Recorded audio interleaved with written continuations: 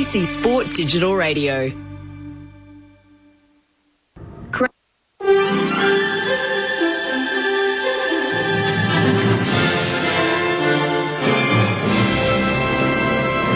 ABC News, good evening, I'm Susie Rains. Perth and Peel in Western Australia will enter a 3-day lockdown from midnight tonight after 2 infectious cases, including a man from Victoria, spent 5 days in the community. Dana Morse has the latest. Mark McGowan has provided detail around the new case in Victoria, which was contracted while in hotel quarantine in Perth. The man in his 50s was staying in an adjacent hotel room to a positive COVID case. He arrived in Perth from Shanghai on the 3rd of April. He tested negative on day 12 and was released from quarantine before staying in Perth for an additional 5 days. He flew to Melbourne on Qantas flight QF778 on Wednesday, the 21st of April. 257 other passengers were also on board the flight. Victorian Health is now contacting the other passengers. The man is now in hotel quarantine in Melbourne. A ban on people coming from India has taken effect in the UK, with only returning citizens allowed to fly in. India's latest coronavirus wave is seeing hospitals and crematoriums overwhelmed. There were almost 334,000 coronavirus infections counted in the last 24 hours. These dual citizens arrived on one of the last flights from India into London and say the cost of the flights was astronomical but worth it. 3 times the normal price. But yeah, I'm finally happy that I'm here.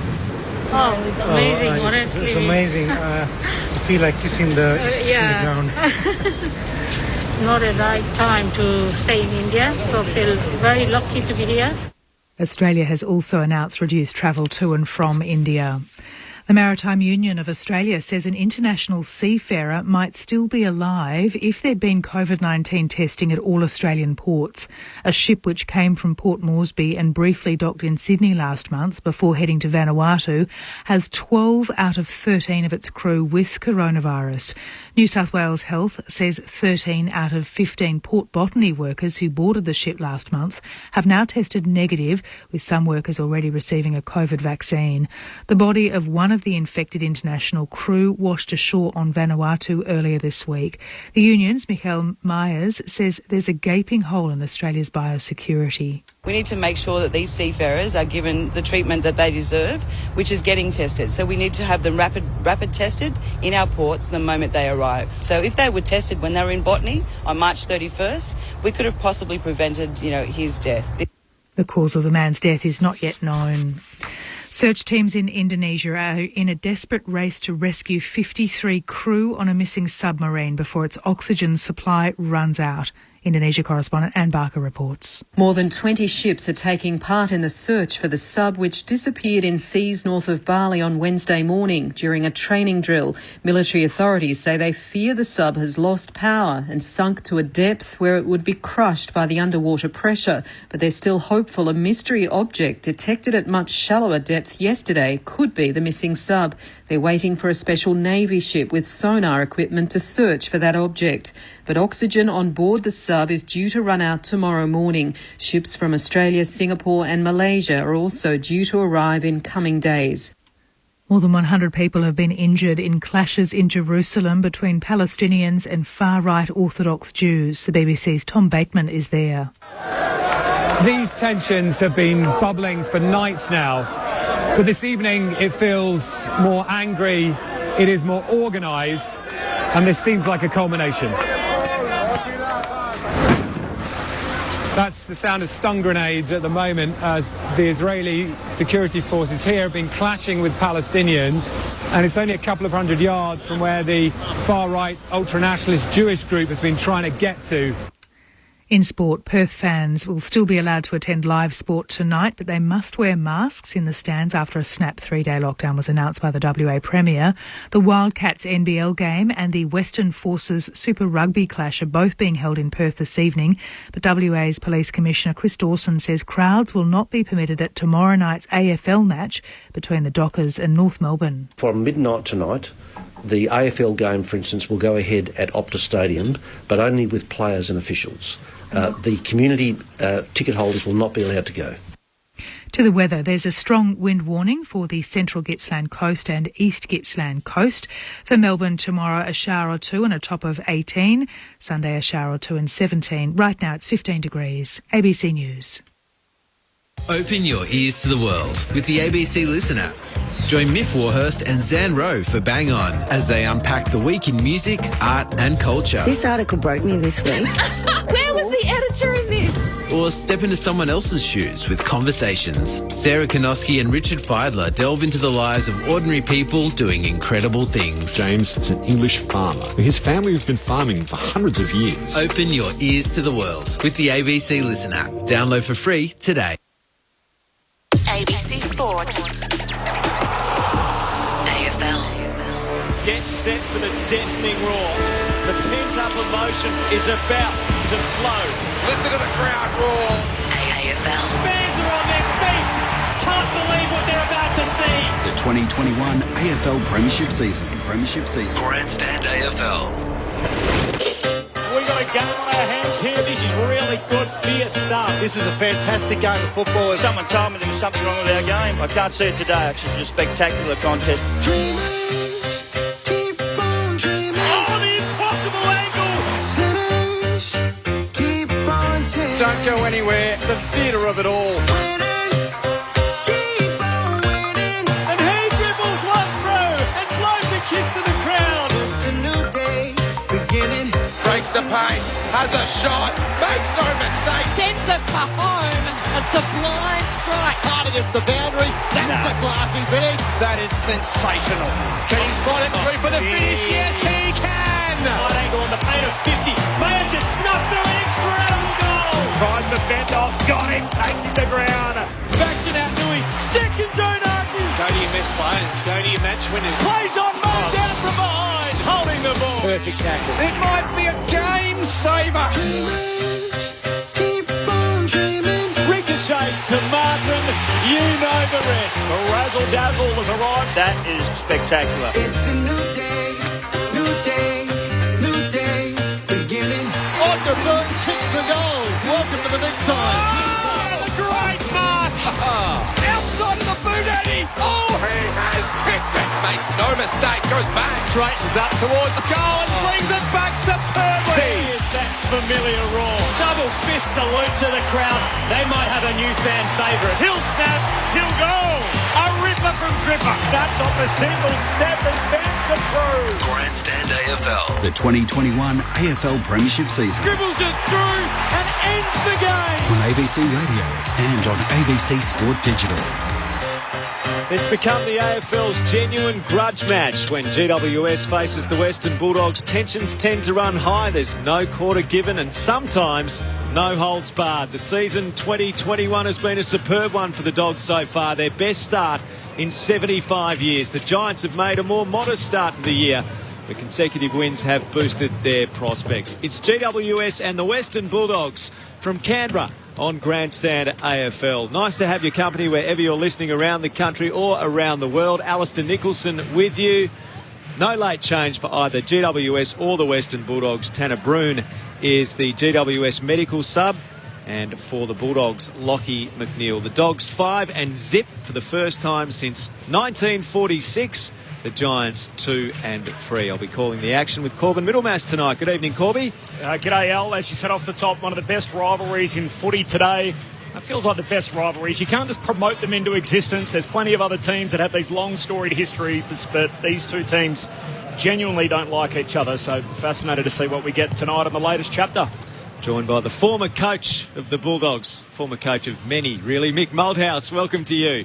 G'day, Al. That's a long way back, Mick. Actually, you just caught me out because I was thinking other clubs, and all of a sudden you're looking there. But I had some great times there, and I'd rather a fight than a feed. I've said that 100 times before, but they were just led by some fantastic people and a couple of the players like a Dougie Hawkins, and we got Stevie Wallace and Liberatore and Cordy, all fathers of that sons are playing today. So they go back a long time.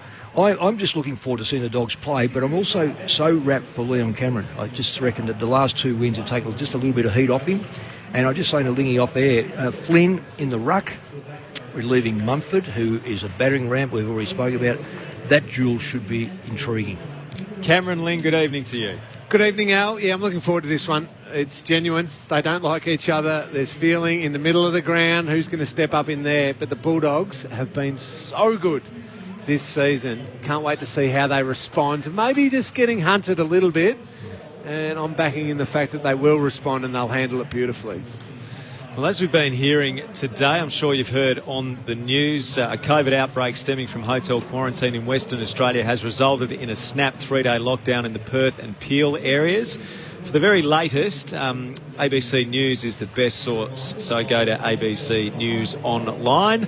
Obviously, there are potential implications for football, with the West Coast Eagles due to play Geelong at Cardinia Park tomorrow and Fremantle hosting North Melbourne in Perth tomorrow night. We're going to speak with Grandstand AFL newsbreaker Mitch Cleary, who's been following this story very closely. He joins us in the Friday pre-game now. G'day, Mitch. Good evening, guys. Thanks for having me. It's a pleasure to have you with us. What is the state of play at the moment, Mitch? What do we know so far about the implications of this lockdown on football?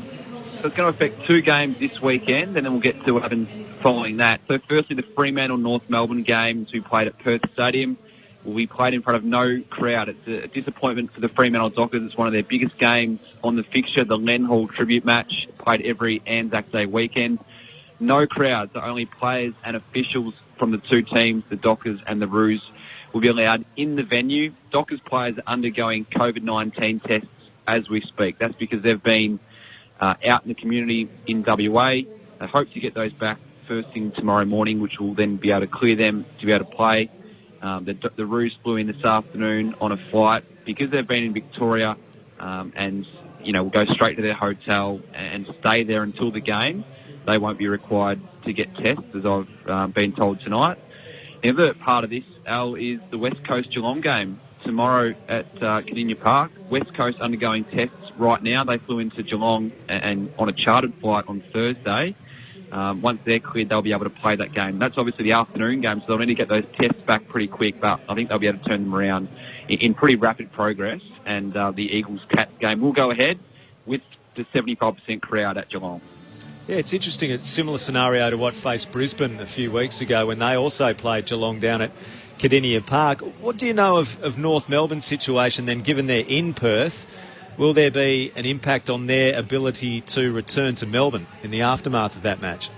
I believe what will happen is, because they've been in WA and will then fly out, they may be required to get a test once they land in Victoria, like every other arrival has done. But I think the Roos will get the tick of approval. I'm still waiting to hear that officially, but given they'll be isolating right now, the AFL's got a great connection with the state government, as we know. Here in Victoria, they should be able to get that approval to fly direct from WA to Victoria and then go about their business once they pass a negative COVID test. So there's going to be implications everywhere, Al. And of course, we know WA has gone into a 3-day lockdown. The Derby's next weekend, the West Coast home game against the Dockers. So fingers crossed that we can get through this weekend. Obviously, a public holiday in WA on Monday. We can get through this weekend because we know how important the Derby is to both teams, especially the Eagles who are hosting this one.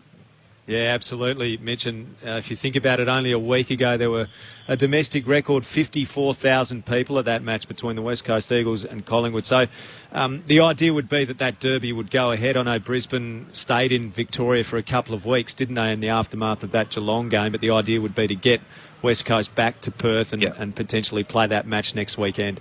That's the likelihood at this stage because they flew on a chartered flight. So the Eagles do this occasionally. Obviously, didn't have to fly into Melbourne and then drive to Geelong. They're actually able to charter a flight this week on the Thursday to go straight from Perth to Geelong at Avalon, and then obviously drive about 20 minutes to their hotel in Geelong. They'll be able to get that chartered flight back to WA, go back into lockdown. That's the idea at this stage. Serve hopefully what is the remainder of the best part of 24 hours of that lockdown at that point, and then hopefully be able to free and go about their business when the lockdown, fingers crossed, is lifted on first thing Tuesday morning. Mitch, as always, you're right across it. Thanks for your time on Grandstand AFL tonight. Thanks, guys. Mitch Cleary, who is one of the best newsbreakers going around in AFL football, with the latest there on the implications of the difficult circumstances in Perth at the moment. Obviously, it's a huge community difficulty that they're enduring at the moment, but there are some implications that affect the football potentially this weekend as well. So those Fremantle tests will have to come back negative before that match against North Melbourne could go ahead tomorrow night. And the AFL, as Mitch alluded to, has the ability through, I'm assuming, the testing procedures to get the results back very quickly. That West Coast game tomorrow, 1:45 start at Kardinia Park, they'll have full results back for that, I would imagine. The speed with which they can do things these days. It's a different scenario to what we were going through at a similar stage of the season last year, isn't it, when it was so new. I think the ability to move quickly and turn things around quickly is certainly much greater than it was this time last year. Just looking at that North Melbourne thing, they play, is it Sunday they play? Saturday night. Saturday night. If you look at Saturday night, it's a long time before they get out of their rooms to go and have any sort of exercise. So if I'm reading it right, they are quarantined virtually from aircraft to hotel room. That is not that's bad enough for North Melbourne at the moment, let alone trying to get ready for a game of football. You just have to get the legs going. Yep. And it's going to be very difficult in a hotel room to be able to generate any sort of exercise. I did see some images of West Coast training down at Kardinia Park today, so the Eagles have been able to get some miles through the legs today. At least have a kick around down on the venue earlier today. Yeah, that's good for them, but I'm sort of looking at North Melbourne in the west. I mean, And that's all really about them trying to come back the other way, which is so unusual that usually when we talk about a team going to Perth in COVID times, they're the dirty team making their way in. Remembering North Melbourne's the clean team. They haven't come from a red zone. It's Fremantle who's the dirty side. So this is really all to make sure that to make it as simple as possible for North Melbourne to make it back to Victoria without having to jump through hoops. Yeah. The less time they spend in the dirty, in inverted commas, community, which is Perth at this stage, the better for North Melbourne. Sort of more about future weeks than necessarily tomorrow going ahead. At the moment, we're stressing over the results from Fremantle and West Coast to make sure that games can go ahead, given they've been in the community where there has been a known COVID case. So that's the state of play at the moment. So we're building up tonight to the clash between the Giants and the Western Bulldogs from Manuka Oval in Canberra. The injured captain of the GWS Giants, Stephen Cornelio, is going to join us very shortly in the pre-game. So much footy news kicking around this week. Mick Malthouse, Collingwood we talked about this last week. Collingwood hadn't yet appointed a replacement for Eddie Maguire.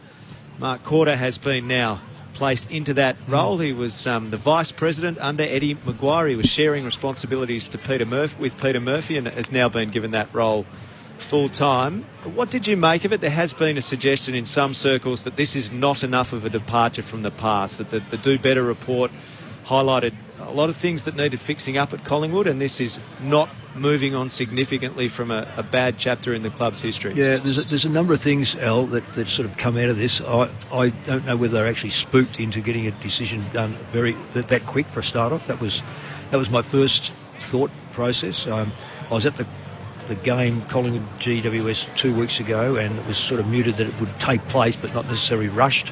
Secondly, the strong word was that Peter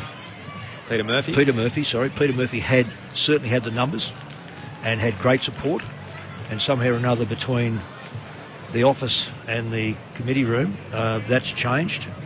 Thirdly, I was interested in just trying to be a little bit of a China watcher here, listening to Eddie when he said the process has worked and blah, blah, blah. I have a sneaking suspicion that probably Eddie was quite happy for Mark Corder to get the job.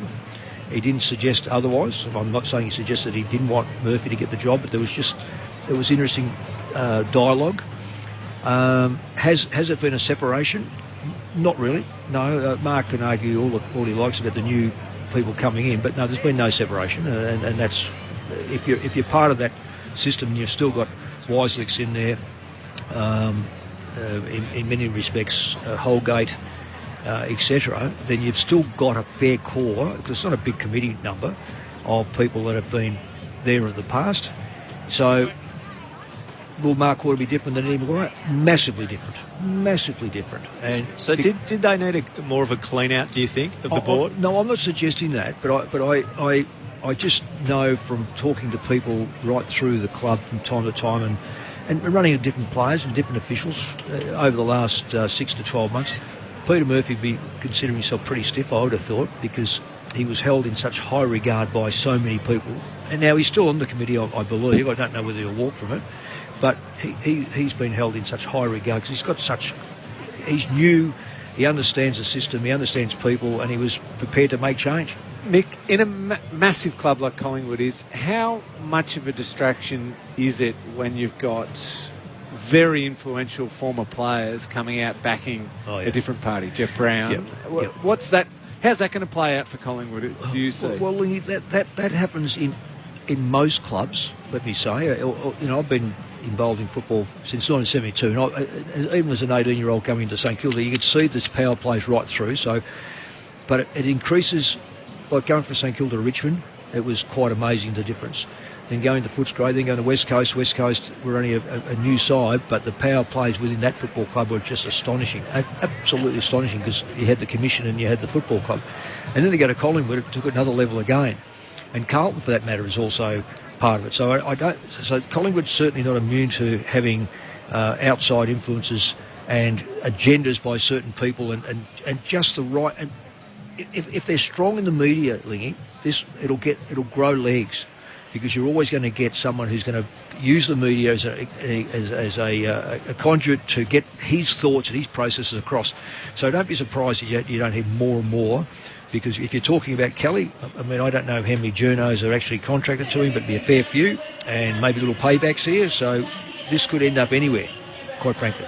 This is Grandstand AFL Friday Night Football tonight, coming from Canberra. Manuka Oval, the Giants taking on the Western Bulldogs. The Giants started the season with 3 straight losses, but have really bounced back from that. A 30-point win over Collingwood and a 2-point thrilling win over the Sydney Swans, their crosstown rivals last week. The captain of the GWS Giants is Stephen Cornelio. He's out injured at the moment, but he's been good enough to join us on Grandstand AFL. Welcome, Stephen. Thanks for having me on, guys. It's a real pleasure to speak with you tonight. Firstly, the injury, the ankle, how are you progressing in your recovery, and what's been the strategy to try and get you back on the football field? Yeah, no, look, it's everything's gone pretty well. It's been 2 weeks post surgery today, so yeah, progressing pretty well. It was, obviously the syndesmosis and ankle region was one thing, and then a little bit higher up the foot there was another little implication, but I'm feeling fine, and I'm just a little bit slow at the start, but I did one a couple of years ago. So in terms of what's ahead of me with the rehab, I'm fortunate enough that I've got some idea as to what that might look like. We look at these things, and often early on there's a little bit of a wait and see around timelines. Do you now have a clearer picture in your head as to how long you'll be out of football for? Look, as soon as possible, obviously, as long as I'm healthy and fit. Yeah, tough. I think last time I did 2 in the same year and missed probably around that 10-week mark with both. So not putting any timeline at the minute, but obviously with the way the guys are playing at the moment and just in general, you want to be back as quick as possible. But as I said, it's fit and healthy is the most important thing. How challenging has the injury been for you, Stephen, given the events of last year? I'm sure you'd really were determined that this was going to be a big year for you.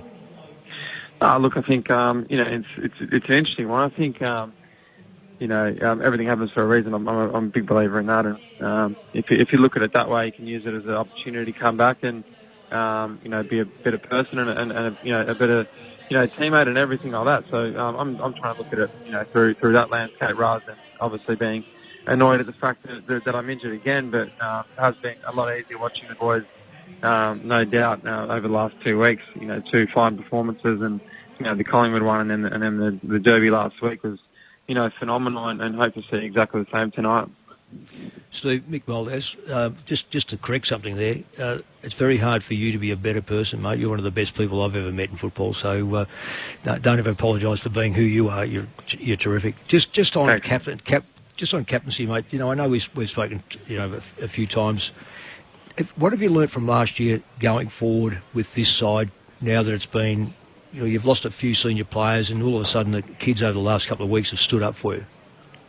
Yeah, thanks for your words, Mick, and you know how much I appreciate you and all your help as well, mate. But I think last year, obviously, well documented, and how challenging it was for not only the Giants, but for everyone in the AFL. But if you look at our side, particularly tonight, and we speak about the rivalry with the Bulldogs, and that it's a very different looking side. I think we're the youngest in the competition this weekend. So.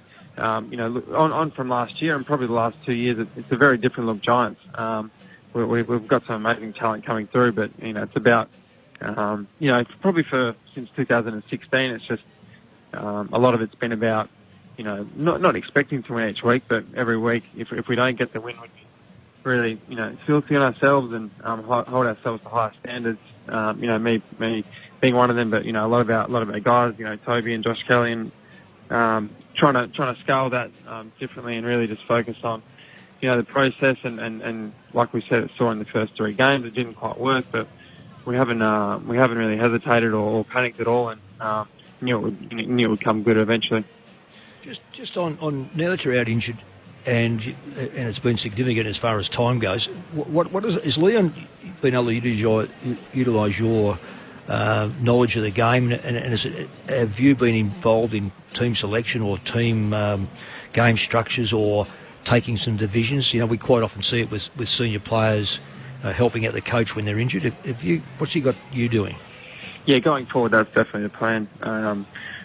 Initially, obviously the first week, very very sore. I couldn't get into the club as much as I would have liked, and this week, coming off a short turnaround, it was just trying to get the boys up for this week. But going forward, definitely, I think Leon's been quite vocal on that with me, and being really clear as to what he wants from me. And I love working with younger players.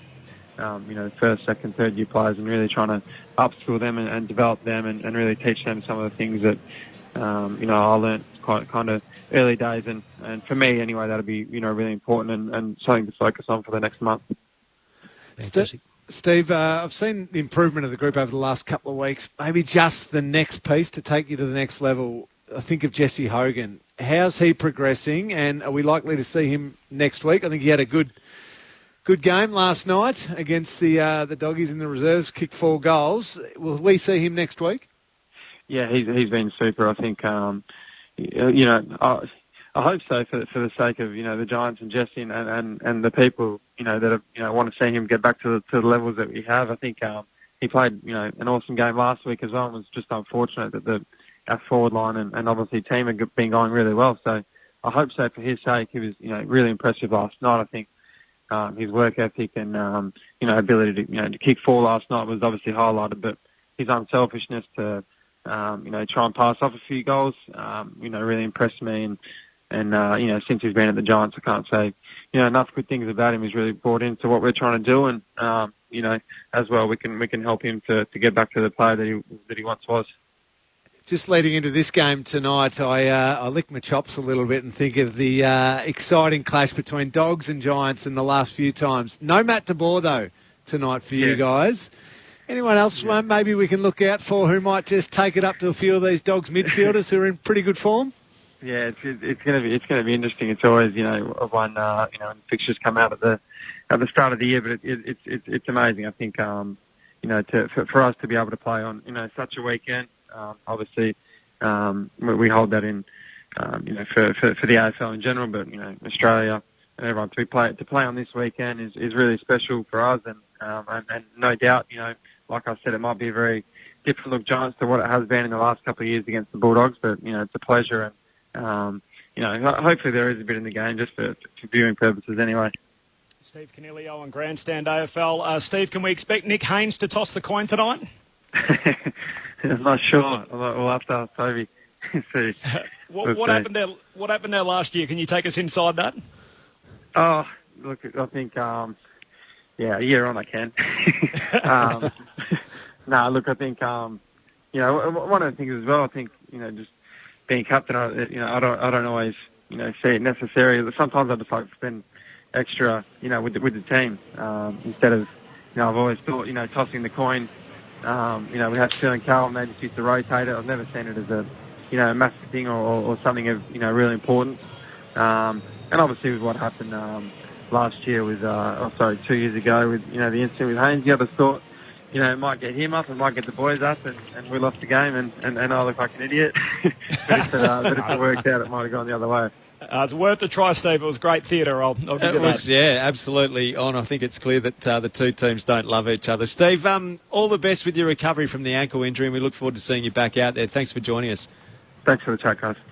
Stephen Canelio, the injured Giants captain, with us on Grandstand AFL. So he's not playing tonight. The Giants and the Dogs are no late changes for either side. Tanner Bruhn is the Giants medical sub, and for the Western Bulldogs, Lockie McNeil will be the medical substitute. It's the Giants and the Dogs. Preview next.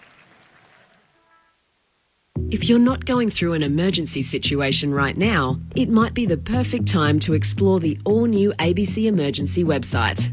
ABC Emergency lets you search for incidents near you, or you can check on other locations around the country. There's also a handy button that lets you listen to the local ABC radio station closest to the emergency. abc.net.au/emergency. Save it in your favourites now and keep listening to ABC Radio, your emergency broadcaster. ABC Sport. AFL. Grandstand AFL. Right boot from the tough angle. Oh, yes. What a high-quality game this is. Tremendous. It's so good to watch. Oh, it's unbelievable. It's a new day, beginning. Gibbons runs onto it, gathers hard against the boundary. Time Oh, no! That is a great goal. Paddles it to his own advantage, bangs it up into the top deck. Kick it inside forward 50. Massive voice! What a mark! That's his trademark. Snap from the pocket, splits the middle. This game is going up a gear. The 2021 AFL Premiership season. He started it, he finishes it. On ABC Radio and on ABC Sport Digital. It's a genuine dislike, a real grudge match in the AFL when the GWS Giants take on the Western Bulldogs. They've had some famous clashes in years gone by. Some physical exchanges have been a key part of it all as well. The Western Bulldogs running out onto the ground at Manuka Oval in Canberra. If you've just joined us, Alistair Nicholson, Corbin Middlemass, Mick Malthouse and Cameron Ling, your broadcast team tonight. It's terrific to have your company wherever you're taking in the coverage tonight. The Giants in 12th position as the ladder stands at the moment, 2 and 3, but those 2 wins have come in the last 2 weeks over Collingwood at the MCG and a spirited fight back against the Sydney Swans at the SCG last week when they won by 2 points. The Western Bulldogs, a superb start to the year, their best start since 1946. They have won 5 in a row, the Western Bulldogs. No late change for either side. Tanner Bruhn is the Giants medical sub. Lockie McNeil is the medical sub for the Western Bulldogs. If you're just joining our broadcast tonight, many of you, I'm sure, are aware of the situation in Western Australia at the moment with the COVID outbreak emanating from the hotel quarantine there and the 3-day lockdown affecting Perth and Peel. At this stage, what we know in terms of football is that the matches between Fremantle and North Melbourne tomorrow night in Perth and the match between Geelong and West Coast tomorrow at Cardinia Park are expected to go ahead. West Coast players, though, sent today for COVID tests in Melbourne and Fremantle players doing the same in Perth. So those Dockers players and West Coast players would need to return negative tests and those matches should go ahead tomorrow. Can I just ask one question? What about any people from Perth who've flown over for the game? Yep. Is it that they fall under the government rules and that they have to isolate immediately? We and get saw tested, the situation, right? didn't we, down at Cardinia Park a few rounds back where patrons were actually told that they needed to leave the stadium if they had come from the Brisbane area or the Moreton Bay area, had to leave the stadium and go and isolate straight away. So that was the situation there. We also know that the match between Fremantle and North Melbourne will be played in front of an empty stadium, so there will be no fans. The 75% capacity still stands for that match tomorrow at Cardinia Park when Geelong and West Coast do battle. Mick and Lingy, we've got the formal observance, of course, is Anzac round. We'll have the last post and the formal ceremony attached to the Anzac matches as well before this game gets underway tonight. So it's a good opportunity now to have a really thorough look ahead to the match itself. The Giants and the Dogs have been in superb form. The Giants starting to find some, and a history that really whets the appetite for a great match tonight. And the history is what gives me real hope for a genuine ripping clash tonight. Mick, we go back to the famous 2016 prelim final. Both teams at the absolute top of their game as the Giants make their way out onto the ground. From that point onwards, though, Mick, the 2016 prelim final, the Dogs, after that brilliant premiership win, went down for a little bit. The Giants stayed there and hovered about but never quite hit the highs, I reckon, of the form of that 2016. But now into this year, the Dogs have spent that little bit of time dipping for a couple of years. Yeah, they made a couple of finals, but never really in genuine contention. To now just completely rocket at the top of the tree, near premiership favourites with Richmond. The Giants have gone the other way, and when I look through that Dogs midfield, it's the way I was talking about the Giants midfield 3 or 4 years ago. The depth and the skill and the quality of when you used to think of those Giants teams. Now it's the Dogs: Treloar, Bontempelli, Dunkley, Smith, the Lockie Hunter, the Ruckman, Martin and English, Libba. It is so deep and it is so strong. Yeah, everything you said there, Lingy. There's just a couple of things that the depth of the Dogs, for a side that's gone 5 and zip, and they've made, I think, they've made 4 changes. There's a 2 injured and two have been omitted, something like that. And you think, that's it. That's the strength of a side that can actually omit players from winning and still then bring players in with the confidence that in Luke Beveridge's case, he wants to play players in the side to see how they go and keep those numbers up. To win a premiership, and I'm sure, and you've been part of it for a long time, you need 27 genuinely good players. Not the 22, because rarely do you go in with 22 players and get away with it for the year. So those extra 5 or 6 players are ones that you can rely on to come in and not only do the job. I think it's a bit of a fallacy to say, I can do the job. I mean, doing the job might be walking the dogs. Yeah, I can walk the dogs too, but how quick can I do it, and do they turn around and bite you? No, you've got to have someone who can actually not only play the role, but actually be very good at the role. I look at that side and still ponder, when they get in the mix with the big forwards, they're bringing Cordy in tonight. Gardner's out now. Gardner's, look, he's a nice bloke, but I can't rate him. I'm sorry, I have to say that, because he's just not good enough against the big forwards. I don't know where the Cordy is, and it always gets back to me. You know, when you say, why did they keep this and why didn't they keep that? I look at Roughhead and think, why did they get rid of Roughhead? I mean, why did they get rid of Roughhead?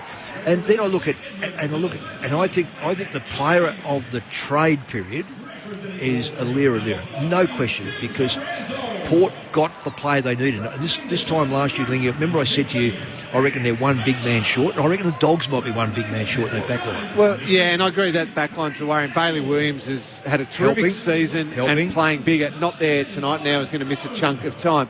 The other player, though, that is not far behind Alir for Recruit of the Year is Stephen Martin. Oh, fantastic. What he's allowed Tim English to do. Now we're seeing English, all of his skills, his running ability, his goal kicking, his marking, because he's fresher. He's not getting wrestled and bashed up by the big, strong monsters. Yeah, isn't it funny, like, you know, I've been saying for weeks and weeks, whether I'm right, whether I'm wrong, it's not going to be proven, I don't think. Shaki to the back line, he can't get a look in on that forward line. Because English, and Bruce stood up for those 10, but, you know, the jury's out on him whether he can be consistent all year. We know Norton is going to be very good. English is exactly what you just said. He goes down there and he terrorises sides, because when he stretches his arms up, he is 6'8" and put the arms up. The other thing is too, they have that capacity to, with that midfield, now dominate inside 50s. And I think that's the significant thing where you're saying is that they've got so many midfielders that they can't help but accumulate almost 100 plus possessions going inside with precision and targets. So that's the difference from last year. And you're right, Martin has been outstanding for them. So flip it to the other side, the Giants, the one that said from that 2016 prelim final, thought it was inevitable they were going to win a premiership. And how many? Were they going to win 2 out of 3? Were they going to win 3 out of 4? They looked that good. Now they've had some talent taken away. Other teams have targeted players. They haven't quite found that special unity and bonded as strongly as maybe we thought. Now they're facing a season where they've scrapped together a couple of wins lately. They started the year off poorly. A couple of key players go down. Steve Cornelio, the captain we just spoke to, is going to miss a chunk of time. De Boer's not there. Facing the decision, do they re-sign Josh Kelly on allegedly a guaranteed $8 million contract? All these decisions. What is the true direction of the Giants, do you think, from now? The scrappy wins of the last couple of weeks? or the rubbish of the first 3 weeks? Well, they're a combination, and I'll say this right now, it's easy in hindsight. I don't think in the world of sport a manufactured side can go to the top and win a premiership.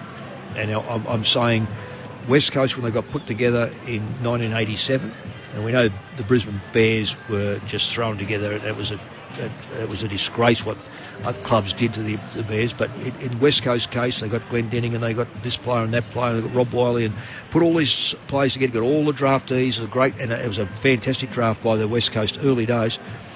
Fell apart, never looked like it until they got used to playing, and not only used to playing with one another, but then going to the draft and finding out what you really need. I just think that the Giants have had such what the league didn't want to do is see another Gold Coast. So they've gone and gave them more opportunity to get the best players, and the best players don't always make the best team. In fact, they rarely make the best team because you don't get a combination of like Trelaw's one way, then you get someone else's one way, then someone else's one way. Well, who's going to go back and fight for them? How can a team, though, that's got Josh Kelly, Toby Green, Tim Taranto, these types of players, how can they not be good, though? Well, they're good. I'm not saying they're not good. I'm saying they're good. But I don't think manufactured side can win a premiership. Just like I don't think Moneyball. Everyone says, I reckon I had Moneyball at West Coast, at Footscray. We couldn't afford players, so we just got Lily Bamblets and Mark Kellets and Peter Foster's in. They were good players, busted their backside. But we couldn't win a premiership. And I think the same is said about manufactured sides. The sides that you've played with that won premierships are sides that come through the glue gelled you together, and the glue was generally an experience and the history of the club, the coach at the time, and all of a sudden it clicked. Now, to allow those stars to shine. To shine. Yeah, but not only shine in the way that you knew that you could, like, if Selwood went forward, you knew that you had to step in behind him and perhaps protect his back a bit from, if the ball quickly come out, you might have been there. I'm not sure. I'm saying, I put Matera go offensive, Chris Mainwaring come behind him. So that's a combination of 3 or 4 years. It does. When you get all the same great players that never were told as a kid to defend or to pick up a man, they all go out there and they go, oh, look at me, I can get the ball 30 times. But does it help this? I look at Cameron. I'm hoping Cameron's a better player for Geelong when he was up there because, quite frankly, he sooked it a lot of times. Last year in particular. I had high hopes of the Giants coming into this year because I thought last year was going to teach them that. Yeah. Give them that steal and say, okay, it can't just be one on talent. Something else has to be captured to allow the talent to shine. The first 3 rounds of the year, I was bitterly disappointed with seeing the same rubbish. I just wonder, just the moments of the last 2 weeks, nothing special, not brilliant football. It's not the Bulldogs or Richmond type football that we've seen this year. But I wonder if just the last couple of weeks they just found something as a group which might catapult them in to later on in the season and the talent starts shining. Come from behind too, haven't they, Lingy? I think the victories, they've actually come from behind to win. So that in itself is something different again because I'm not saying they haven't done it before, but you almost thought if the screw's on them, they don't necessarily fight out. No. You're saying about Kelly. I reckon Kelly's a great player. If you gave me a choice of Kelly or Green... Toby Green, Oh, God, I'd have Green every day. You know why? Because with all due respects to young Kelly, he's got to learn to be harder on himself and fight harder. It was a great goal last week, but, if you're going to give a player a 7-year contract, you're going to know he's going to fight till death for you. Ladies and gentlemen. The players and the umpires have made their way over to the broadcast wing at Manuka Oval ahead of the Anzac observance. Let's go to our Master of Ceremonies. Those men and women who gave their lives in service of their countries. Our thoughts too are with those currently on active service. If you'll please be upstanding and remove your hats for the Anzac observance. To join us on this occasion, we welcome President of the Returned and Services League ACT branch, John King, to recite the ode. Catapult party! Oh!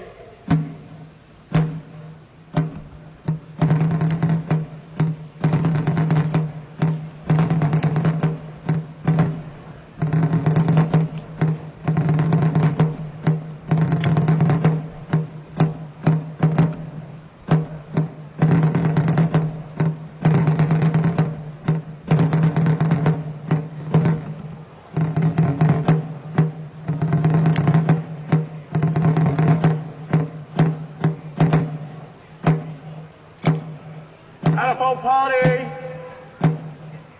Ho! Catapult party out. Oh! And catapult party rest on.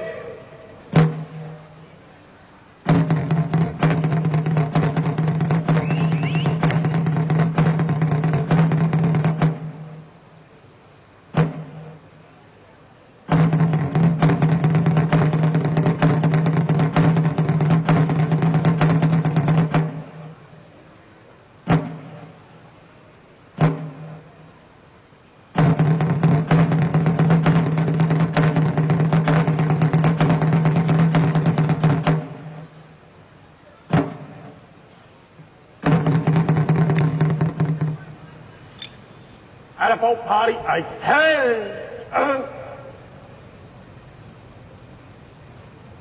They shall not grow old as we that are left grow old. Age shall not weary them, nor the years condemn. At the going down of the sun and in the morning, we will remember them. Catapult party, please. And arms.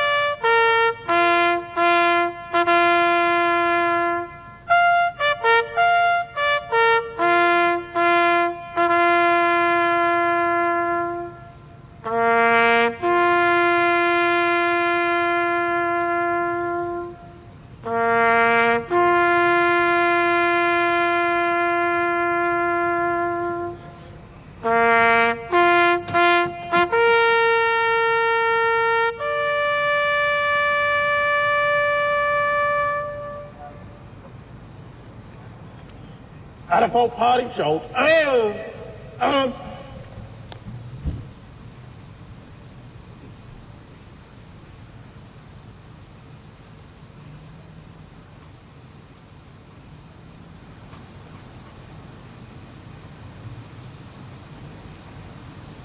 Lest we forget.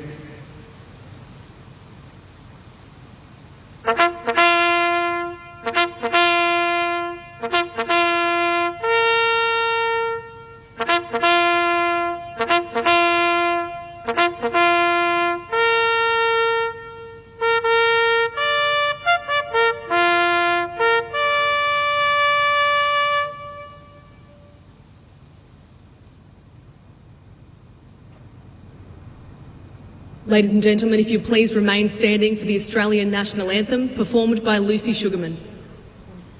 Catapult party, please. And arms.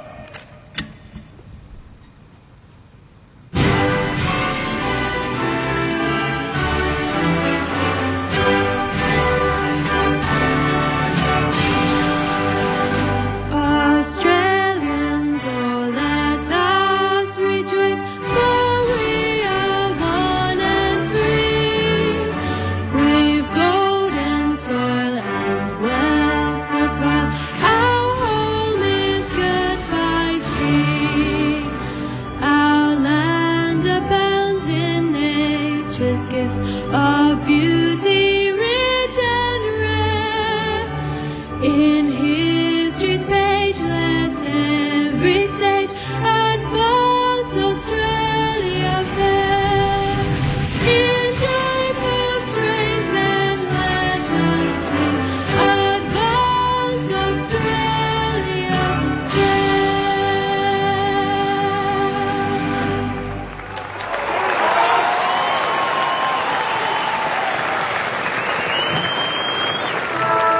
The Anzac round of football, round 6 of the AFL, starts in Canberra. The GWS Giants taking on the Western Bulldogs in a match that usually delivers plenty of spice.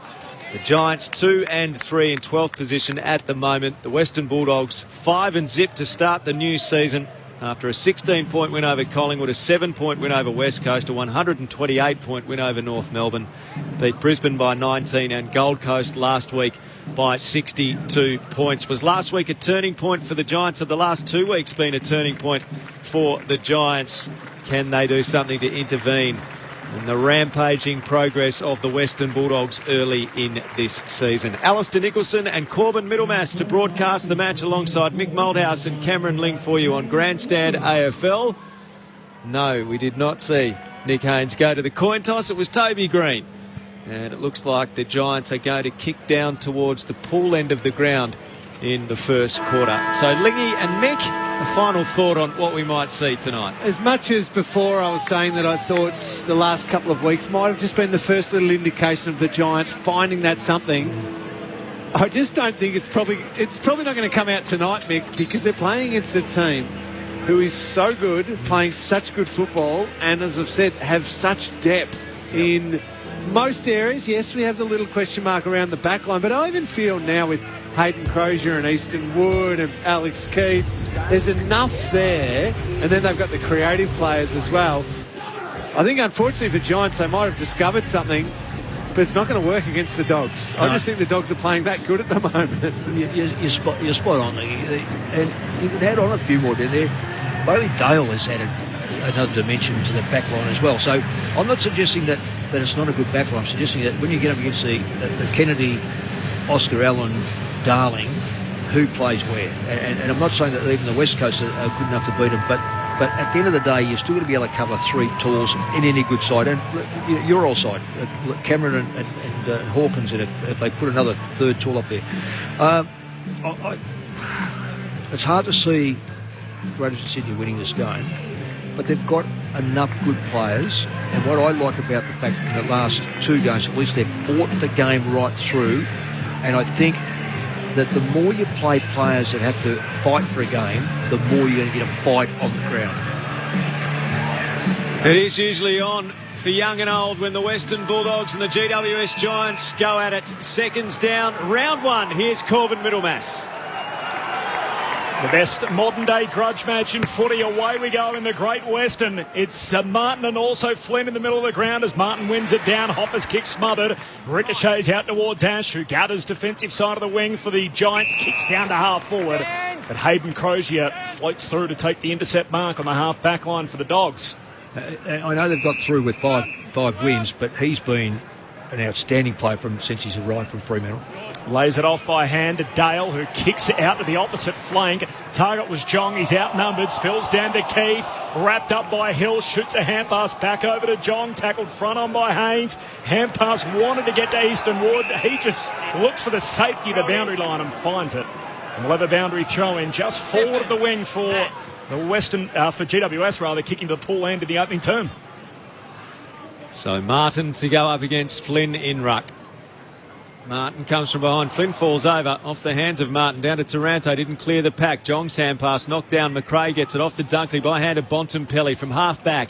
Kicks the Bulldogs to the half forward flank. Norton at the back. Almost a one-handed mark to Buckley. Bruce gets it for the Dogs. Off to Norton. Lost control of it in the traffic.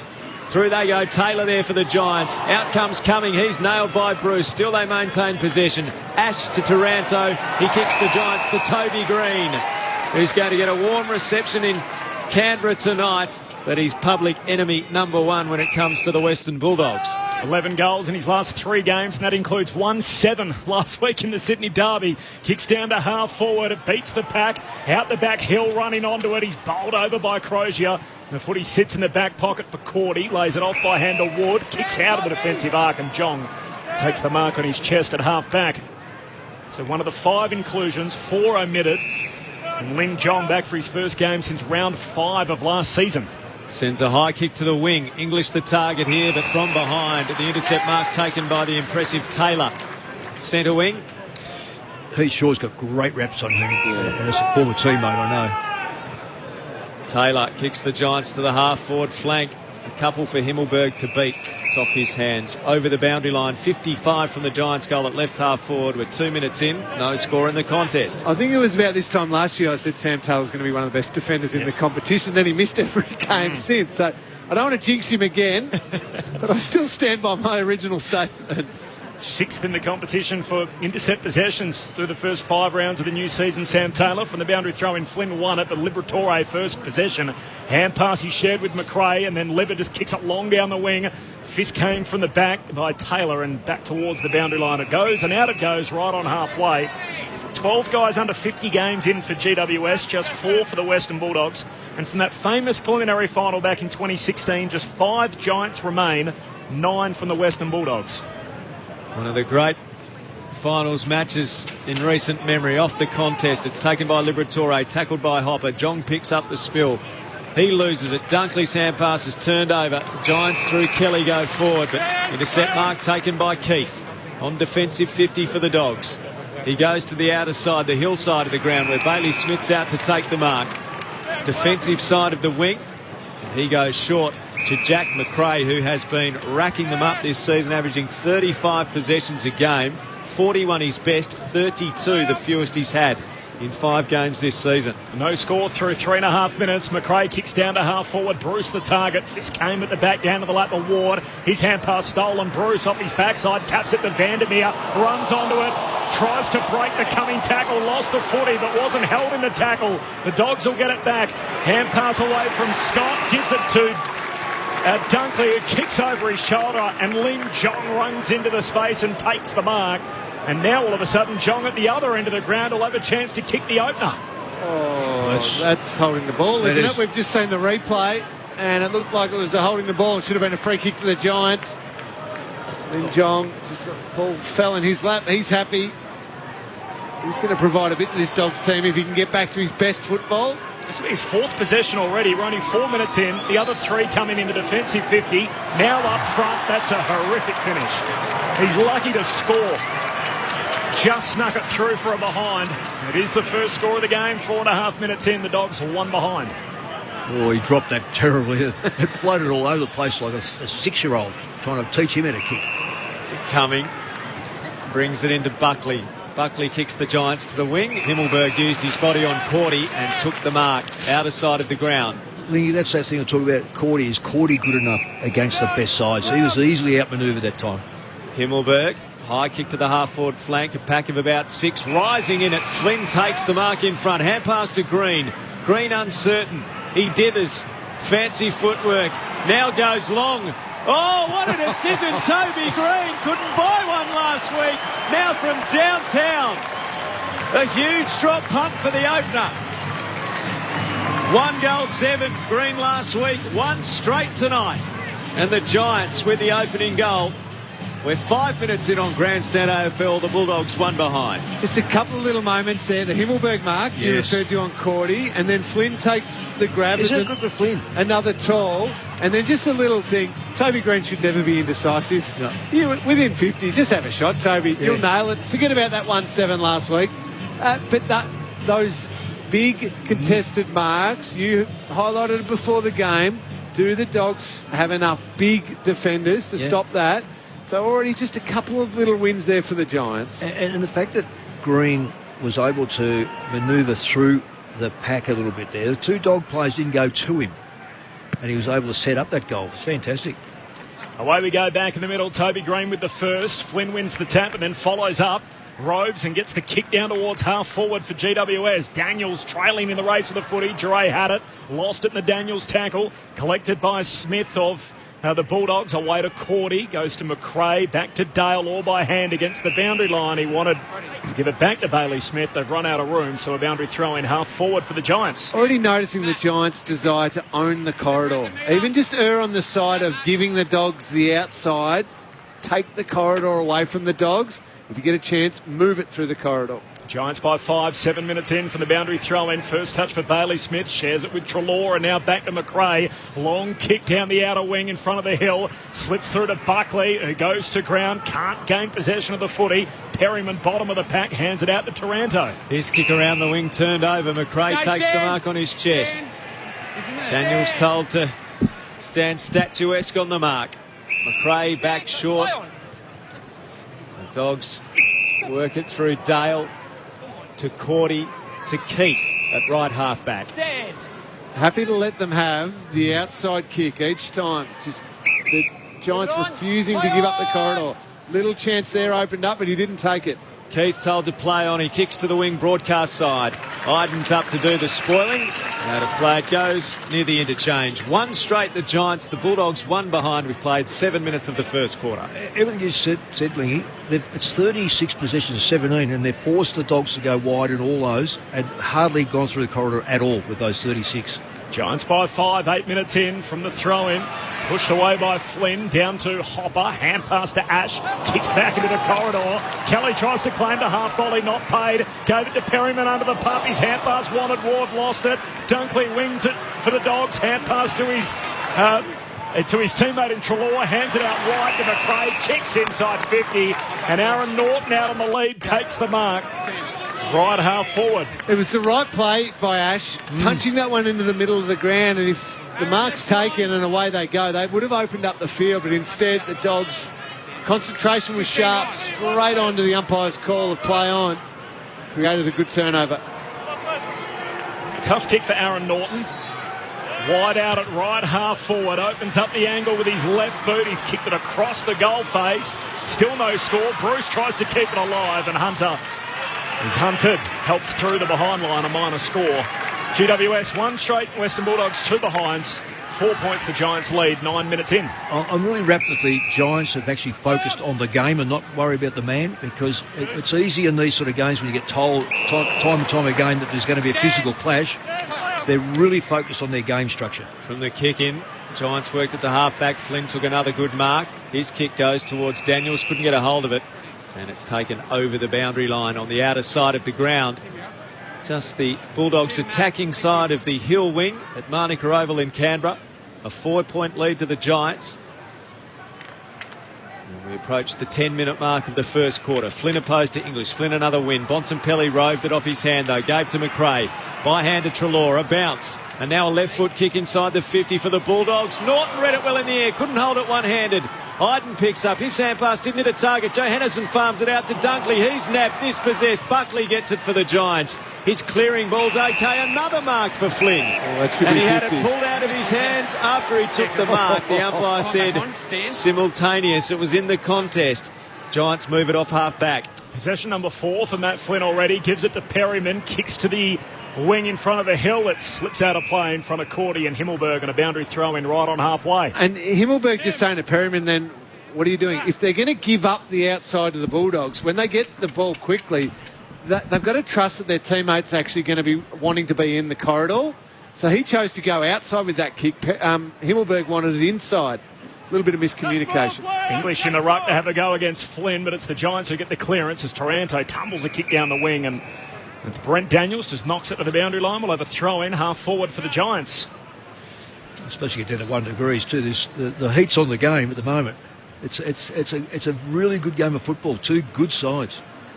You could forget the snow game a couple of years ago when the Hawks played the Giants. Daniel off the pack, a hand pass away to Dunkley. He releases McRae, and he goes long around the outer wing towards half forward over the head of Bruce, and Keith took a very good one-handed mark for the Giants. He's on defensive 50 at right half back. The Giants lead 1 straight. The Bulldogs 2 behinds through 11 minutes.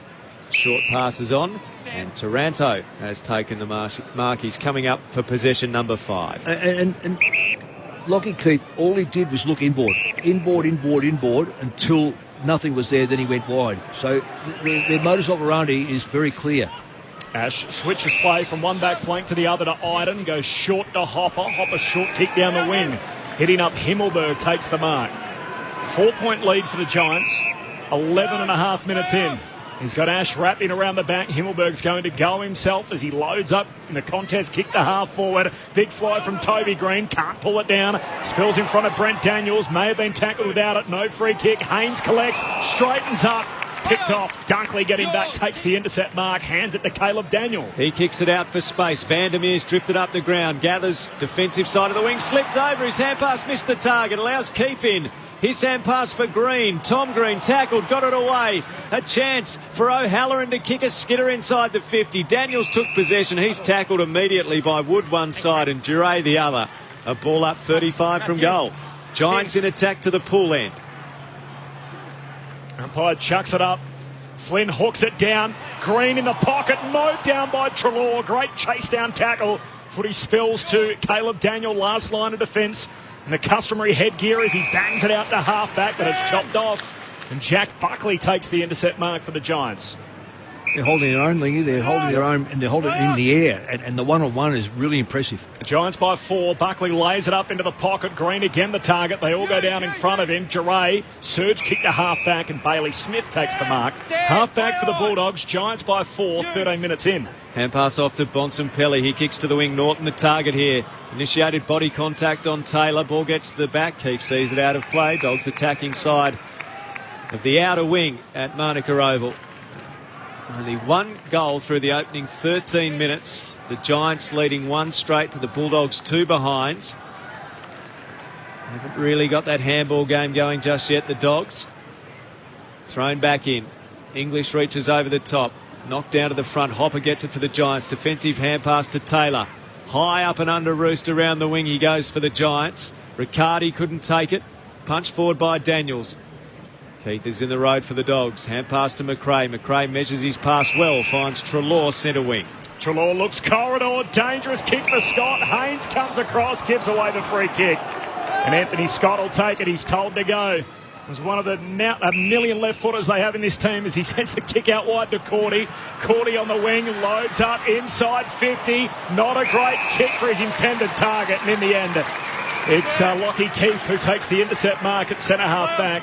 Just sat it on Dunkley's head, wasn't able to take the mark. He kicks to a 2-on-1 though, made it tough for Haynes. Dogs bring it to ground, Treloar hands it straight back, and the Giants win it through Kelly. He shares it here with Nick Himmelberg, and then to Haynes, goes long to half forward. Green the target, and a fist came over the back from Easton Wood. And he lets Toby know all about it, a boundary throw in half forward for GWS. Oh, that's the chances you get in a game of footy. Not that you're always trying to hurt someone, but you're certainly making them understand they're in for a physical contest. It was a fair play by Wood. Strong in the marking contest. English knocked it down in ruck. Ward, the former Bulldog, roves it though. Hand pass to Finlayson. He gives it off to Hopper. Borks back towards the boundary line. Left foot kick to half forward was neat. O'Halloran didn't hold the mark though. He loses possession to Scott, who gave to Duray. His kick towards the wing. Finlayson, in fact, Cummings stood his ground in front and takes the mark. He squares it into the centre square. And it's marked near the centre circle by Haynes, who can drive the Giants back into attack. His new roll up on the wing for Nick Haynes alongside the centre circles. He's just going to load up and kick inside the forward 50. Right to the hot spot. Slips through the hands of Daniels, who went up for it. Dunkley in defensive 50. Hands it to Bontempelli. Slips past him. Scott had it. Gave it to Duray. Goes back by hand to English. Top of the defensive goal square. High kick out to half back. Norton the target. Can't take the mark. Spills to Cumming of the Giants. Hand pass on to Buckley. He gives it to O'Halloran. Centering pass. Bontempelli stands in the hole and rode the contact from Himmelberg. He marks 30 metres out from the Giants' goal. Hurry. The umpire's just going to reset them. The Giants lead it by 4. 1 straight. Dogs 2 behind. 16 minutes in. Bontempelli to the half-back flank. Finds Easton Wood. Captain to former captain. Again, happy to let them have that really outside kick. Slow them down. Easton Wood now plays on. Long kick towards the wing. Bruce rises early, up over the top. Keefe hands to it, no mark. Rove by the strong Smith, took the tackle on. Got a hand pass to Treloar. Off to Liberatore. He kicks to the half-forward flank. Ash and Scott are there. It beats both players over the boundary line. 55 around from the Bulldogs' goal at left half-forward. Sometimes we've just got to state the obvious, Mick. Bailey Smith, he's so clean. He's so tough in a contest. 47 games in. He's so good. Yeah. Well, Baz Lenker, 4 points the lead for the Giants from the boundary throw-in. Tom Green passing through the stoppage, gave it back up though. Liberatore with the tackle, spills down to Dunkley, high kick down to half forward. Bontempelli keeps it alive. You can throw a blanket over around 8 of them. Treloar's hand pass back inboard to Martin, brings it down, slick hands of Dogs, through traffic. Treloar to Hunter, tight angle, he shoots but hits the post. And a minor score. The Dogs 3 behind. GWS 1 straight. Giants by 3, 17 minutes in. Adam Treloy, he just keeps finding space, finding the ball, and generally uses it so very, very, very well. Ash plays on, bringing it back in with a hand pass to Taylor. Taylor kicks the Giants to the wing over the head of O'Halloran, and Johannesson takes the mark. He lands near the painting on the wing that reads, "Lest we forget." The Dogs work it through their hands. Duray drives it into the forward pocket, perfectly weighted. Hunter marks on his chest, about a metre from the boundary line, right forward pockets, 15 metres from goal. Just the half forwards for the Giants. Leave out Toby Green for a second. He's probably more a key forward. They are just getting beaten too easily in the last 4 or 5 minutes. Out position either in the marking contest or at ground level. So Hunter will try the left foot snap from the tight angle in the right forward pocket for the Bulldogs' opening goal. He's got it. Bulldogs take the lead with that goal. They're first at the 18-minute mark. 1-3-9 the Dogs. The Giants 1 straight 6 on Grandstand AFL. You're with Alistair Nicholson, Corbin Middlemass, Mick Malthouse and Cameron Lee. Yeah, just get what you were saying, Lingy. If there's a high ball in there, you're finding Toby Green has to fly for it. If the ball is in a one-on-one, there's smaller players, O'Halloran in particular, Hill's not equipped. They're just getting really destroyed. The ball has... For them to put up a contest, they've got to bring the ball to the ground. They're probably as good on the ground, but their overall, their experience and their strength is so obviously lacking compared to the Dogs. Incidentally, just inside the front 50s, it's quite remarkable. It's 8-6 GWS way. So the Dogs haven't had it their own way at all. They've had to manufacture a lot of the ball going forward. Dogs by 3, second lead change of the night. Steph Martin in the middle, first hands on it, but it's Hopper first possession for the Giants. Tumbles a kick down to half forward, unkind bounce for Hill.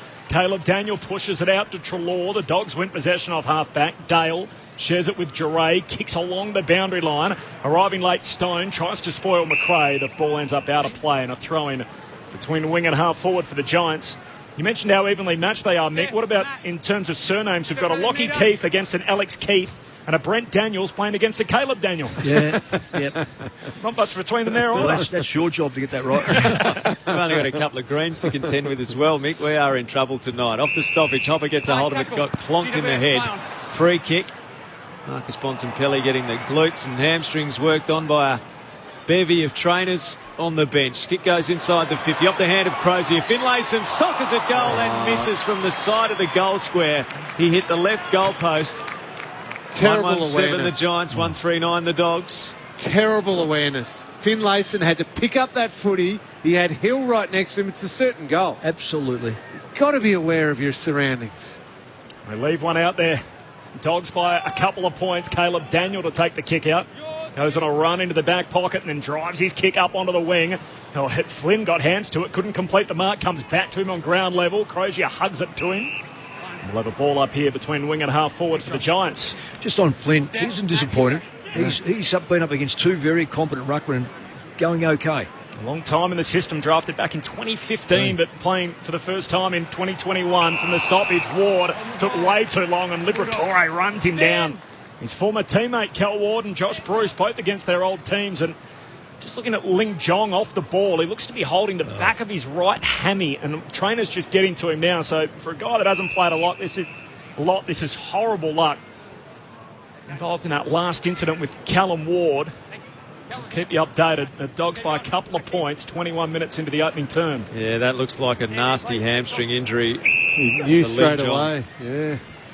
Slow to get up now in the arms of two trainers as he hobbles his way off Manuka Oval. So that's a sad story for the Western Bulldogs and for Lin Jong. First game since round 5 last season.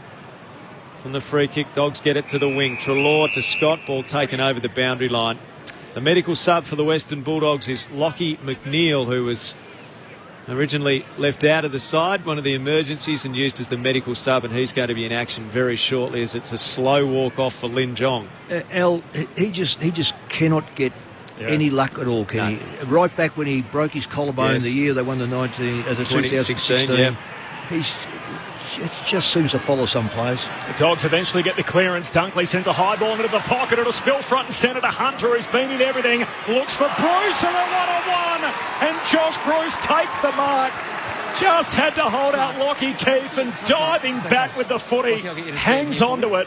15 out, just right of centre. A chance to kick the Dogs second. It was a late whistle, I reckon, with the mark. Clear mark. Terrific grab by Josh Bruce. 15 gone, Josh. Held out Keefe, which takes some strength.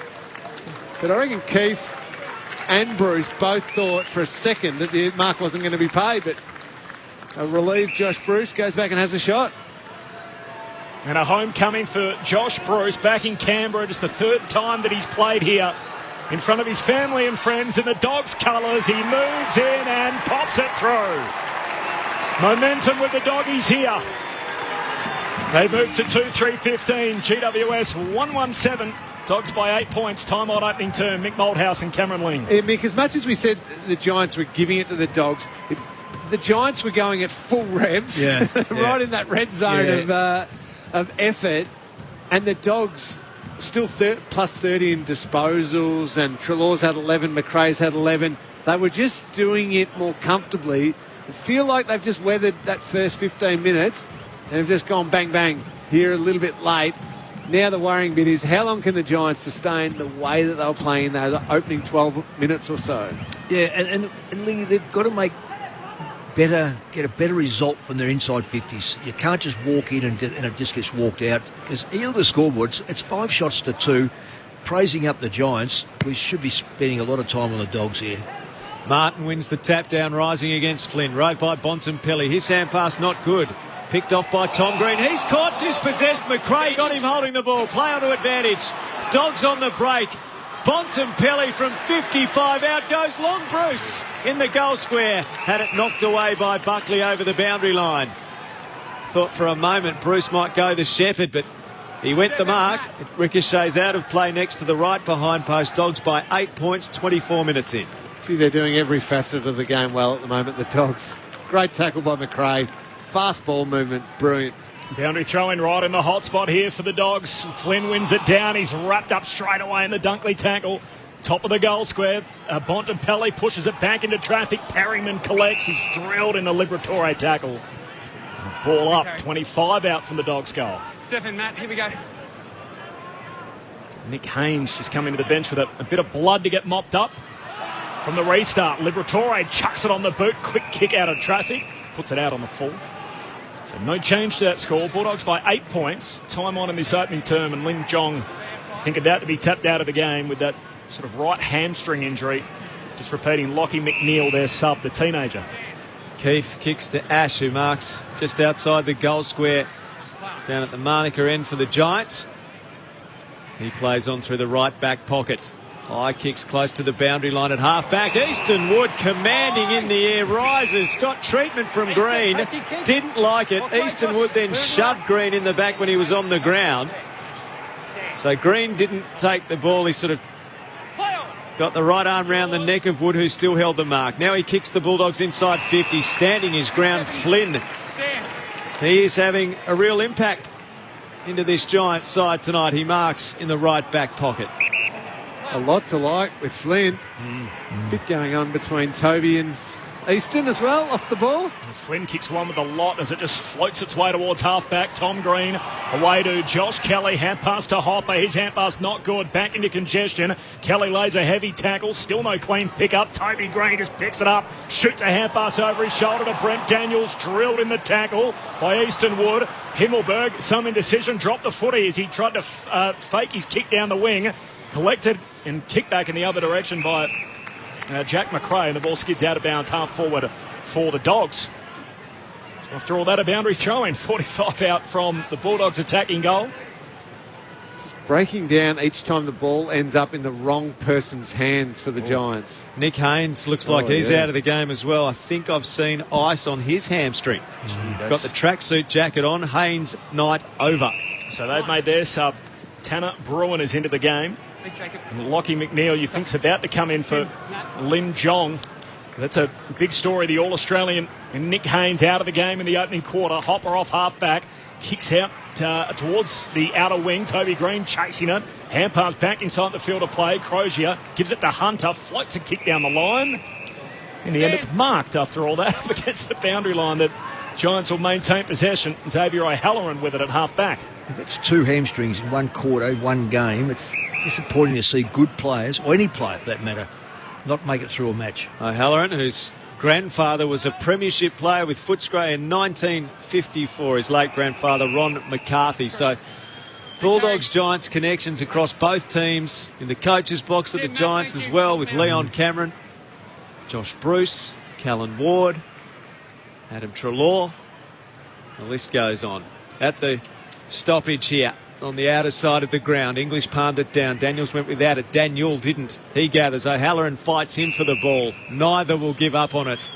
And that's the old basketball jump ball as the umpire comes in to split things. Thrown in the air. English the tap down, but straight to Hopper. His kick touched towards half forward for the Giants. Cordy in front of Himmelberg. Got taken down. Riccardi off to Green. Hand pass back to Riccardi from 50 out. He scrubs his kick inside 50. Terrible. Keith got it. Gave to Daniel under the pressure of the Giants. He nearly coughed it up. Wood to Liberatore out to half-back, and Callan Ward takes the mark for the Giants. Been excellent in the last couple of weeks. Cal Ward back in the inside midfielder's role as he goes along. Riccardi flies back of the pack. In the end, it's thumped out over the boundary line by Crozier, and we'll have a throw in right forward pocket for the Giants. There's been 2 long balls in there, Lingy, and both times the Dogs haven't taken the back of the pack, and they've been very, very lucky they didn't get hurt both times. Less than a minute to go before quarter time. Bulldogs by 8 from the throw-in. 1 down into the hands of Caleb Daniel. Clears the defensive arc momentarily. Kicks it straight to Perryman, who marks it half forward. Goes inside the 50. Bruin was the target, but McRae was taken high. Free kick Western Bulldogs. Jack McRae coming up for possession number 13 in this first quarter. He plays on. Goes with that raking left foot kick towards the wing outer side. There's another free kick in the marking contest going the Dogs' way. Treloar plays onto advantage. A hand pass away to Vandermeer. He'll be caught on the siren by Perryman. And perhaps some afters. Yes, of course. It's the Giants and the Dogs. Vandermeer and Perryman want a bit of each other. That all diffuses pretty quickly. Far more quickly than would usually be the case in a clash involving these two sides. Quarter time at Manuka Oval in Canberra. The Western Bulldogs 2-3-15, the Giants 1-1-7. Injuries to Haynes and Jong. Both players out of the game due to hamstring injuries, so there's been a toll early for both sides. The goal kickers for the Western Bulldogs are Hunter and Bruce. The goal kicker for the Giants is Toby Green. Nice to have you with us wherever you're taking in the coverage around the country or around the world. It's the Bulldogs by 8 points on Grandstand AFL on ABC Radio, ABC News Radio and ABC Sport Digital.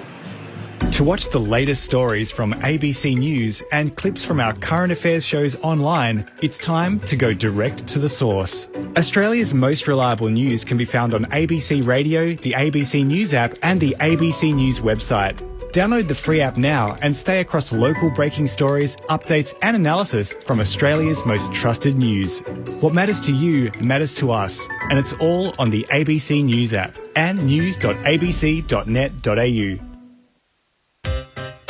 The 2021 AFL Premiership season on ABC Radio and on ABC Sport Digital. Himmelberg, high kick to the half-forward flank, a pack of about 6, rising in it. Flynn takes the mark in front, hand pass to Green. Green uncertain, he dithers, fancy footwork, now goes long. Oh, what a decision, Toby Green, couldn't buy one last week, now from downtown.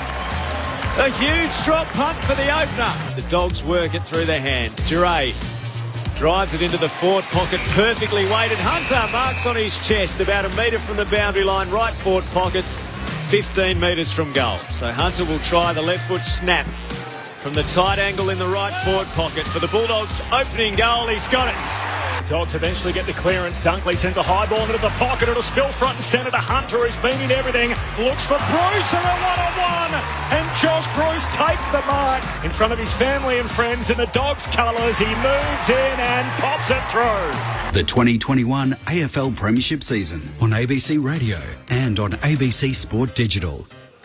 Quarter time at Marnica Oval in Canberra. The Western Bulldogs 2-3-15 leading the GWS Giants 1-1-7 on Grandstand AFL. In the NRL tonight, high-scoring affair at Robina between the Titans and the Rabbitohs. The Rabbitohs winners by 10 points, 40 points to 30 the final score. And in the clash between the Parramatta Eels and the Brisbane Broncos, it's a very tight affair early. 14 minutes in, 6 points apiece. The Eels and the Broncos. Mick Malthouse and Cameron Ling can take you through the opening quarter of football from Marnica. Well, Mick, we want to give a little, I think you're on the same page with me, a little pump up to the Giants in the fact that their effort was there. They stayed locked on the ball. They didn't get caught up with too much nonsense, the physical stuff. Clearances, excellent. Flynn, the young ruckman, fantastic, who we were worried about, or inexperienced ruckman that we were a little bit worried about coming up against English and Martin, has been very good. So there were positives, but then you flip to the Bulldogs and you go, they dominated possessions when they were able to create turnovers, and some of their tackling pressure was excellent. Jack McRae laid a perfect tackle and created a turnover.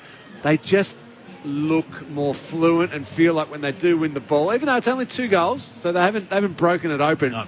They just look more dangerous, and they look like once that weight of numbers of the footy that they're winning starts taking over this game, that they will just bit by bit get the game on their terms and pretty comfortable. The Giants can't sustain the way they're playing if they're not going to finish their work. The effort is there, but there's zero reward because there's no polish, which is not what we think of the Giants of that rivalry era of the last 4 or 5 years against the Bulldogs. Well, they're going 75% of the numbers that the Dogs have got, and we know how clean Treloar is.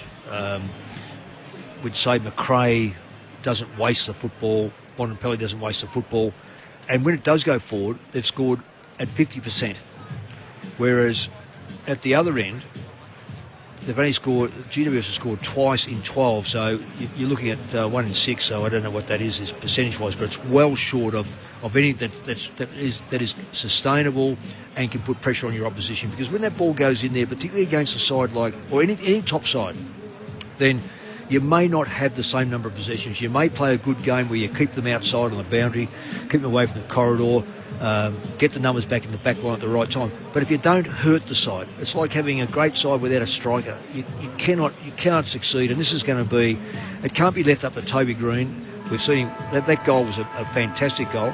And the thing I made a point, Lingy, there's a couple of times when the ball came in deep and everyone flew for it except for, and I thought it was fantastic by the Greatest City, they had 2 players in really good position at the back of the pack. Both went over the back. One player couldn't pick the ball up. It was O'Halloran, couldn't pick the football up. It was right next to him. You mentioned about another player who kicked the ball off the ground. Finn Layson kicked it off the ground. That was, in fact, there was 3 times. That was another time. And the other time was it didn't quite get to the back. That'd be a worry in my mind for the backline coach at the Dogs. He's got to make sure that they at least 1 or 2 stay on the ground. But right now, what you just said is absolutely spot on. If you can't manufacture goals from less possessions against a good side that is winning a lot more possessions, you're in real trouble. Quarter time at Marnica Oval in Canberra, and a couple of injuries to both sides in that opening term, with Lin Jong in his first game since round 5 last season subbed out with a hamstring injury. Lachie McNeil subbed into the game for the Giants.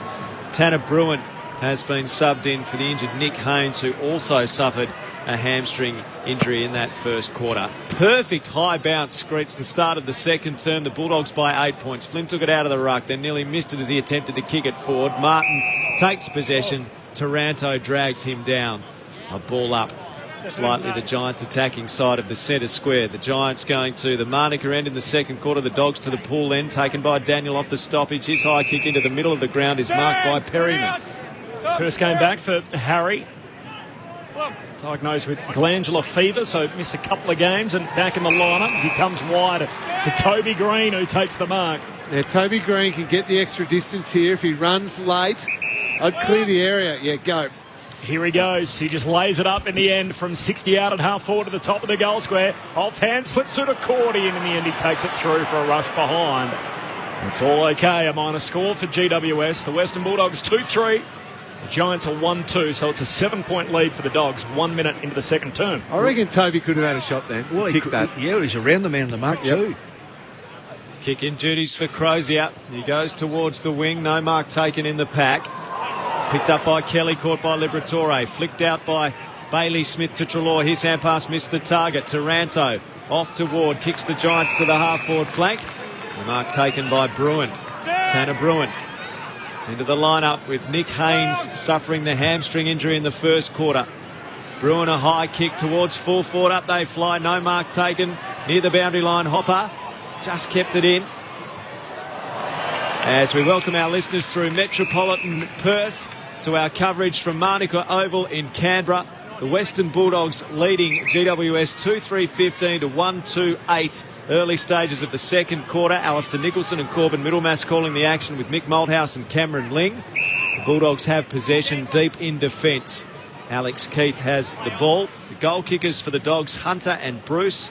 Green, the goal kicker for GWS, and a couple of injuries to mention as well. Lin Jong did his hamstring in the first quarter, and so did Nick Haynes. So the medical subs are in use already. Lockie McNeil for the Western Bulldogs, Tanner Bruin for the GWS Giants, as Taranto has it kicked to him inside the 50 by Toby Green, and Taranto can have a shot from 45 metres out directly in front to draw the Giants back within a point. He is fantastic, Green. I'd love to see them use him on the ball for 4 or 5 minutes a quarter, because he has got great balance. He's tough.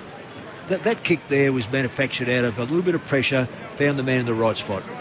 Taranto has had a good start to the year, averaging 28 possessions a game. Can he hit the scoreboard? Good looking drop punt off the boot from almost 50. He's kicked the goal. Giants get the opener in the second quarter, and they're within a point at the 3-minute mark. 2-3-15 the Western Bulldogs, the Giants 2-2-14.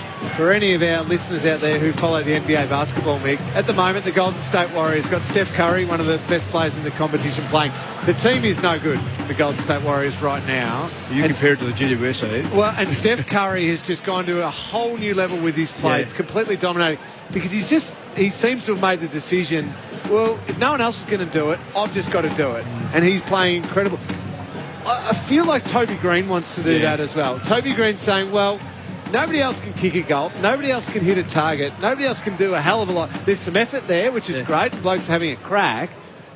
But if nobody else is going to, I may as well do everything. So he'll want to be on ball. He'll want to be forward. And he wants to just take over this entire game right now. I like the GSW and GWS comparison there. Lingy, the two teams. It's the Bulldogs by a point back in the middle. Liberatore doesn't pick it up under the pressure from Ward. Knocks it out to Bontempelli on the wing. He hands it to McRae. Kicks wide, wanted Smith. And in the end, Kelly just knocks it over the boundary line. And Toby Green just involved in a little bit of a scuffle with Bontempelli. And right when we saw that, Easton Wood comes charging over to get involved, and they've paid a free kick against Toby Green. So the Dogs to take possession back edge of the centre square. His kick misses his intended target. Brent Daniels comes along, wins it for the Giants, kicks it deep, and who else but Toby Green drifting forward to take the mark. He was involved in giving away the free kick, then just ran forward. Giants win the footy off the Bontempelli turnover. And now Toby's having a ping at the sticks. 15 gone. I love the theatre he provides as well. We're seeing the replay of what the free kick was paid for. Just a little bit of a wrestle between him and Bont. I didn't think there was that much in it for a free kick. But, of course, he was always going to end up on the end of this one from Brent Daniels. So Toby Green on the back of that has the set shot right half forward, 30 out, and the bad man that he is pops through his second of the night. Giants are back in front. Third lead change of the game. GWS 3-2-20. The Western Bulldogs 2-3-15. It's the Giants by 5 points. Mick Malthouse, Cameron Ling. Well, we've been singing his praises. How he's able to break out there. One of his first kicks was against Caleb Daniel. I don't know how that measured off. there's been a couple of good matchups. I think Wood's a good matchup for him, but when you do match up, you've got to play on your player, and he didn't get back quick enough. It's interesting just watching him now talk to the umpire. I reckon they're onto them every time he looks like he's going to lay a hand on anyone. So I don't think there's a free kick, but nonetheless, what comes around the right way, and in his case, he was able to break free and easily find himself free, but more importantly, be able to finish off. So they're in the game because of, say, 3 or 4 players, really. Callan Ward's having a go at Bontempelli in the middle. A lot of push and shove. Taranto takes possession off the ruck contest, and he's hit hard by a fearsome Bontempelli tackle. That's how you respond, though, when you're the Bont. He just lost concentration. Greedon got in behind him. They let him know about it. He nails that big tackle. Now going to win a clearance. English down to Bontempelli. Got through traffic. Hand pass to Dunkley. Off to Smith. Off to Dale. He's almost caught by O'Halloran. Defensive hand pass to Cordy. Spun through the tackle. Good hands. Dale, a hand pass for the Dogs away to English. He's quick with his hand pass to Smith, who misses the target. He might get on his own ball. Treloar went to Soccer, missed it. Liberatore gathers. High kick to full forward. Bruce and Norton. Neither can mark. Norton rose. Hand pass to Hunter. Hard on the boundary. Squares it back towards goal, and it's marked in front. McNeil, the sub, has taken it 20 out. Straight in front down to the pull end of the ground. That's why we've all got our favourites in this game. And there's 2 of them running around tonight. Green and Bontempelli. Bont just made a statement at that next centre bounce, crunching tackle, and then got the tough handball out that's created this shot at goal.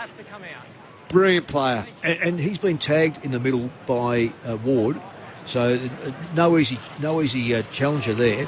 McNeil for goal, directly in front, puts the Bulldogs back to the good. 4th lead change of the night. 3-3-21 the Dogs. The Giants 3-2-20 on Grandstand AFL. We've played 7 minutes of the second quarter. Mick Malthouse. Well, Hunter's been part of, I think, it's 3 goals, 3. I reckon he's been part of probably 3 goals, 2.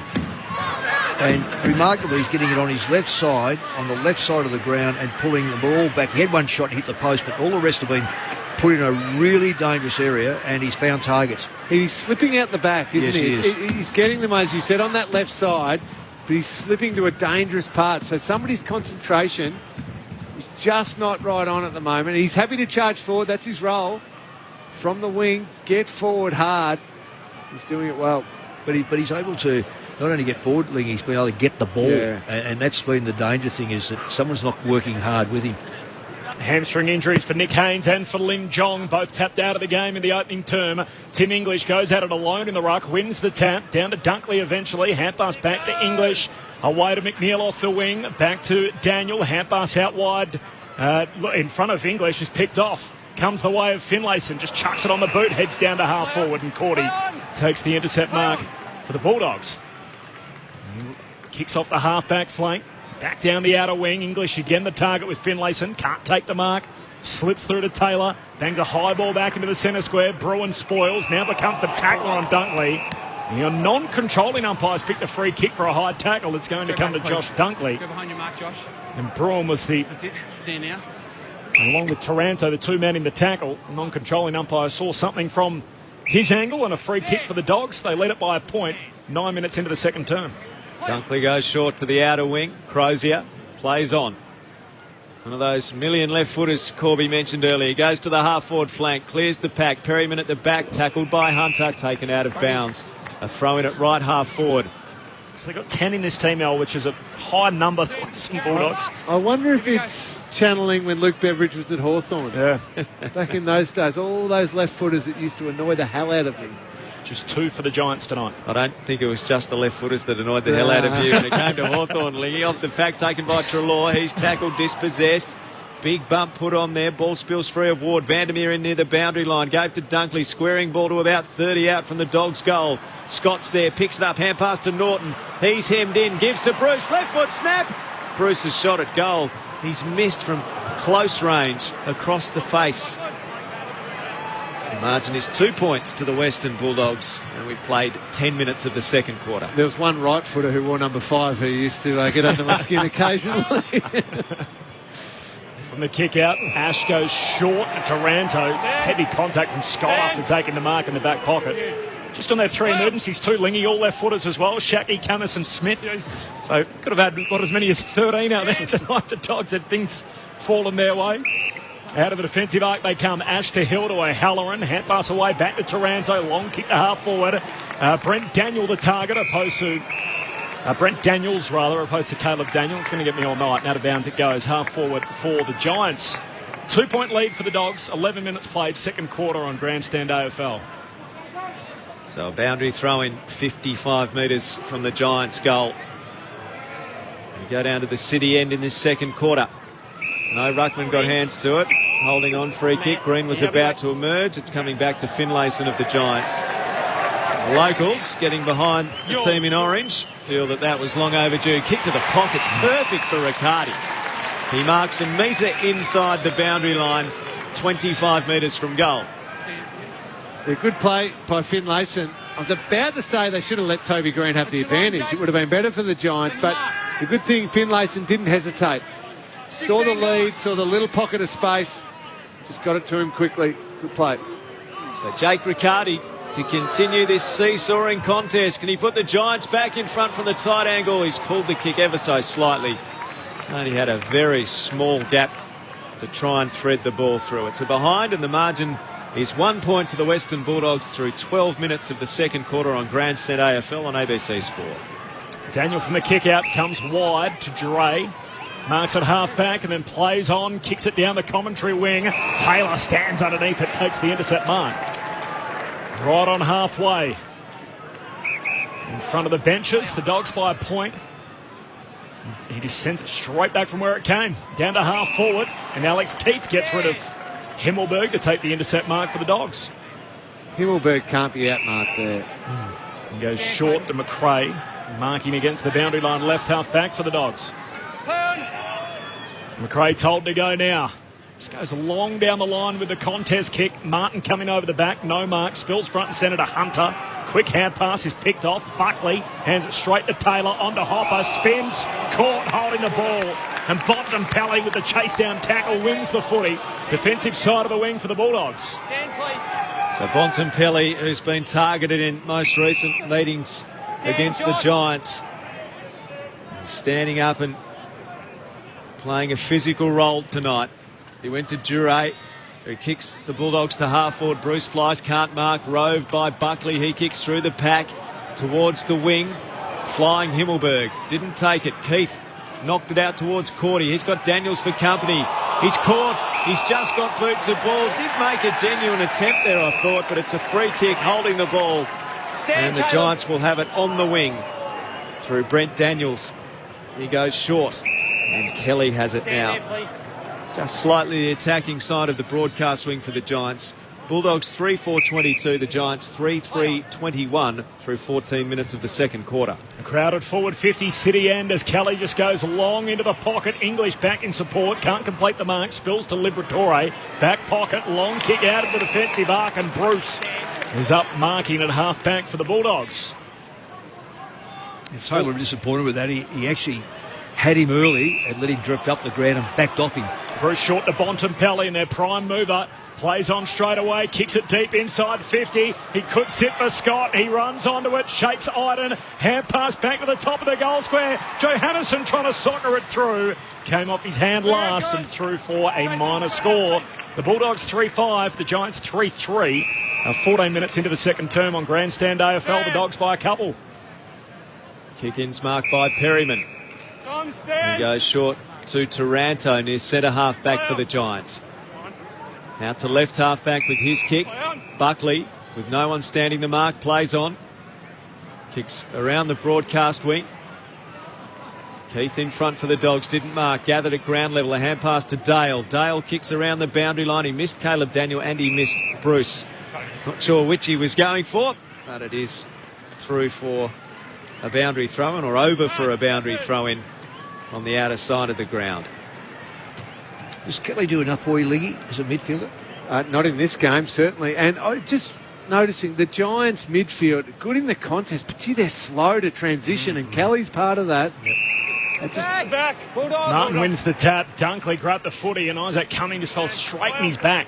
gives away the free kick. Dunkley lays it off by hand to Caleb Daniel. Long kick inside 50. English underneath it. Keefe swats it away. English at ground level. Hands it away to McRae. Kicks back to the hot spot for Bruce, who's leading Buckley to the footy and takes the mark. 20 out right in front.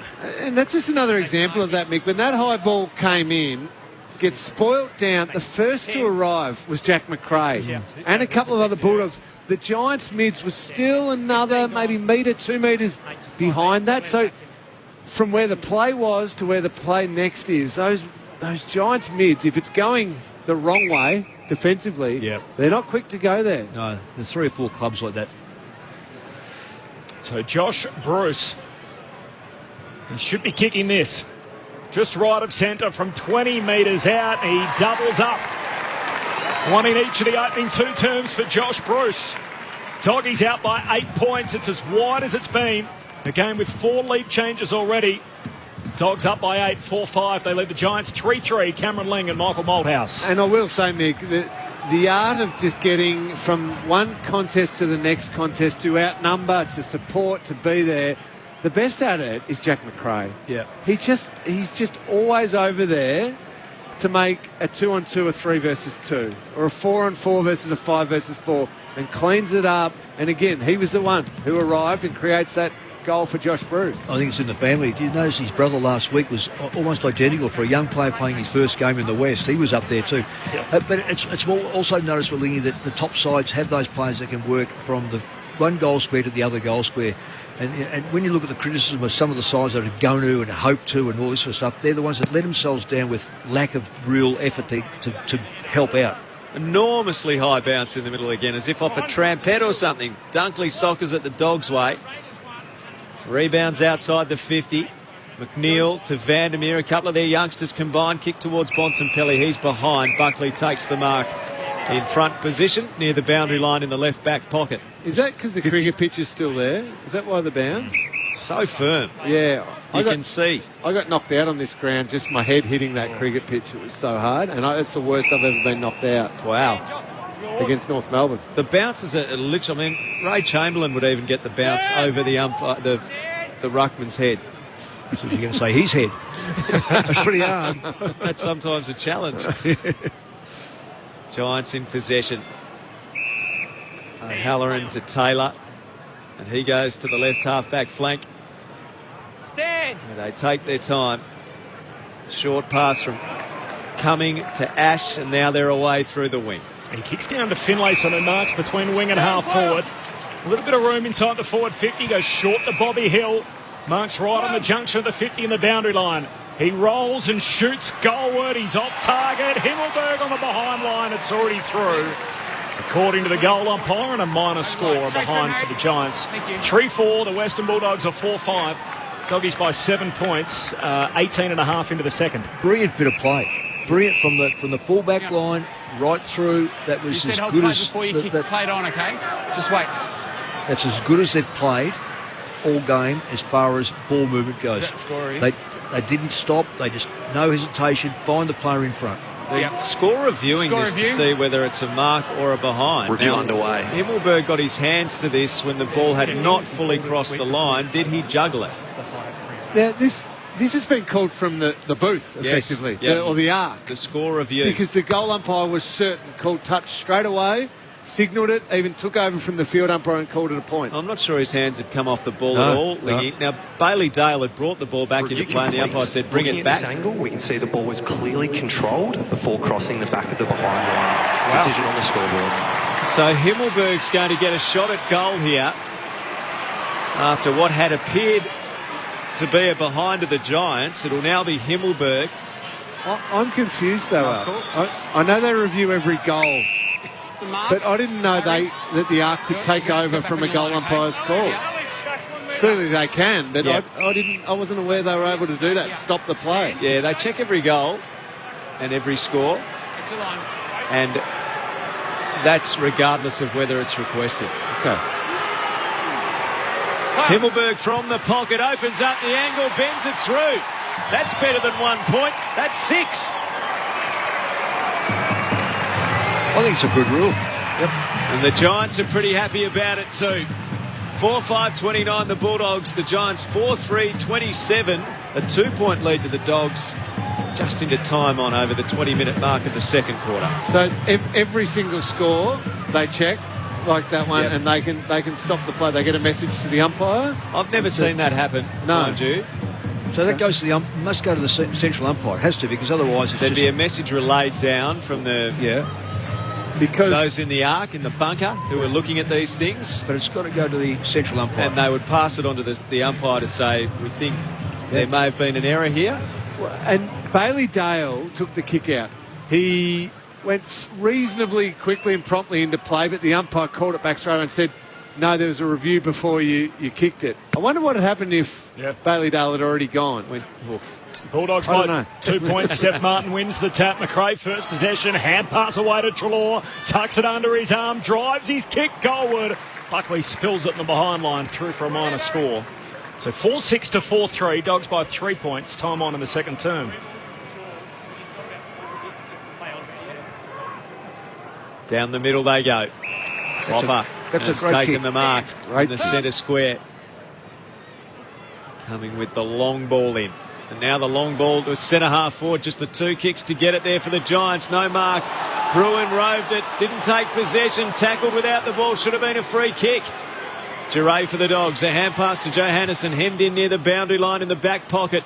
He goes to half back to a contest. Vandermeer rises. Can't mark. Ash roves. Hand pass hits the ground. Hopper, no, Tom Green was strong, but his hand pass didn't hit a target. The Dogs back through Liberatore and Treloar.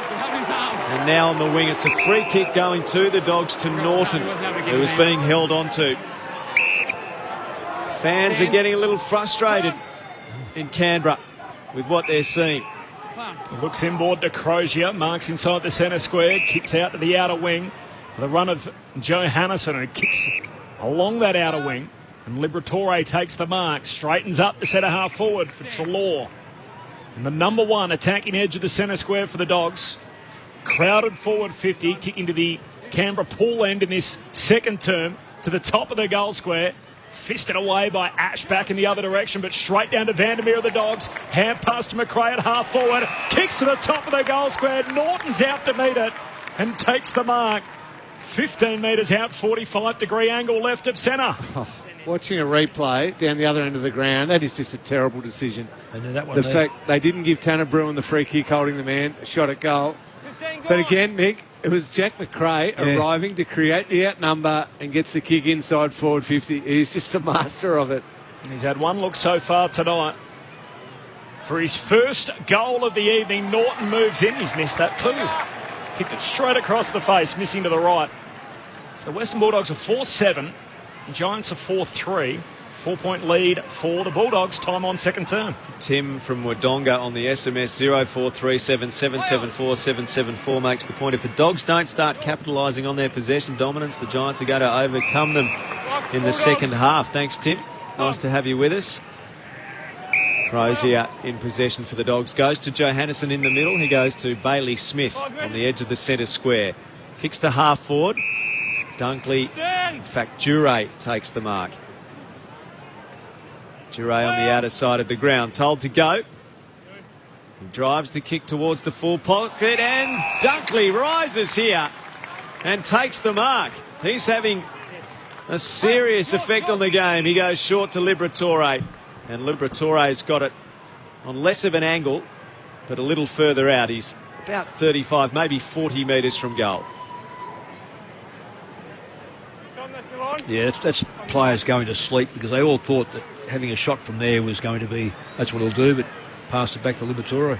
Liberatore with 2 goals, 3 for the year, comes in, strikes this one nicely indeed, and puts the Dogs out by a game-high 10 points at the 25-minute mark of the second quarter.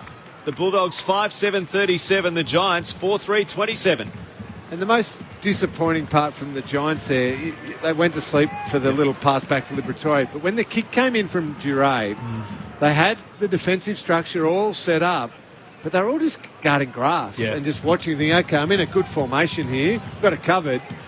So they realised, when the ball comes in, you've actually got to go. And Josh Dunkley was the one who thought, well, that's my footy, it's not just going to the big guy, Tim English. I'll come over the top And Jacob Hopper just too late on it. And a terrific grab from Josh Dunkley. A real threat in the air. It's a wonderful play. I understand why the Dogs fought so hard to keep him in the off-season. Played in the Premiership in just his 17th game, Josh Dunkley. Now at the peak of his powers, back in the middle of the ground. Martin wins the tap and then grabs it. Kicks it high out to that outer wing. Smith and Kelly both tangle up looking for it. Scott picks up the loose ball. Hand pass to McRae of the Bulldogs. Kicks down to half forward. Vandermeer and Cumming both tracking back. Cumming wins the footy for the Giants. Hand pass to Ash. They're retreating. Back to the back pocket to Keefe. Kicks the Giants out to half back. No mark to Flynn, but it turns out okay for Hopper. Puts it under his arm. Has a bounce. Cuts it in the middle of Monica Oval. Mark taken by Toby Green. Cordy stands the mark. He's told to go now, still inside the centre square. Green clever, lowers his vision, pokes the pass to Josh Kelly, who takes the mark left half forward, 40 metres out. Toby actually made a mess of that, but was still good enough to get him out of it. Stop. This is the second or third transition coming into this like this, and this is a worry for the Dogs because they have not been able to stop that play from inside the backfield. And I look at Beveridge here, I think he's seeing the same thing. So Josh Kelly at half forward, he moves in, he misses. Near side. Just as the Dogs getting on top, cuts the margin back to 9 points. GWS 4-4, Western Bulldogs 5-7, so Doggies by 9 points, approaching half-time. Bailey Dale brings the ball back in for the Bulldogs with a long kick towards Bruce. Iden the spoil. Kelly the rove. Treloar got him. Just got boot to ball. Didn't go anywhere. Scott's hand pass. Ricochets off Cumming. Smith had it. Lost it for the Dogs. Hopper's kick along the ground. Green gets it. Hand pass up towards Kelly. He soccers it forward. Taken on the half volley by Cordy of the Dogs. Clearing ball was touched on the way out and Cumming belts it into the crowd on the hillside of Monica Oval. 5-7-37 the Bulldogs. The Giants 4-4-28 with Grandstand AFL. Just starting to get worried about Matt Flynn. He was good in the first quarter, but clearance is now 8-2 Bulldogs' way. Hasn't had a touch this quarter. The combo of Martin and English wearing him down. Starting to get on top. Liberatore, bottom of the pack. Hand pass out to McRae. He's tackled, dispossessed. Dogs to soccer it forward. Picked up by Toby Green. His coat hanger taken high in the tackle from Bailey Smith. He'll get the free kick. There's two tough nuts. More free kicks than any player in the competition this year, Toby Green. From 70 out at half forward. Kicks to the top of the goal square. Easton Wood bangs it through for a rush behind. Almost set up for Bobby Hill right on the goal line there, Mick. Well, Bobby Hill's been in that position a couple of times. He'll probably come off the ground nice and fresh, keep his jumper, have to wash his jumper because he certainly hasn't been active, but one might lob there one day. Dogs by 8 points, approaching half-time. Giray brings the ball back into play for the Dogs. It's another long kick to the wing. Norton's up, can't mark. Here as Flynn at ground level, knocking it out. Bontempelli took it, Ward took him. Pushed him in the back, said the ump. Not sure about that. Poor decision again. Bontempelli's free kick. Looked like Ward had done his best and successfully rolled him in the tackle. Bontempelli, defensive side of the broadcast wing. The Bulldogs captain. Not certain where to go. Sends a lowish kick to the half-forward flank. Gets over the back of Flynn and onto the chest of Taylor. Not a dog really in sight. Short pass to Iden. He marks on the right half-back flank. Connor Iden goes short and retreats back to Perryman. Closest man to the Dogs' goal, 35 out from the goal line. Goes across the half-back line to Cumming. Not a great kick. Put Taranto under the pump. Somehow got the hand pass out to Ash. Across the half-back line. Giants under pressure. His hand pass further wide. Misses Kelly. Goes back, collects. Hands it to Daniels. Back by hand of Perryman. In close quarters against the boundary line. They work it out. Chips the path. Pass back to Ash, who marks, looks inboard. Tanner Bruin with the footy, defensive side of the wing, kicks a shocker. And it floats its way towards Treloar. He cuts back in the middle of the ground. The Dogs back the other way. As Bontempelli hands it to Dale under pressure. His hand pass wanted. Crozier becomes the tackler on Bruin, who runs in, grabs the footy. Umpire circles and says ball up inside the centre. Circles. Bulldogs by 8 points. Half hour mark, second quarter. So Flynn to go against English. Flynn the tap down. Ward the road for the Giants. Gets out of the stoppage. Kicks beyond the wing. Foot races on here. Oh, out comes a physical exchange between Giray and also Bobby Hill. So Hill with the bump on Giray. Ball goes out of play. Attacking side of the wing for the Giants. Seconds ticking down towards half-time. Dogs 5-7, Giants 4-5. Thrown back in. English at the back. Flynn knocks it to the side. Liberatore knocked it down towards Bontempelli. Hand pass, missed the target. He gets onto his own ball and basketball taps to himself, then falls over, knocked it out the side by hand to Daniel. Daniel's kick towards the 50, bounced off the chest of Scott. The Giants come up with it. Iden to O'Halloran. He kicks back towards the wing. Hill, the target, punched away towards the boundary line. It is kept in play by Dale. Off to McRae, off to English. Needs to be quick with his kick, not quick enough. Half-time in Canberra. The Western Bulldogs 5-7-37 lead the GWS Giants 4-5-29. The Bulldogs in that term kicked 3 goals for, and the Giants 3 goals for as well. So the margin 8 at quarter time and 8 at the half. The goal kickers for the Dogs, Bruce back home in Canberra has 2. Singles to Hunter, Liberatore and McNeil. And for the Giants, the goal kickers, Toby Green, Tim Taranto and Harry Himmelberg. Injuries to both sides. Nick Haynes, a hamstring. Lin Jong, a hamstring. Both players subbed out of the game. Tanner Bruin was the medical sub for the Giants, activated in the first quarter. And Lockie McNeil for the Dogs also in the first quarter. On 0437 774 774, you can get in touch with us. Remember to give us your name and let us know where you're listening. Lindsay and Rob say hi, enjoying the call from Murray River Campsite near Berry, South Australia. Wonderful to have you with us, Lindsay and Rob. Enjoy the call. And go Dogs from Dave the Truckie. 2 hours of driving to go. Just left Horsham. You're in the home straight. Dave, the footy should just about get you home, I reckon, on Grandstand AFL tonight. Cameron Ling and Mick Malthouse are your experts taking in the action from Canberra. Well, it's a good game, Ling. Earlier, I suppose before the game started, we thought, well, the Dogs, as you mentioned, were really the form side of the competition. 2 and 3 to the Giants. Where were they going to go? What were they going to do? I've been so impressed in the Giants' ability to hang in there with players that are certainly lesser in ability than the Dogs. And I reckon their bottom 5 players you can easily identify. But the fact is that they're still having a crack. And they've seemed to be, as opposed to last year where they had a lot more possessions of the opposition but never inside their front 50, they've actually gone in there more times than the Dogs. Haven't scored as heavily, but while Green's up there, they've got a chance. And down the other end, Norton's off the boil a little bit. Bruce has he's kicked the goals, but he's been patchy, hasn't had enough of the football. All the mids are on top. All the mids of the Dogs are on top, but they're scraping in front. I just sense, and just backing up everything you're saying, a sense that at quarter time, Leon Cameron's thought, okay, we had a great crack around the contest.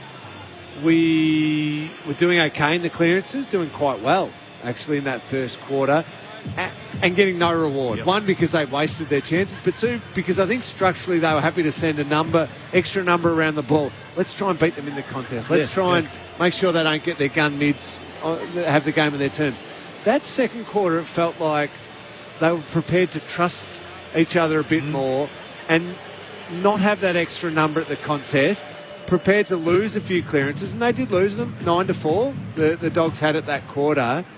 But because they had a bit more structure out in some space and a bit more of an attacking structure and kept the forwards at home a little bit more, they were actually able to transfer the ball a little bit smoother in that second quarter and didn't equate to a heap of goals. I get that. It was only 3 goals in that quarter of the Giants, but they looked more threatening when they went forward. So they were prepared to cop a couple of losses around that initial contest to be better and threaten the Dogs more. And I like that. I like that from Leon Cameron to say, no, I trust you enough. I'm not just going to bottle it up with numbers around the contest and hope we can smash in and then not do anything on the outside.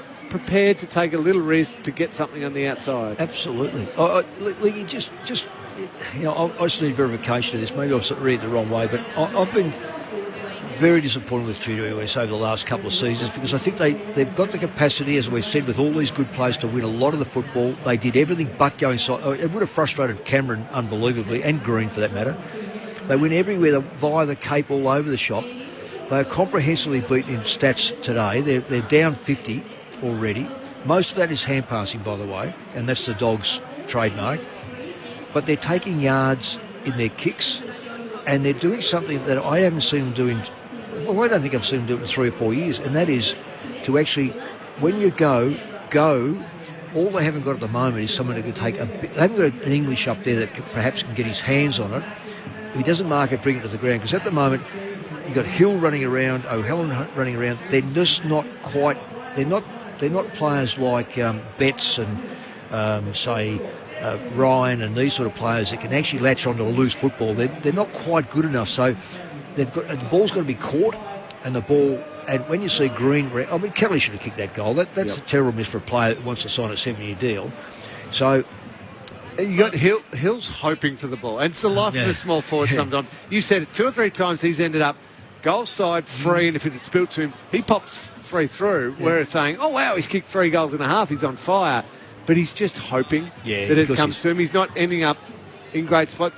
Compare that to, and I know they play different roles, so it's hard to compare apples with apples, but. At Jack McRae, who's had 20 disposals and has set up a couple of goals, he's had 5 score involvements.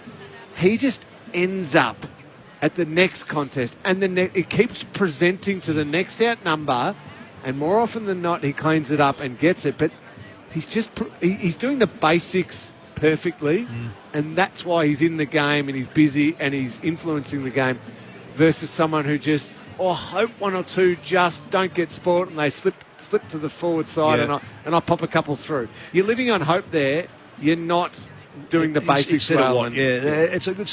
It's actually one of my old sayings from way back coaching all the way through is: are you a hope player or a want player?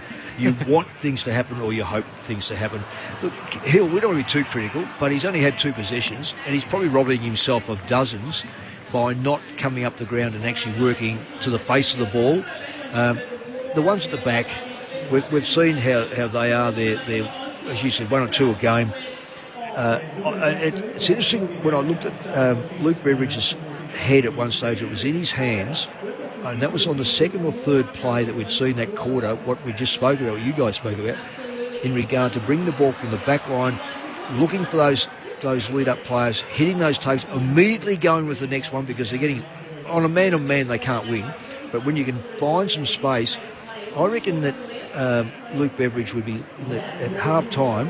All the things he'd be addressing would be saying, are our forwards putting enough pressure on? Are we filling up the spaces through the corridor? Are we playing hard one-on-one when they start to bring the ball in? Because they're not. No, and he'd almost need to remind the Dogs' great football has come from brilliant contest work, create a turnover if the opposition do get it, and then just slice back through them with bang, bang, bang, quick hands, quick ball use, quick forward use. It doesn't come from letting the opposition take the ball the whole length of the ground and then try and take the whole length of the ground yourself to get it to Norton and Bruce. It's actually done by getting it off them in a hurry and great contest work and then explode from there. And that's so playing in half a ground, not a whole ground, is the Bulldogs' best football. Yeah, and remarkably, when we look at stats, they are so misleading at times. The contested football is heavily weighted in the Dogs' favour. But that's around the ball.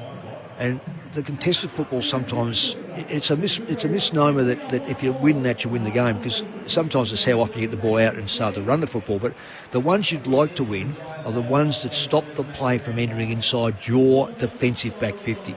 And it might be that next kick that you intercept, or you just go one-on-one with that player, or you stop him running the ball. So it's a live contest, this one. It's half-time and an 8-point lead to the Western Bulldogs, 5-7, 37 to 4-5, 29. Thanks to you all for your many texts coming in on 0437 774 774. Great call, boys, says Chris from Maryborough. Victorious spreading line before cropping. Go Bombers on Sunday, says Chris. I know Corby's looking forward to broadcasting that match. Who's your team, Corby? Brendan Goddard's part of the team on Sunday for Anzac Day. You've had a chat with Kevin Sheedy. I have. So we'll hear from Kevin Sheedy. We'll hear from Nick Maxwell. Dylan Shield and Josh Thomas both going to join us as part of the pre-game. So myself, Matt Clench, Brendan Goddard and Luke Ball. So fantastic. Two guys that have played in the day, I think 5 times between them. Hi team, loving the call as usual. Hope you gents are keeping warm. I'm loving GWS challenging the doggies. Keep them on their toes. Go GWS, says Fran from Melbourne. Thanks for your text. Fran, Bill reckons the dogs are being picked apart. Not much run happening. Marcus at Lake Toba. Love the commentary and mixed sense of humour, says Marcus. Good on you. It goes to show, Marcus, doesn't it, just how far he's come since he retired from coaching. He has certainly mellowed our own Mick Malthouse. Thankfully, he's no longer in our commentary box. He's gone to get a cup of tea. Otherwise, I'd feel his wrath, I'm sure. 5-7-37, the Dogs, the Giants, 4-5-29. We'll be back for the second half shortly, but for now, we'll take you to the ABC News Bulletin.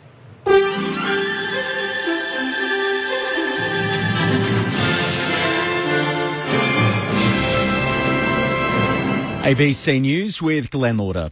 More details been released about a new positive case of COVID-19 in Victoria, contracted by a Melbourne man at a Perth quarantine hotel. The hotel outbreak has triggered a 3-day lockdown of the Perth and Peel regions in WA.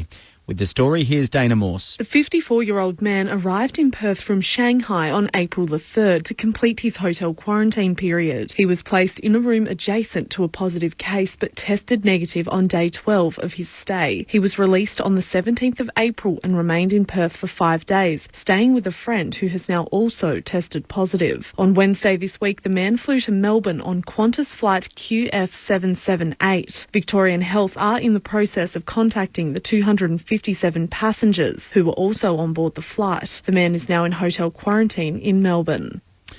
And as a result, Queensland and the Northern Territory have imposed restrictions for those recently arrived from WA. New Zealand has announced it's pausing travel from the state. 3 new Australian cases of blood clots are considered to be likely linked to AstraZeneca's COVID-19 vaccine. The Therapeutic Goods Administration says the cases are in a 35-year-old New South Wales woman, a 49-year-old Queensland man and an 80-year-old Victorian man.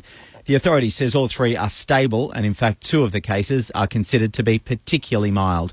Despite the new case in the 80-year-old man, the TGA says the new cases do fit a pattern where the majority of cases are occurring in people under 50.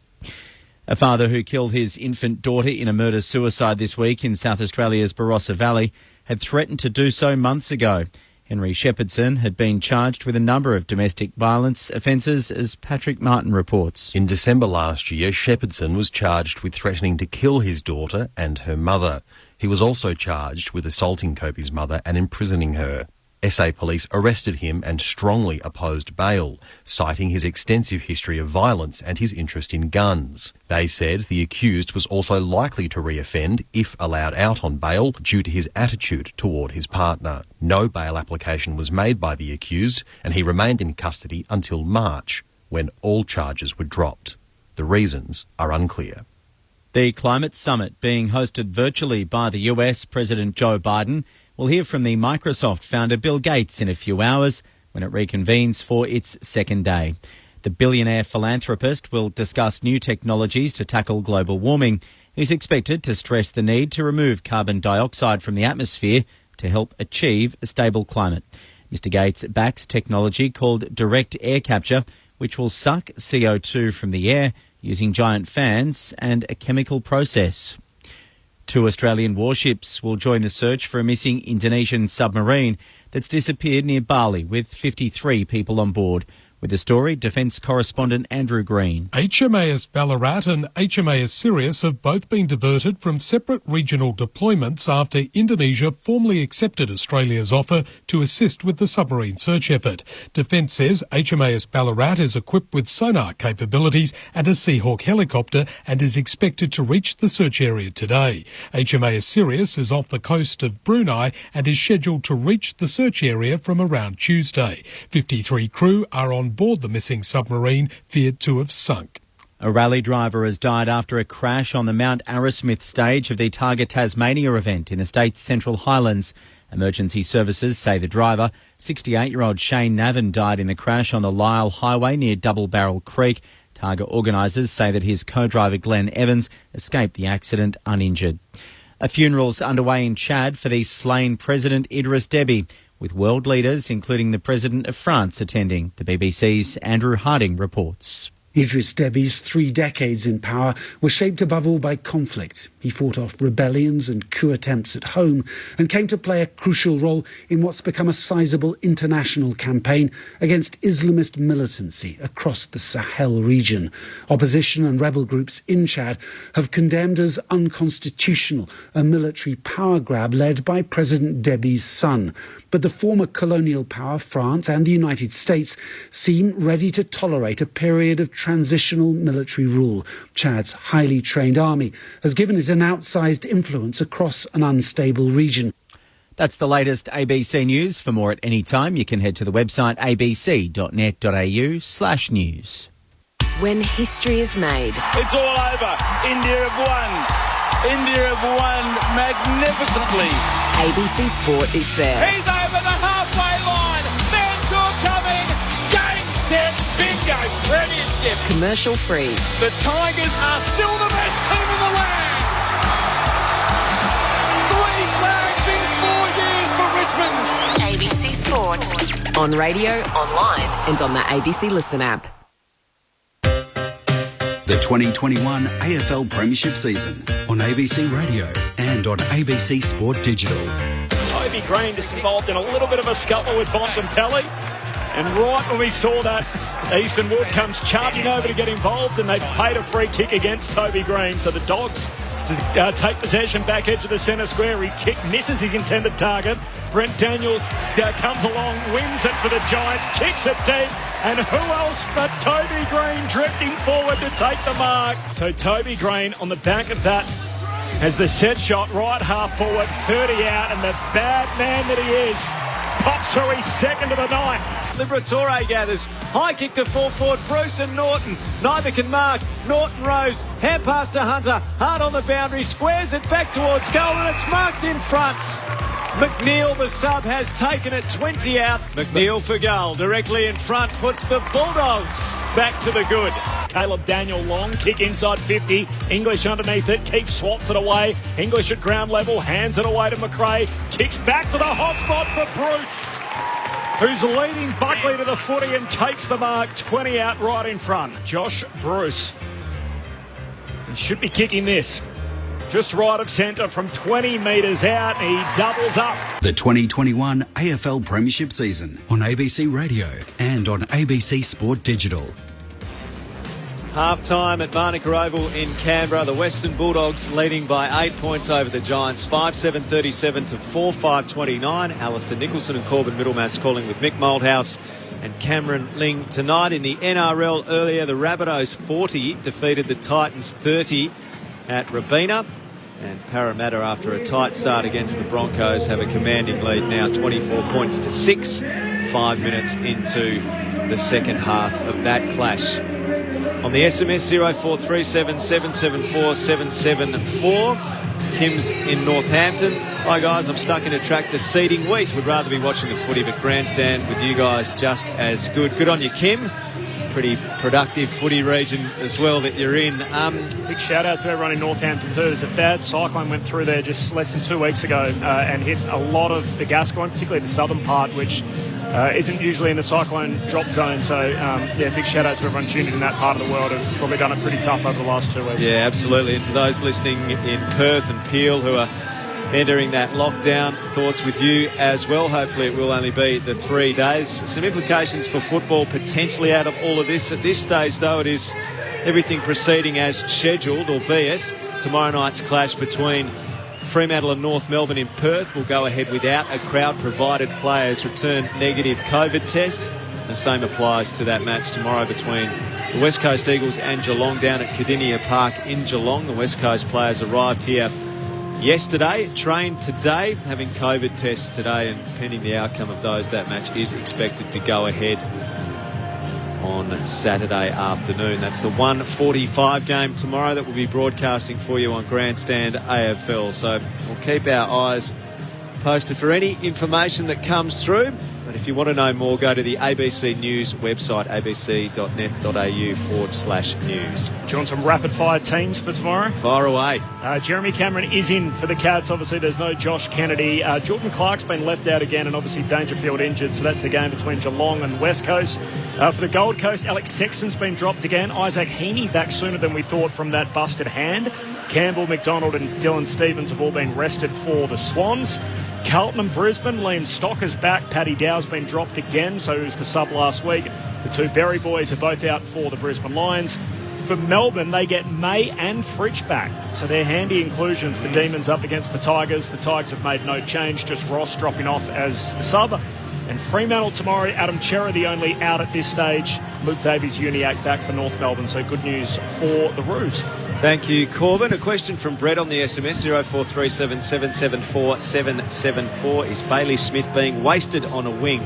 He seems like a pure on-baller, says Brett. I think, Brett, it's a really good question because I think long-term the best football for Bailey Smith is inside mid. But I think he's very good on the outside as well. And with the players they've got in there, I don't mind the balance of it. But that's where he eventually ends up, Brett. I agree with you. Inside mid. Dogs by 8 points. Second half action underway. The bounce favours English. He palms it down to McRae. Possession number 21. Hand pass to Liberatore. He tumbles his kick out to half forward. Bruce chasing after it. Buckley first one there for the Giants. Hand pass to his own advantage. Then tried to take on Scott and he was caught holding the ball. And Anthony Scott, the mature age pickup, best and fairest winner with Footscray in the VFL, takes the free. Kicks to the top of the goal square. Bontempelli from the back, no mark. Spills front and centre. Dunkley chucks it on the boot. Hurried kick. Misses. Took more time than he thought. And behind, the Dogs by 9 points. Early doors, third term. Yeah, young Buckley's got to work quicker. It's very rare to see a player run along and hand pass to himself these days and expect the ball to come straight back to you. He obviously has no left side. Perryman's going to kick in for the Giants when he works out what to do with it. Told to play on, runs through the pocket, goes long to the back, flank to the pack, off the hands of Himmelberg, roved by Johannesson of the Dogs. Hand pass to Hunter. It's coming back inside the 50. Norton was impeded as he tried to run onto the ball there. He went to ground and it goes out of play in the left forward pocket. The Dogs not happy with a few of the blocking tactics going on. All that Perryman did there was take Norton out from his run towards the ball. Flynn tapped it down, roved by Dunkley. Another go. Right foot snap, bouncing ball. Misses on the right-hand side. He didn't get the bounce he was after. A couple of behinds to Josh Dunkley to start the second half. He now has 18 possessions. McRae 21 for the Dogs, who lead by 10 points. I feel bad. I feel like I'm picking on umpires at times. So I say this with some caution. But those free kicks have to be paid. Somebody takes their eyes off the football and just takes a player out. Aaron Norton should be getting a shot at goal there. They can't be missed, those ones. Cumming takes ground and then the long kick up to the wing as Daniels hands it to Himmelberg. He feeds it off to Bruin, who then kicks down to half forward for the Giants. Running out the back, Finlayson favoured by the bounce. Hooks the kick to Toby Green, one-on-one with Dale, and Dale punches it through for a rush behind. Oh, very good, very good. That's one-on-one. Toby Green had everything. He had a very good set there. He was able to use his body, but Dale held his ground. He's proving to be a real asset down on that back line. Now brings the ball back in long. Off the pack. Buckley roved it for the Giants. His hand pass didn't hit a target. It goes out of play. A boundary throw in. Attacking side of the wing for the Giants. Sorry, that's another time where the Dogs were able to take that ball from the back line and actually have a shot. So again, that hasn't been fixed yet. Able to stifle them in that first quarter. The Giants stifle the Dogs' ball movement. Bontempelli appealing for a free kick, thought he was held. Daniels gave it away to Perryman. His left foot kick towards half forward. Flynn couldn't take it. Bontempelli did and fended away from his opponent. Just ragdolled him. Off to Liberatore. His kick to half forward. McNeil in front. Didn't hold the mark, but must have had the arms chopped. Free kick against Ash of the Giants. McNeil from 55 out. He kicks towards Norton. One-on-one. Got it! Held front position against Taylor. He's a one-grab marker. Aaron Norton to shoot at goal from 25 out directly in front. Great mark. Lingy, you're thinking about the umpires. They didn't yell out, play on, and the Footscray player was able to play on without any contact whatsoever. So he had a free kick at it. Aaron Norton, how's his kicking on this occasion? That's more like it. The Bulldogs get the first goal of the second half, and with it a game-high 15-point lead. 6-9-45 the Dogs, the Giants 4-6-30 on grandstand. AFL Aaron Norton kicks his first and 12th of the season. He's a big frame when he gets front position, and I love the kick in there, Mick. Not high and just popping it on his head and having to real wrestle in a true 50-50. It was a longer kick, but it was quick and flat and got to him with front position. McNeil puts it in there, and really there's only one player advantage by that kick, and that's Aaron Norton. At the absolute worst, that comes down to ground in a predictable spot in front of him, and his crummers can go to work. Does he finish the year, Mick, in the forward line? Aaron Norton? Oh, he has to. Ooh. He has to. Yep. Because I just feel that you've still got to kick goals to win premierships. Dogs by 15 points. Steph Martin wins it down. McRae involved again. Shares it with Hunter out on the wing. Kicks to half forward. Here's Norton again. Hands to it. And spoiled away by Taylor out of bounds at half forward for the Dogs. Corby, what I mean by that is you can save games all you like, but you've still got to win them. And it's like having a great soccer side without a striker. So you'll manufacture defenders. From the boundary throw in again, it's the Dogs for the first possession. They win the clearance. Treloar, hand pass to Hunter, kicks into the pocket, touched on the way through. You hear the cries from the umpire. Hopper jams it on the boot, kicks it out of the defensive arc, and Green's up strong and marking again, right in the contact, marks it half back for the Giants. Kick goes around the wing out of side. Himmelberg gathers on the bounce. Squaring ball. Not great. Johannesson back with the flight. Didn't mark. Fell over. Bobby Hill calling for someone to move. He chips it. He waited. He was patient and worked it well to Stone. 25 metres out. No real angle. He was composed. The option he wanted didn't materialise initially, but he waited and found what he was looking for. Little things. I love Toby Green, obviously, the way he plays. But the second he took that mark, didn't hesitate, went. He knows how he wants the ball delivered, and he does the same thing. And Hill, we spoke about him at half-time, Mick. He got to a better spot, a more predictable spot, won himself the footy. Good play. 19-year-old Stone for his first AFL goal. He looked like a veteran. A lovely finish from Stone that brings the Giants back within 9 points. At the 6-minute mark of the third quarter on Grandstand AFL, the Bulldogs 6-9-45. The Giants move to 5-6-36 and only turned 19 yesterday. Gets his first AFL goal today. That's the first time the Dogs, I know we've only been going a couple of minutes, but they are actually leading inside the front 50 early.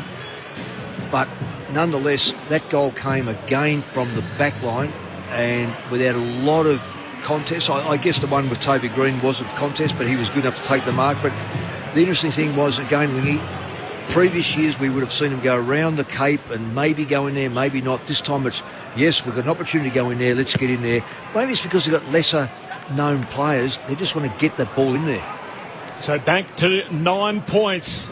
In the middle of the ground, Martin wins it down. Treloar's hand pass wanted Hunter. It went backwards, though. Out of the back flank, Hunter eventually gathers, hands it to Ward, high up and under, chopped off by Tom Green. Almost fell over. Dishes a hand pass to Taranto, half forward for the Giants. Slick hands to Ward, away to Bobby Hill. Snaps, doesn't have a heap on it. Riccardi one-on-one, top of the goal square. Sockers it back into congestion. Toby Green picks it up one way then the other, off the left boot, back into the corridor. Plenty of Dogs there. Giray has it stripped from him. Here's Smith. Hand pass to a number of Dogs queuing up, and Treloar eventually gets the rebound 50. High hack kick towards the back flank off the packed rope by Brewster. Hand pass to Dunkley. Hand pass out in front of Norton. Paddles to his own advantage. Runs away from Taylor. Kicks to an open forward line. A high ball. Perryman there. McNeil there. Perryman slides in, marks on his chest. In defence for the Giants. He kicks to centre half back where the mark is taken by Ash. Corralled by Dunkley. He gets his kick to the left back pocket. Iden goes short. Methodical ball movement here. O'Halloran. He's not sure where to go though. Looks to the corridor. They had the overlap. They had the extra number on that side of the ground if he'd been prepared to go quick. Steady. Now back and bad. Hits the grass. Cleared Iden. Luckily Ash was back to mop up in the goal square. He goes short to the right back pocket. I mean very short. Barely the legal distance to Keith. And he goes again to the right back pocket now, and Ash So Ash again to the back flank, goes short to Taranto. Well, what they're doing here, they're actually making the Dogs come to them. It's a good policy if you've got good ball handlers and good kickers. So Taranto goes long to a contest again on the wing. Flynn competes, spills front and centre though to Dunkley of the Dogs. Hand pass along the ground, finds Hunter, half forward, kicks inside 50, made it tough for his intended target. In the end, it goes to Iden. His hand pass put his teammate Ash under all sorts of pressure, and Bontempelli wraps him up. We'll have a ball up, 45 metres out from the Dogs' goal. 5 in from that boundary line out on the eastern side of the ground in front of the hill. 9-point lead for the Dogs, 9 minutes into the third term. Up it goes. Martin the tap down. McRae at the fall. Gathers. Tackled by Green. Got a hand pass out to Treloar, who fakes away from Ward. Chips inside 50 to Dunkley. Dunkley about 45 out. Hard angle to the left. The recruitment thing has been fantastic. Martin, Treloar, they have really added value. Such a smart player, Treloar. So Dunkley would take a very good kick. He's going to chip it towards the hot spot. Norton! How on earth was he given that amount of access to the ball? He went up in front of the pack, uncontested and marked. 20 out to the left of centre. What's happened here, Mick? There's been bodies going everywhere for the Giants. Josh Bruce threw one player out of the way. And, Lockie Keefe just got shoved out of the way. And Aaron Norton had a nice little path to the ball. He's got multiple goals in every game this season. To continue with that, we'll have to wait.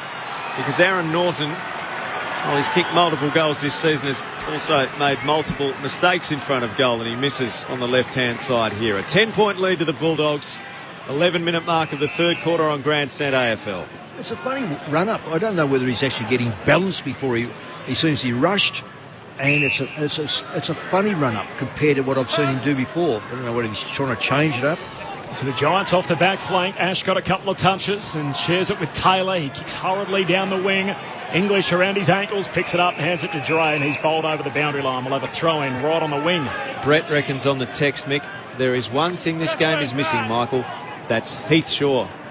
Well, there you go. Yeah, I'm sure Heath would agree with that. Now, Harley from Ongerup says, fellas, rip a call tonight. First game of footy in 7 years tomorrow. Wish me luck. Listening to the footy, seeding away up the Boxwood Bombers, says Harley. We need to know more, Harley. You're playing, you're going, what's happening? Thanks for the text. For the boundary throw in, Taranto sockers it back in the middle of the ground. Heavy tackle. Josh Kelly wraps up Caleb Daniel. We'll have a ball up half forward for the Giants. Josh Kelly still hasn't had a touch this quarter. He's had a really quiet game. They need him firing. He's the class in the middle. Flynn slips over. Steph Martin grabs it out the ruck, then tackled by Flynn. Hand pass down the wing, chopped off. Tom Green, hand pass away to Taranto. Giants back down to half forward. Toby Green turns Dale inside out. Centering pass away to Hopper. Touched on the way through. Back to Toby Green by hand. He snaps. Wrong side of the post. He misses to the near side. Pretty hot, quick footy by the Giants. 5-7 to 6-10, so Bulldogs lead cut to 9, 12 minutes played in the third. Top 10 players in the competition, top 5. I'm talking about Toby Green here. As of right now. Right now, he is just an absolute cracker. Crozier's marked the kick in, he goes to the wing. Bontempelli in the pack couldn't mark it. At ground level, Taranto farmed it out the back to Perryman of the Giants. His left foot kick goes to the flank. Oh, that's tunnelling, surely. Should have been a free kick to Crozier against Daniels. Dogs come up with it anyway. Wood goes back to the wing. Bontempelli involved in the marking contest at the back. Martin came across the front, knocked it out of play. The boundary throw in. I'm trying to mount an argument against you, Mick, and I'm struggling. Yeah. I mean, Dusty, obviously, Bonds, these types of players, Nat Five, but... I'd rather him than Fife. I'd take Green every day than Fife. For the boundary throw in, Martin pushes it back towards the boundary line. Hopper, first one there for the Giants. Hurried kick along the boundary line, tumbles a kick down the wing. Kind bounce for Alex Keith, collects for the Dogs. Hand pass back into dispute. Green and Daniel. Daniel has a win in the one-on-one. Feeds it back to Dale, high up and under, back down the commentary wing. Finlayson flies, had a fair piece of it, can't complete the mark. Sits for Taranto at the back. Hand pass to Perryman, out to Iden. He gives it to Kelly in front of the bench. Kelly to half forward. Cordy was at the back. That sat in the air for him to belt it over the boundary line. 45 metres from the Giants goal down at the pool end. 6:10:46 plays 5:7:37, a 9-point lead to the Dogs at the 13-minute mark. Dangerfield or Greenlingy? Dangerfield's injured at the moment, Alistair. Okay. Both fit and firing. The boundary throw-ins occurred. I can't comment. Yes. Get off the picket, Slingy, from the stoppage. Trelaw's dragged down, I thought, without the ball. The umpire deemed he didn't dispose of it legally, and Finlayson gets the free kick. He won't let Lingy off the hook that easily, don't worry. So a free kick here to the Giants. Finlayson will be within range, about 52 metres from goal. They've had an ordinary night, the umpires. Give it, without bagging them, they've had a very ordinary night. Hate to hear you bag him. Finlayson on approach from left half forward. His kick is left all the way. Distance never a query. Accuracy was. So eating into the margin, the Giants with a couple of behinds, but an Ed goals. Margin 8 points at the 14-minute mark of the third. They're forcing the Dogs wide, and they're not scared at all of that boundary. They punch that ball to the boundary. They're not worried about marking it. They just want another stoppage. Johannesson from the kick out again, long up to the wing. Bruce tackles Josh Kelly, who's caught. So we'll have a ball up here. Harley's pulling on the boots tomorrow. First time in 7 years. Oh, good luck, Harley. Yeah, on Get you, those mate. hammies warmed up. Fantastic. Ball up between wing and half forward. Steph Martin wins it down. Hunter was tackled, wanted a free kick. None forthcoming for holding the ball. Brent Daniels through traffic. Look away, hand pass straight to Smith to the Bulldogs. Kicks quickly inside an open forward 50. Norton one-on-one with Taylor. Taylor back, wins it. Trips over, caught by Norton. Umpire says no prior. We'll have a ball up here. 25 out from the Bulldogs' goal. 8-point lead for the Bulldogs. 15 played in the third. So here's another chance for the Bulldogs. English and Finlayson. Knocked down, taken by Halloran. He's caught, dispossessed. Picked up in the pack. Clearing kick from Tom Green. Goes towards the wing for the Giants. Toby Green is there. Punched away by Crozier. Roved by Green. With great evasion, he gets away from Crozier. And then he goes with a short kick towards half forward.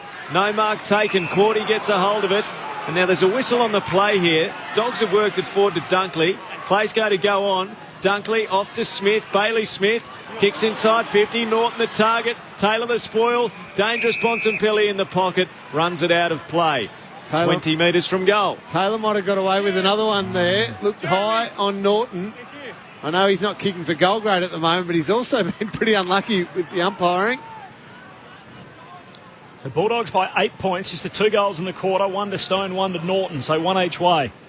It's been at 8 points for a lot of the night from the boundary throw-in. Finlayson went to volley it out of mid-air, had second thoughts. Soccer from O'Halloran went straight to Daniel, centre half forward for the Bulldogs. Hand pass to Liberatore, high up and under, back to the hot spot. Daniel wins it again, hands it to Smith. His kick smothered by Kelly.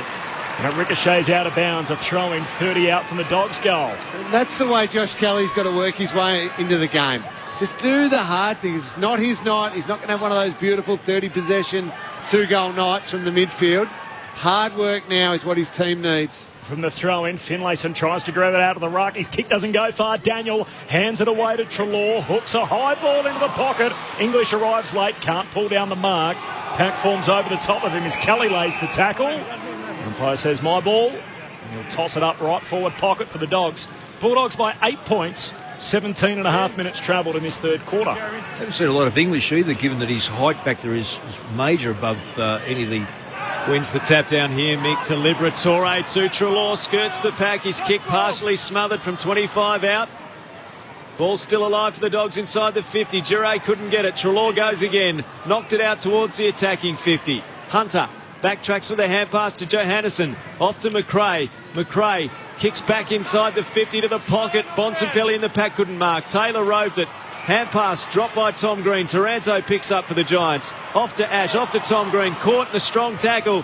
He loses it and Hunter's kick turned over. Marked by Taylor in the right back pocket for the Giants. Taylor to Buckley, Mark's left back pocket. So 18 travelled in this third quarter. Last goal came at the 6-minute mark. It's a dangerous pass short to Isaac Cumming. Marks and a short kick in the defensive arc. They're 18th in the competition. GWS for marks taken, so this hasn't been their MO throughout the year, but Short kicking game here in their defensive 50. Coming short to Kelly, and then Kelly the long ball to the wing, a contest kick. English, the bigger man, floats through and takes the juggled mark in front of the interchange. He was sitting back there for 10 seconds, and so obvious that that long kick was not the play on that occasion, and they must have had numbers somewhere else. They had to identify it. English short to Libba. Libba hits up Norton on the searching lead. Takes the mark, plays on, uses the umpire as a shepherd. His kick was touched on the way through. Reaches Bontempelli. His kick smothered. Ricochets back into the corridor. McRae, head over the top of it, wins it. Hand pass out to Bontempelli at half forward. He gives it to Smith. Hooks his kick goalward. And the snap's marked right on the behind line by Cumming. Dangerous kick out of the fence. No mark taken. O'Halloran. Hunter a chance for the Dogs. Hand pass to Treloar. 55 out off to Johannesson. He feeds the hand pass to McRae, who's got to look at them. A deadly left leg, but he misses on the left-hand side from 40 out. Another behind. And that's 4 in a row in the contest. And the margin the Dogs' way is back to 9 points, approaching the 20-minute mark of the third.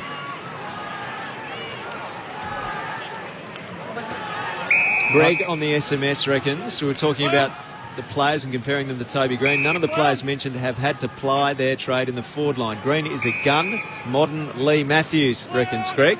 Thanks for your input, Greg. You can see where you're going. Still short possession game in the back half for the Giants, and Ash trying to switch to Iden. Dangerous ball. Caleb Daniel got a hand on it. Spills down to Josh Kelly, though. The Giants off half back here. Hand pass to Keefe. His hand pass almost cut out. Reaches Ward eventually. Still on the half-back line. Iden lays it back by hand to Cumming. Of his non-preferred right boot, goes long down the wing, and Alex Keefe out-muscles Himmelberg to take the mark on the wing. I don't like Himmelberg bagging his teammates regularly. It's just not a once-off thing. He does it so often because he wants the perfect kick. Well, you know, if you want the perfect kick, get in the right position for a start-off. No, agree completely. I do agree that Toby Green's a gun, but if anyone's going to compare to the modern-day Lee Matthews, I've got to give that to Dustin for now. Toby has got it in him, though. He's got that sort of run in him. He could go on a 3 or 4 year run like Dusty has over the last 3 or 4 years. Well, he started as a high possession winning midfielder, Toby Green, before coming that dangerous medium forward. I don't know if his fitness is good enough to play a lot of time in the middle, but it'd be great for them, being the Giants, to actually use him in there 5 or 6 minutes a quarter. Dogs playing an uncontested game of just set about 7 or 8 short kicks that have hit the target. Now the ball inside the 50 that's partially smothered. Liberatore strong, but his hand pass no good. Taken by Stone in the middle of the ground. A hand pass away. Ash on defensive 50 for the Giants. Goes high with his kick towards the Hill wing. Hill playing in front, dropped an easy mark. O'Halloran overruns it. Johannesson paddles it out. Stone and Treloar. Treloar goes through, wins it. Hand pass to McRae. And he calmly slots it out wide to Crozier. Crozier centre wing out of side. Bulldogs 6:11:47.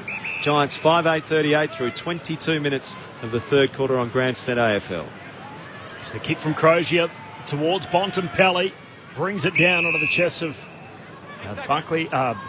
Scott is wrapped up straight away, and a ball up between wing and half forward for the Dogs. I wonder which Giants player would be selfless enough to play the Kane Lambert role, who allows Dusty to do all his magnificent things. I don't know if the Giants have bought into understanding that if you all play the little different parts of the game that you need to play, you can all shine off the back of that. I haven't quite captured it. English won it down. Hopper had a couple of touches sharing it with Tom Green before kicking it out on the full. So now Jack McRae on the wing to put it inside the forward 50 for the Dogs. Scott competes in the air, spills down front and centre to Libba, shoots a hand pass away towards Treloar. He knocks it to Bontempelli's advantage with a throw against Treloar. So he was pinged right in front of the umpire. Free kick for Xavier O'Halloran, right half back for the Giants. A 9-point lead for the Bulldogs, time on third quarter. O'Halloran goes short to centre half back and finds Ash. Buckley screaming for it on the half back flank. He's ignored. It's a lateral pass. Chip kick to Iden. He goes out to left half back now, and Taylor switches.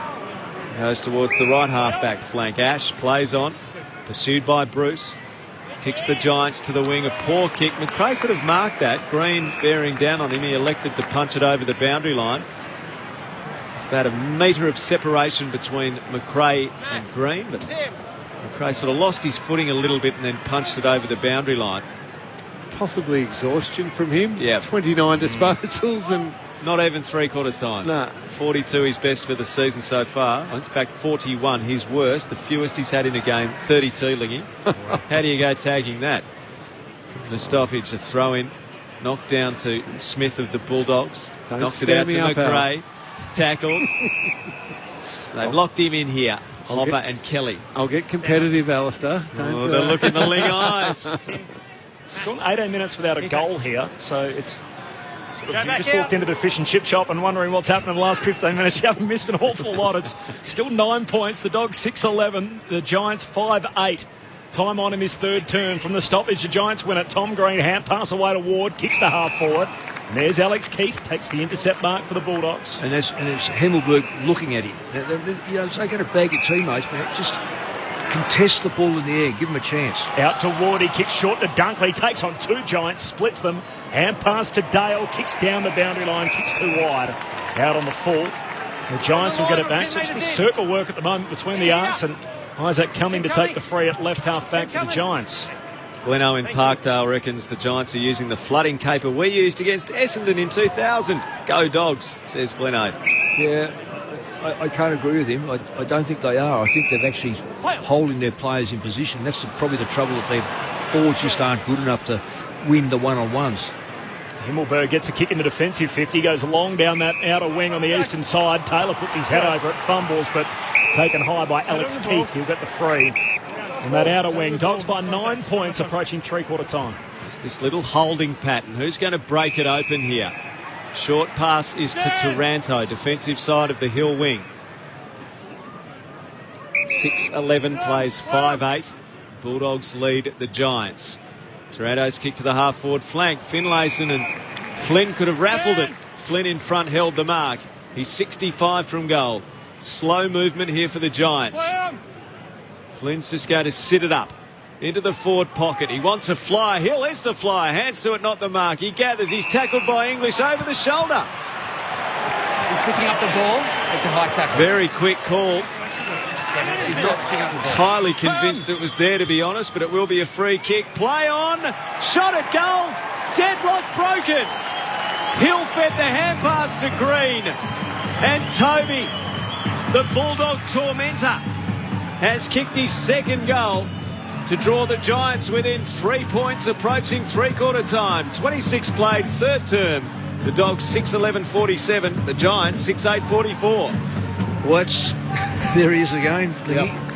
That's his third goal, by the way. And the fact is that the teammates feel so comfortable about creating something and get that ball in there quick enough. Now, the Dogs had all their numbers there, but this is again gets down to this thing about, have they got a good enough extra tall to either mark that, spoil that, or smash the hell out of that? And this is going to be their constant, I reckon, between now and the end of the year. And just watching the replay of Toby Green ending up with that was him wanting the ball, wanting the responsibility, and a lot of Dogs players going to sleep just watching. One in each quarter for Toby, back to a three-point game. Callum Ward was dumped in fact, he dumped Bontempelli after getting rid of the footy, so holding the man and a free kick to the Bont alongside the centre circles. And the Dogs answer back and just keep it beyond the goal, the margin, as they've sort of held the Giants at bay for much of the night. Here's McRae, just skids a kick down to half forward after taking the Bontempelli kick. Liberatore looks inside the forward 50 from half forward. It's offhand, spills down to O'Halloran, just hurriedly grubbers a kick out to the broadcast wing. Bobby Hill leading Cordy in the chase with a footy. Hill just paddles it out in front of him, then tries to soccer it away from Alex Keefe. In the end, he picks it up and Keefe helps him over the boundary line. So a throw in between wing and half forward for the Giants. They've now kicked the last two in the game after falling behind by 15 points earlier in this third term. They've now travelled 28 minutes in the third, Dogs by 3. In it spins. On the broadcast side, Martin, outstretched hand, didn't really get much to it. Scott goes through for the Dogs, tackled by Taranto, got a hand pass out, comes to Dale, slickest of hand passes away to Jure. Kicks the Bulldogs to the edge of 50. McNeil, he dropped what he should have taken back with a flight. Now he's confronted by Himmelberg. Tackle dispossessed, holding the ball. Play onto advantage for the Giants. coming to Hopper. Hopper to the wing. Green marks. Giants growing in confidence.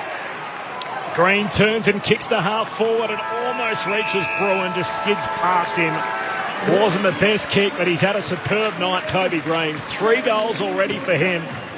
GWS within 3 points as we turn for home. They win the quarter, which was lacklustre for large parts, and yet they kicked 2 goals to 1, and after trailing by 8 points at quarter time and half time, they're within 3 at 3/4 time. The Western Bulldogs 6-11-47. GWS 6-8-44. The goal kickers, Al, first of all for the Western Bulldogs, 2 for Bruce, and then singles to Hunter, Liberatore, McNeil and Norton. While for GWS, Toby Green has 3, and then singles for Taranto, Stone and Himmelberg. 3-point game at 3/4 time. Well, it's quite amazing, Lingy, that this the third quarter is the quarter that the Giants have actually had more possessions, but gone inside less. It's just incredible when you look at the rest of the game. The Dogs have just dominated the ball, but gone inside less. And this is a case. This is a real case of the last 5 players of the Giants really wouldn't get a game in 10 sides. So, but they're hanging in there, having a crack against a side that I reckon have got very, very lazy. Real lazy. This could be quite the win for the Giants if they could pull it off. They're only 3 points down at 3/4 time, 6-11-47 to 6-8-44. More from Mick Malthouse and Cameron Ling in a moment on Grandstand AFL. Open your ears to the world with the ABC Listen app. Join Miff Warhurst and Zan Rowe for Bang On as they unpack the week in music, art and culture. This article broke me this week. Where was the editor in this?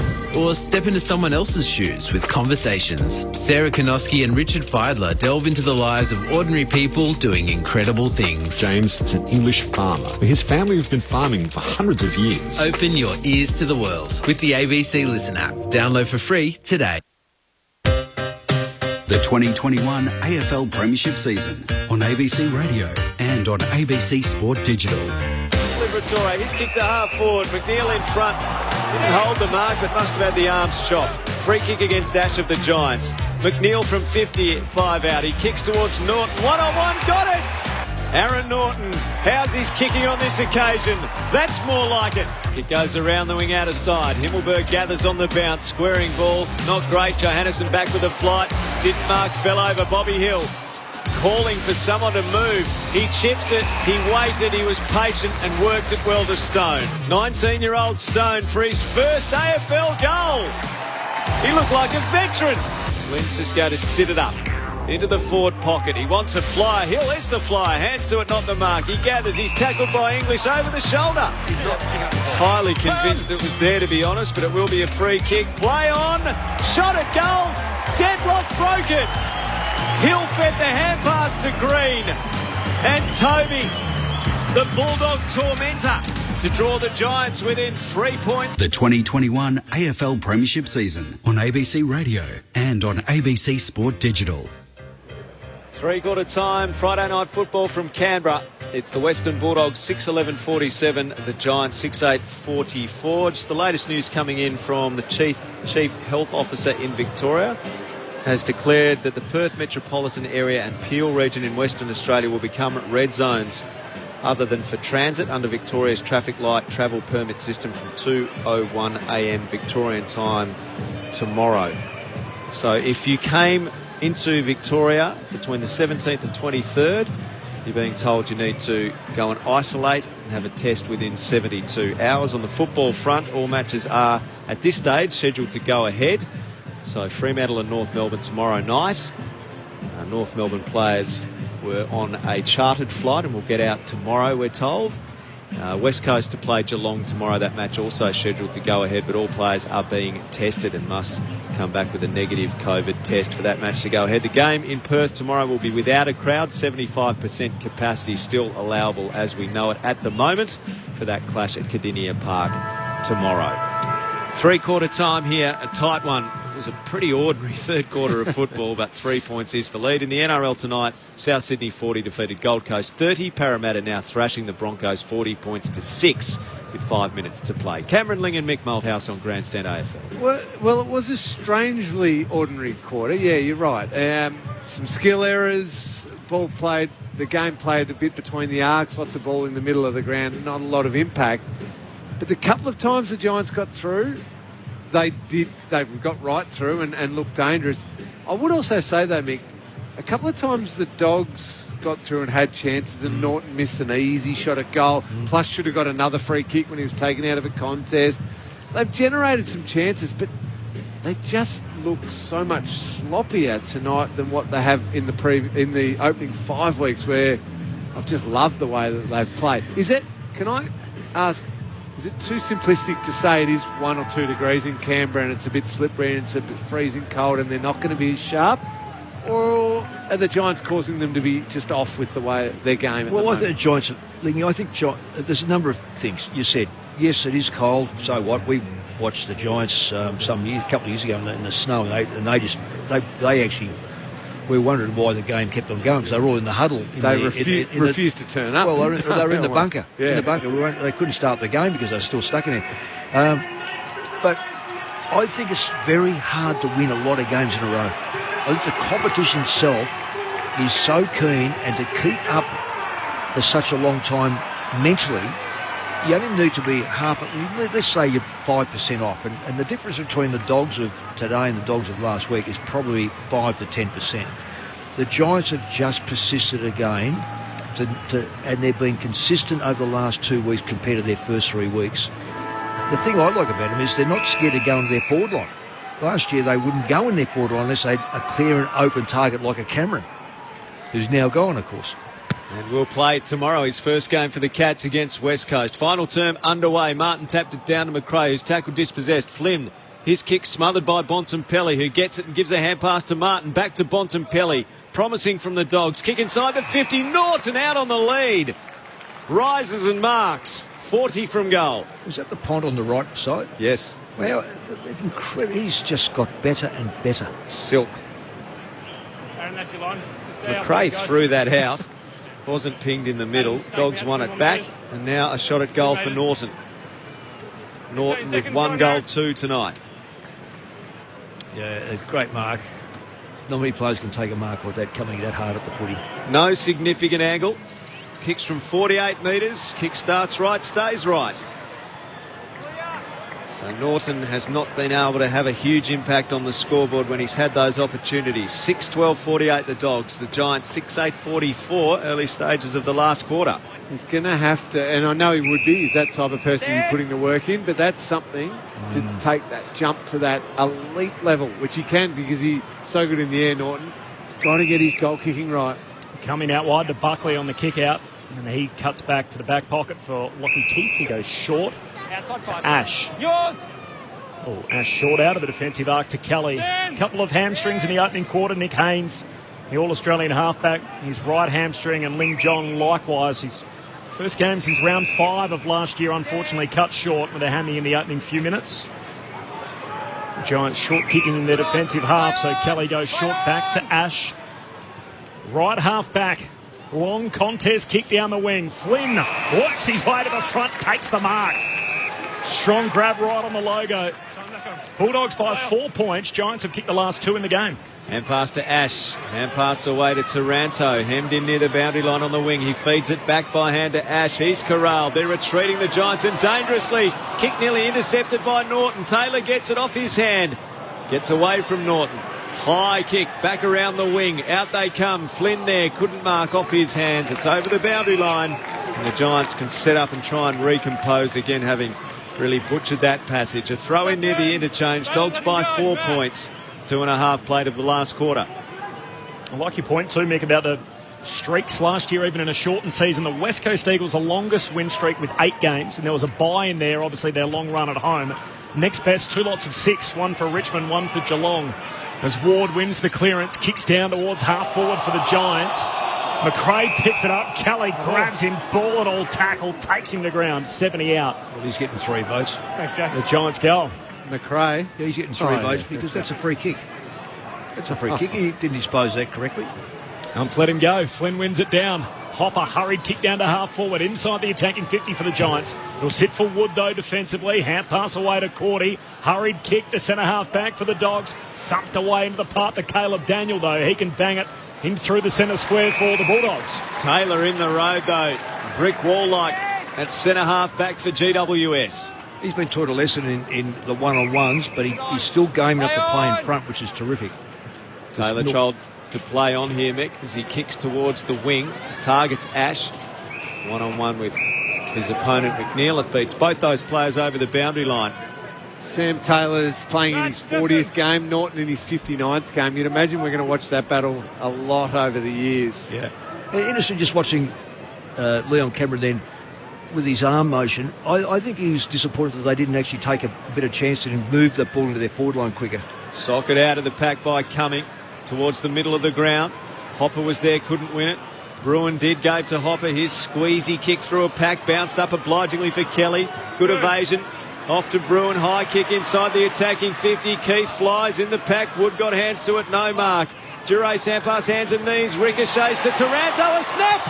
He's got it, no! A bouncing ball just missed on the right-hand side. It was oh so close for the Giants. They're back within 3 points. We've seen they don't mind a close finish, the Giants. This one could be going down to the wire as well. 4-minute mark of the final term. Bulldogs hold the lead. That off spinner would have beaten me, Lingy.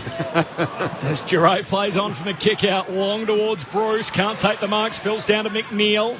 Got the hand pass from Scott, hands it back to Dunkley along the boundary line. Bontempelli rides the bump, gives it back to McNeil, kicks to half forward. And there's Baz Lenker, Bailey Smith who takes the mark. Hand pass inside to McRae, kicks inside 50. Taylor getting back. He was in front and just crashing into his back was Bruce, giving away the free kick. Sam Taylor to take it in the defensive arm. I was just reading up about that illness that he did have last year. Septic arthritis, a bacterial infection. Felt like his whole body was just destroying itself. So it's hard to come back from that. Yeah, lost 10 kilos, and he's not a guy that's got 10 to lose. He's not the biggest built young guy as the Giants threw Perryman off half-back.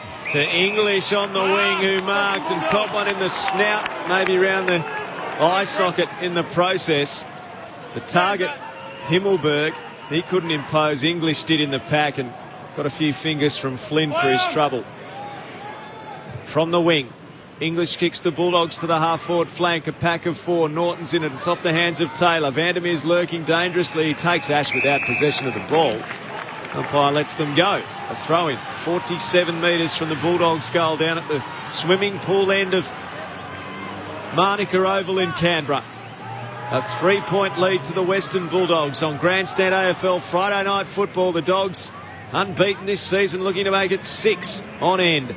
Knocked down by Flynn, off to Daniels, gave to Taranto, kicks into the middle of the ground. Wood there, knocked away by Himmelberg, who gathers, fends, throws it on the boot towards half forward. High up and under, Toby Green underneath it, but Crozier front on, jumps straight onto Green's chest and takes a hanger. Yeah, great mark. Eyes on the ball. Good player, Crozier. The Dogs really missed him when he was out for those 3 or 4 weeks. I know they won the games, but his driving left foot kicks off that half-back line. Great aerialist as well. He had a Mark of the Year contender a couple of years ago as he goes short to Giroux. Long ball down the wing. From the back, Norton takes it straight out of Steph Martin's hands. Plays on immediately. 60 out, half forward, kicks it straight into Ash. Ricochets, fortunately for the Dogs. Dunkley to Vandermeer. Short kick. Johannesson takes the mark. He's 20 metres out, just right of centre. Can have a ping to put the Dogs 9 clear. Fantastic contested grab by Aaron Norton. He's called three deep. Stephen Martin was wondering where it went. Houdini, the ball just disappeared. Interesting year for Jason Johannesson. Left out in round 1. Works his way back into the team. We've seen him deep at both ends of the ground tonight. He skips in. His set shot is good and a bit of breathing room for the Dogs. They're out by 9. 7.5 travelled in this final term. The Western Bulldogs 7-12-54, GWS 6-9-45. Mick Malthouse and Cameron Ling. Yeah, it's funny, isn't it, Corbs? When you think of him at his best in the premiership year and the Norman Smith, just that run and bounce off half-back was such a weapon for the Western Bulldogs. And then just fell out of favour, tried to play as a forward and a pressure forward, and Caleb Daniel basically jumped into that role. Yeah. And is better by foot, more creative by foot, and clearly the Bulldogs coaching staff must think also a better defender when caught one-on-one, because that can be the only reason. So Johannesson's just struggling to find that role that suited him so perfectly 4 or 5 years ago. He's fighting hard to keep his career at the Dogs. Clubs don't sit on their hands though, Lee. You work through what's his weakest point, one-on-one. Callan Ward out of the middle of the ground, tackled by Martin. A soccer by Taranto for the Giants. Out towards the AFL logo. Hunter picks it up. O'Halloran on his hammer. Tackled him. Got a hand pass away to Dunkley. Dunkley to Bontempelli. Feeds it forward to Daniel. Daniel sweeping hand pass away. Vandermeer 55 from goal. Deep entry for the Dogs. Bruce the target perhaps. Keith there as well. And it's knocked out of play next to the left behind post. But Jason Johannesson, after the premiership, that opposition really went to him when he was playing that half-back role. He was tagged regularly and didn't found that very difficult. Couldn't find space, couldn't get his run going. Deep forward for the Dogs. Boundary throw in. Flynn just whacks it back into the corridor. And the hit out spills down to Brent Daniels. He was taken into tackle, got a hand pass away. Johannesson lays a tackle on Tom Green. Kicked back inboard by Taranto. Centre half back for the Giants. They're going to work it out. Ash by hand away to Ward. He gives it to O'Halloran. Sweeping hand pass out the wing. Toby Green waited for it. Lays the tackle on Hunter. The tackle stuck a little too long. Sitting in the back of Lockie Hunter and gives away the free kick. The local Giants supporters aren't overly happy with that. Hunter's free. Goes short to McRae, who marks between wing and half forward. Dogs by 9. McRae goes inside the 50, off the hands of Buckley. Dunkley in the pocket, off to Bontempelli. Jams it on his left boot. Squaring ball, Johannesson almost marked. Perryman's clearing ball. Duray attacked it, knocked it to the advantage of Taranto though. The Giants come out. Off to Daniel, off to Ward. His clearing kick, intercepted by Bailey Smith. On the bounce, he flicks it up. Cordy goes short around the boundary line. And Hunter has marked, attacking side of the broadcast wing. He comes infield to Daniel. So the All-Australian Caleb Daniel looks inside the forward 50, looks very wide. Hits up Smith, who takes the mark. He can run around late here, though, and really open the goals up. He knew it as soon as he marked that. He said, don't panic. If something opens up, he'll use it short. But he knows he can use that stationary man on the mark to his advantage from here. He's at left half forward. Seen the players use this to their advantage, as Lingy touched on. So when you stand the mark rule, told to go now. Opens up the angle. It's a neat drop punt. It's got good distance. Left a little too much to do late. And misses to the near side. So behind to Bailey Smith. Western Bulldogs 7-13. GWS 6-9. Dogs by 10. 11 played in the last. Perryman brings it into Iden in the right back pocket. It's living there a bit, though, isn't it? The last 5 minutes in that Bulldogs forward line. Giants finding it harder to move it. They've got to be brave now with their ball use. That's not it. Dangerous kick. Ash out of defence. Knocked down by Norton. Bruce knocks it out to McNeil. Tackled by Iden. Just got the hands cleared. A hand pass away. Buckley and Johannesson. Johannesson almost dived at the legs there. Ball rumbles out of play. Right half forward on the attacking 50 for the Dogs. Yeah, the Giants have got a couple of blokes on the back line who they get very nervous with the football in hand. Item's one who just doesn't look forward. He looks sideways every time and doesn't want to use the ball long. A boundary throw in. Dogs pressing, leading by 10 points through 12 minutes of the last quarter. Maybe Flynn the tap down. Treloar though got it. Flicked it out the back. High kick, Dunkley. Bruce rises early. No mark. Hunter roves. Hand pass over his shoulder to Bontempelli. Doesn't need much time and space to execute perfectly. Bontempelli snaps it through from 30 metres out. And the Dogs have breathing space. The biggest lead of the game, 16 points through 12 minutes of the final quarter. The Bulldogs 8-13-61 lead the Giants 6-9-45 on Grandstand AFL. just felt inevitable, Mick. The way the ball was in there, Giants unable to move it at all. The odd time that they have won it back, and a lot of just dumping it onto the boot and hoping it's going to end up in a teammate's hands. And took the class of Marcus Bontempelli under pressure to snap a nice goal to finish it off. They're fighting hard, the Giants, but weight of numbers and momentum and just territory is counting now against the Giants. Yeah, it's, as you say, it's certainly not lack of effort, which we've seen with the Giants before. So it's now the class that's coming out. 2 unanswered goals to start the final term with the game on the line. Dogs by 16. English palms it down. Liberatore races away with it. Hands it to Dunkley. Out wide to Adam Treloar. On the run. Settles from 48. And pops it through on the run. A special out of the middle for the Western Bulldogs. His dominant clearance team with a trademark goal out the middle and Adam Treloar on the end of it. Dogs now by 22 points. 9-13-67. GWS 6-9-45. 14 played final term. That's what good teams do, don't they, Mick? Yep. When they get it and they know they've got the game, and it's taken a while. It's a different way for them to win tonight. When they've got it, they just go bang, bang, bang. Game over. Game over. And just intimidate on the scoreboard as well as physically in the way they pressure and play. Can I also say that remarkably in the stand, I saw a young bloke cheer, threw both hands in the air and applauded that Treloar goal wearing a Collingwood jumper. You're watching it. So I'm not too sure other Collingwood people would be seeing the same way. That's a die-hard Collingwood fan who's not given up on Treloar by the looks of it. Out of the middle, Hopper gets the Giants going forward. The back of the pack, Wood, kick smothered, Green a chance, falls over, tackled by Crozier, hand pass out. Bruin's got it, gets some space, through the traffic, snaps over his shoulder and misses. Misses on the left-hand side from 30 metres out. They need to go through all of them now for the Giants. The margin is 21 points through 15 minutes of the last. Kicked 3 goals in 6 minutes, the Western Bulldogs. Stand. And the Dogs out of the defensive arc. Dale to Treloar. It was 21 points last week for the Giants. Yes. They overcame that margin against the Swans in the last. Midway through this final term as he straightens back up, Treloar to Dale. Bailey Dale at right half back. Kicks down the wing. Norton the target. Shoved out of the way by Taylor.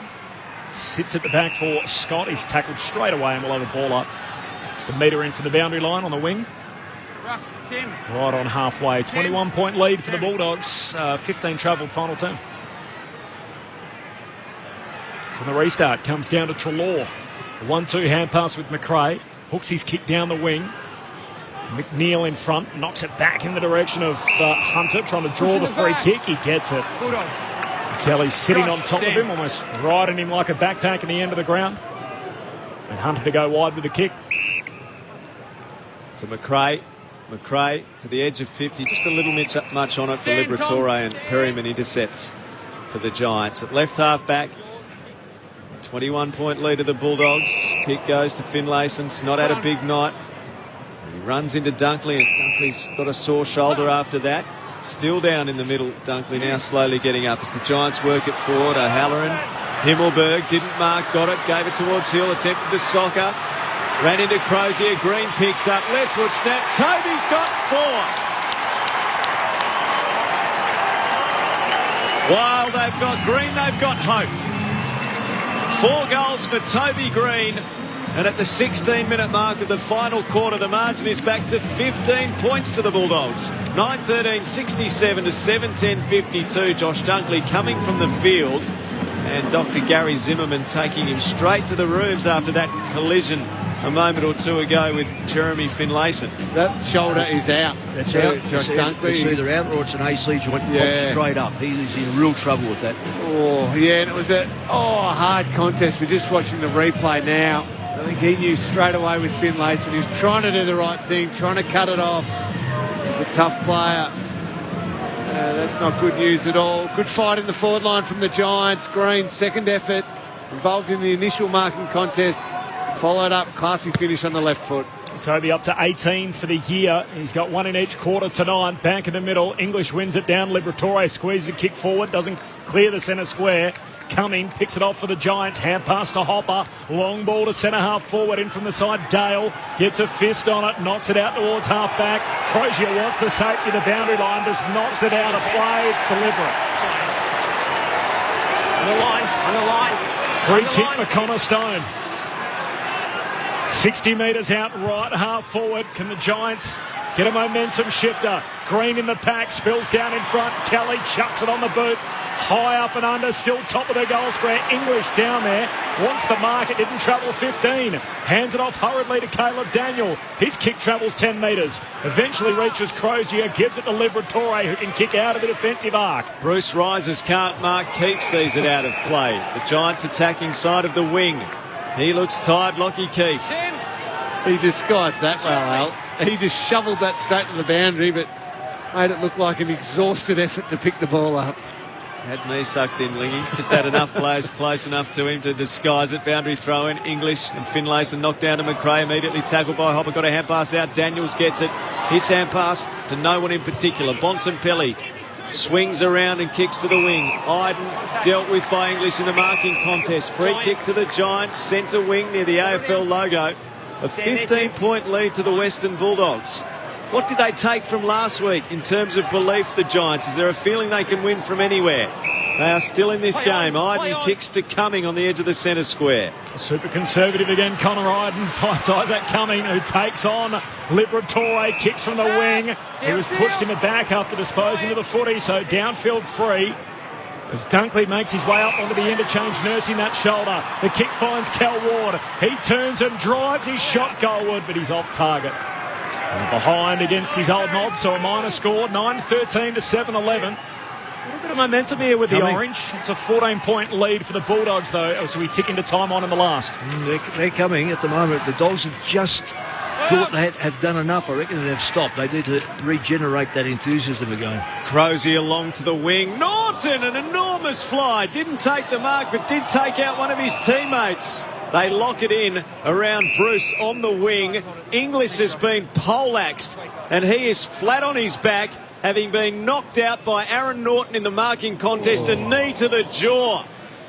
And he was out before he hit the ground. That's a brutal hit. Friendly fire. And another casualty for the Western Bulldogs. English won't be playing against Richmond. No, that's for certain. You've got to be checking that jaw too. I mean, it might be a knockout. It could well be. That's a knee to the jaw. It's good to see that Dunkley's up anyway. Force of that. I mean, that could knock down the walls of a city. That is high in the air. We actually spoke to Aaron Norton on Grandstand AFL last week. He lives with Tim English, so these two are roommates, and that's... Well, he pinched his toast this morning. Oh, that's a very unfortunate way for his night to end. His lights are out, Tim English. And Norton, you just feel it. You know, you'd feel horrible knowing what you've done. Now, Norton is doing exactly what he's supposed to do. Launch himself at the footy and try and take the marks that he's supposed to fly for. But he would feel terrible about doing that. Tim English up on his feet with the club doctors walking off, but looking very, very uncomfortable and in a bad way. He was knocked out as soon as he got hit. So the eyes rolled back there. Ramifications for the Western Bulldogs out of this game. So Lin Jong done with the hamstring injury. Josh Dunkley, we suspect his shoulder popped out. They've been able to put it back in. And now Tim English, under the 12-day concussion protocol, is no chance to play on Friday night against Richmond. And that's a significant out given the influence he's had in games this season. Perhaps not so much tonight, Mick and Lingy, but across the course of the season so far he's been excellent. Well, it just puts another bit of strain on the Richmond defence, who are, not overly tall. Bolter is, but outside of that. 14-point lead to the Bulldogs then. Play has restarted. We're at the 22-minute mark of what will be a very long last quarter. Didn't have a long injury list leading into the night. Gardner, Bailey Williams, McLean and Richards, the four on there for The Dogs, they picked up arguably 3 tonight. From the stoppage, they win it again. So Dale, hand pass away to McRae. Another disposal as he kicks inside the forward 50, beats everyone in the pack. Back door picked up by Cumming. Hand pass for the Giants away to Buckley. Shoots it off quickly to Perryman, who fumbles. Invites Scott back in. Pack forms around Ash. Gives it to Buckley. His kick smothered. Great pressure. Johannesson spills out the way of the Dogs. They roll into the open goal, and Lockie McNeil is able to pop it through to put the Dogs 20 clear. 23 minutes played in this final term. McNeil with his second. The Dogs will be hard to catch from here. And unfortunately, it's a ruthless game, AFL football. You fumble deep in your defensive 50 and you're cooked. And it was Harry Perryman, who's usually quite clean with his ball handling at ground level. When they were fighting to get out, just try and create a rebound from their back line. The fumble came and the Dogs pounced on it straight away. It was only little, but you do that and you're cooked. And nice finish by McNeil, who's taken his chances since he came on early on as a sub when Lin Jong went off with that hamstring injury. Nice play. So back out to 20. That's good breathing space at this stage of the game. Martin, the tap down for the Western Bulldogs, goes after his own ball. Off to Bailey Smith. Off to McRae. Hand pass to Dale at centre half back. He's bumped as he kicks towards the wing. Scott didn't pick up. Belts it forward though. Bailey Smith kicks to the half forward flank. Bruce in a tussle of strength. He outpoints Buckley. He's 60 from goal. He wheels and goes. Kicks to full forward over the head of Norton. A bouncing ball in the goal square is ushered through by Kelly. So Jordan Sweet, who played for the Bulldogs last week. Yep. He played in the reserves last night. He's the tall timber to come in. He played well last week. Had a lot of depth, actually. A lot of good players in the NEFL, VFL, whatever they call it. Yep. Win over the Giants last night. A big win. Jamari Eagle-Hagen kicked 5. Cumming goes long, straight down the pipe. Taranto had it, lost it. Now there's going to be a pack as McNeil's wrapped up. Pat Lipinski looked an absolute cut above in that match last night. Keeps in and out of the side, though. Yeah. There's not real great faith in him to play at this level regularly at the moment. Ball up in the middle, Dogs by 21. Dunkley whacks it forward. Johannesson slick. Hand pass releases Liberatore, and that'll just about do us. Liver kicks one on the run. The Dogs are out by 27 points. It's a new game high. And the Doggies move to 11-14-80. GWS 7-11-53. A big final quarter showing for the Western Bulldogs, Lingy. I was about to jump in. The man who tapped that to Tom Liberatore was Josh Dunkley. So he's gone off with his shoulder out, had it put back in, and come back on the ground, tapped that, and the shoulders come straight out. Straight away. You can see the lump again then. Yep. He's gone back down to the rooms. Watch the replay here. That's Dunkley. Grabbed at his right shoulder. I know the game was maybe getting interesting, possibly, but I don't understand why you put him back on the ground with a dislocated shoulder that's been put back in. And Lingy, I've had a dislocated shoulder. And the thing about a dislocated shoulder is when it's at its extreme length, there's nothing's holding it because the ligaments are gone. When you hold your shoulder in closer, your muscles around you hold you. But once you're exposed like that, arm in the air, you're in trouble. And that's an operation, really. The Giants are in serious trouble. Dogs have got it forward again, holding on free kick, though, will allow some relief for the Giants. O'Halloran held without it. I'll just say, so Dunkley went back down, has had it re-put back in place, and now he's sitting on the bench, quite rightly. Hopefully he stays there for his own good. But obviously it's something that comes in and out pretty easily, and they seem quite confident putting it back in. O'Halloran to the middle, no Mark Martin, rove by Ward. Left foot kick towards the 50. Picked up by Kelly. Hand pass to Ward. Hand pass away. Hopper gets a look. Goes for goal. And puts it through. From 40 out on the run. Giants back within 21 points at the 26, nearly 27-minute mark of the last quarter. And we see Josh Dunkley with his arms behind his head, suggesting that this is normal. Very normal. Yeah, so he's sitting on the bench right now quite comfortable, resting with his hands behind his head. So the suggestion is that he has had this shoulder for some time, but inevitably it's going to come out in and out like this. You don't play. You've got to either get a screw in it, or you get the ligaments redone, or you're out for 3 or 4 months, time for the finals. Well, that's the question you pose, wouldn't it? So you, with that type of shoulder, you could play for the rest of the year, but you know that it could just go in and out, and that's no good for your future. You can't play overhead as comfortably, or you have an operation. Out of the middle they go again. Adam Treloar on the end of the tap from Steph Martin. Kicks inside 50. Norton flies. Can't complete the mark. Scott keeps it in front of him. Close to the behind post. Kicks it back inboard. Keith for the Giants. Down to Lockie Ash. Last line of defence. Sweeping hand pass. Missed O'Halloran. Smith there for the Dogs. Half forward against the boundary line. Smith turns O'Halloran inside out. Shakes the tackle from Ash. Kicks back to Bontempelli. Flies in the air. It slips through his hands. Iden top of the defensive goal square. Trying to fight Norton off for the footy. Kelly picks it up. Bont tackles him front on. And we'll have a ball up. Left forward pocket for the Dogs. And Xavier O'Halloran holding his left shoulder. War of attrition, isn't it? Yeah. So many players get injured these days. Taken out of the ruck by Martin. Hacks a kick across the face of goal from 20 metres out. It's bounced and gone out of play. So he's going to try and shake that off, Xavier O'Halloran. Just wringing out his left arm. He's in the attempted tackle on very strong Bailey Smith, who's a hard man to stop. That's a stinger he's got there, that's for sure. Martin taps it down 25 metres from goal. Bontempelli fights for it in the pocket, gathers, defensive hand pass, taken by Dure off to Bailey Smith, 47 from goal, hard on the boundary, squaring ball, Norton the target here, back at the back, Taylor nearly took it, roved by Crozier, his awkward kick, pops up in the air, knocked down, a clearing kick from O'Halloran, it'll be picked up by Wood, little fumble, goes again, gathers 45 out, feeds it to Liberatore, off to Bailey Dale, who deserves a goal the way he's playing, and he gets a goal.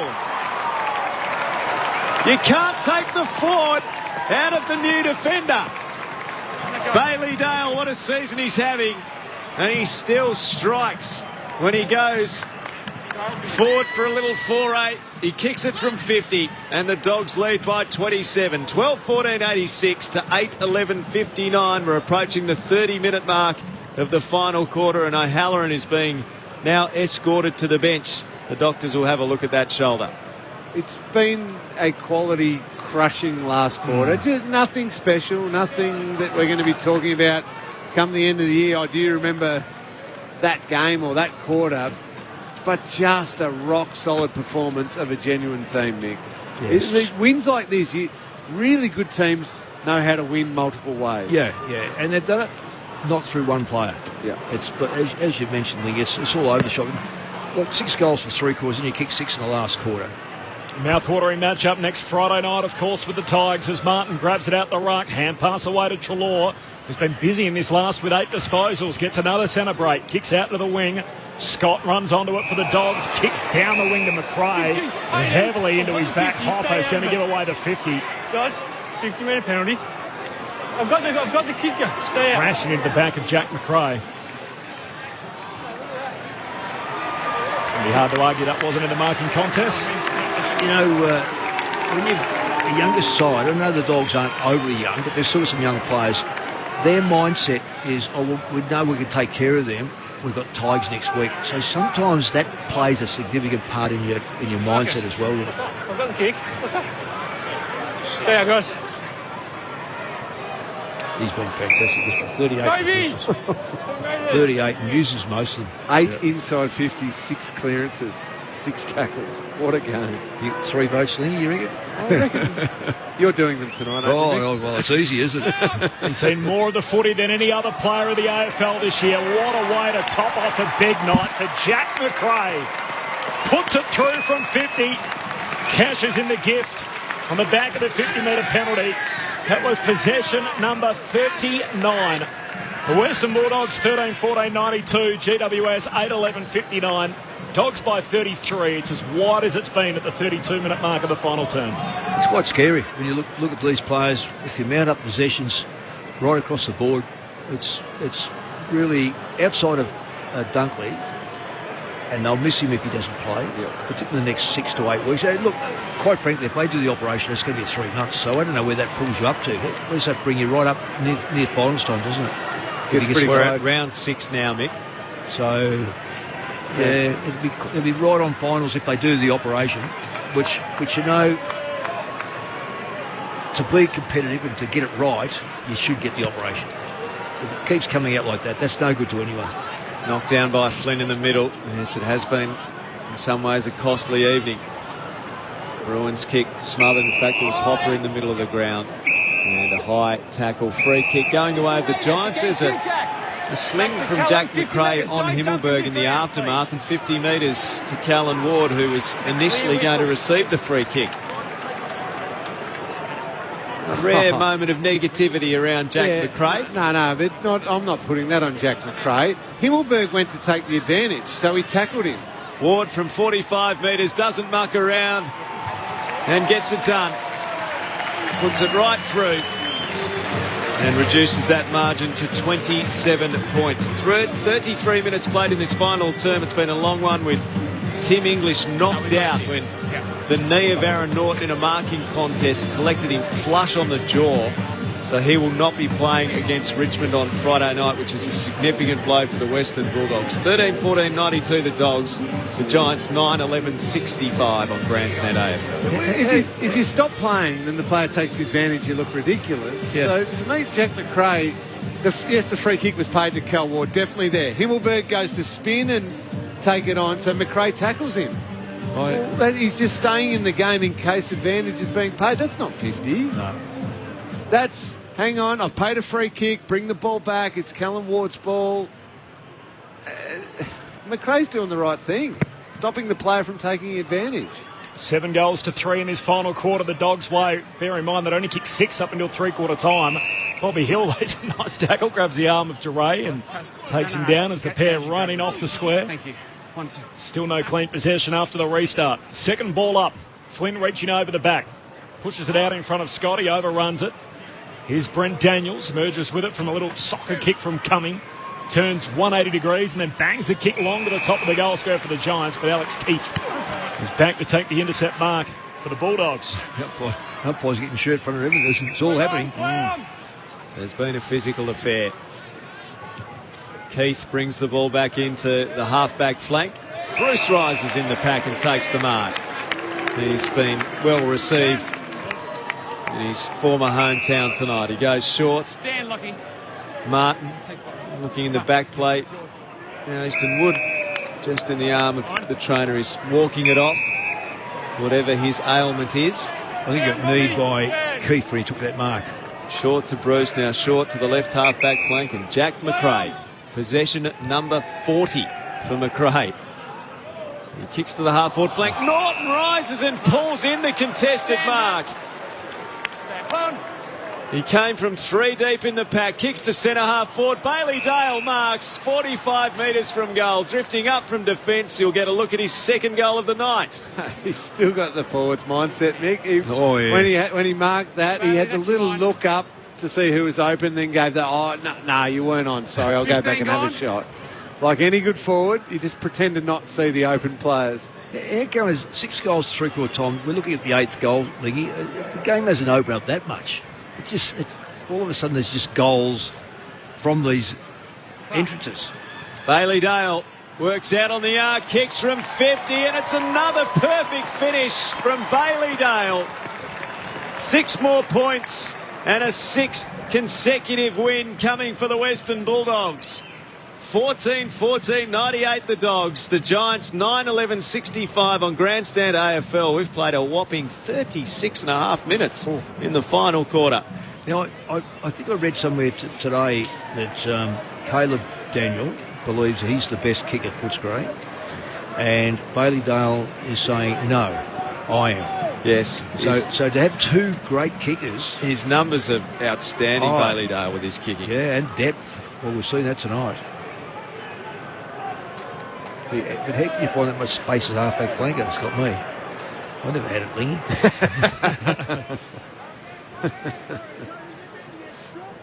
An eventful final term. Injuries to Dunkley and English knocked out.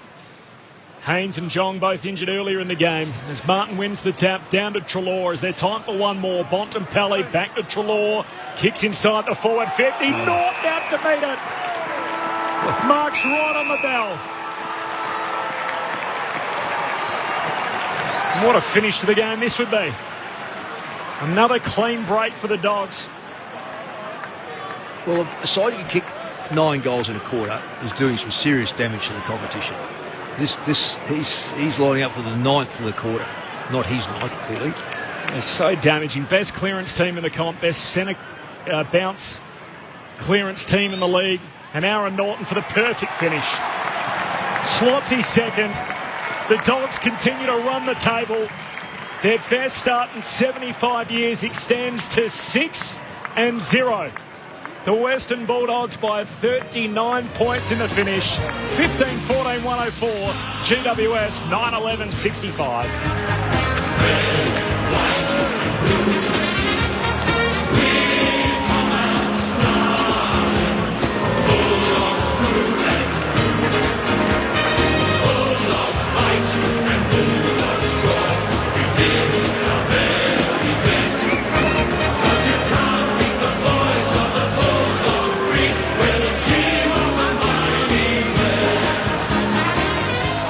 They were challenged heading into three-quarter time. The Giants kicked the last 2 of the third term to draw within 3 points.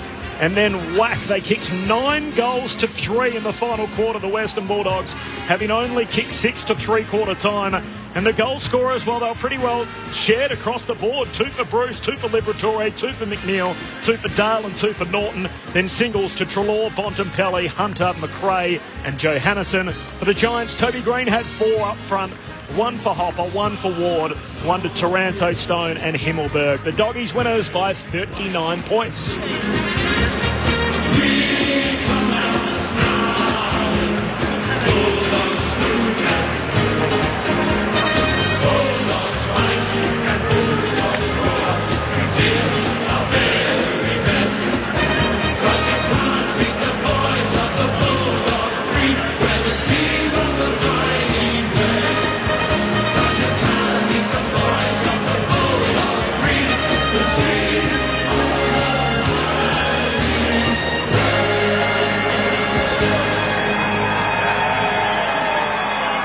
Even when it's workmanlike, it's still commanding for the Western Bulldogs in the finish. 15-14, 104 to 9-11-65. The Dogs by 39 points ahead of a Friday night clash. How appetising it is. The Dogs and Richmond to start round 7 in the AFL. We'll take you through tonight. It's a bit of a tale of the walking wounded, really. Josh Dunkley casting a bit of a disconsolate figure out there. Amid the celebrations of victory, you can see the realisation of injury and what effect it might have on his long-term playing future, or short-term at least, and perhaps, we hope not, long-term, depending on whether they opt for a surgical approach. Lin Jong, hamstring. Tim English knocked out in the final term in a marking contest. Would appear certain he won't be playing against Richmond. And for GWS, Nick Haynes, a hamstring injury in the first quarter for him as well. So there were quite a few casualties out of the battle tonight. The Dogs winners by 39 points. We'll get you into the Dogs' rooms. We'll get an interview as well before we're out in 25 minutes. First thoughts, though, go to Cameron Ling and Mick Malthouse on Grandstand AFL. A very, very wise man quoted to me just before the game. If it wasn't for Dustin Martin, the Western Bulldogs would be premiership favourites and the absolute best team in the competition. That very wise man was our producer, Roger Aldridge, of course, Alistair, but it's true. If it wasn't for the nagging thought of, well, you can never say Richmond because they have Dustin Martin, because they've done it before, because they're a brilliant team, the Bulldogs would be absolute favourites right now. They are playing unbelievably exhilarating football. They are playing hard and strong and workmanlike football. They can score, they can defend, they can win the contest, they can play open free football, they can pressure.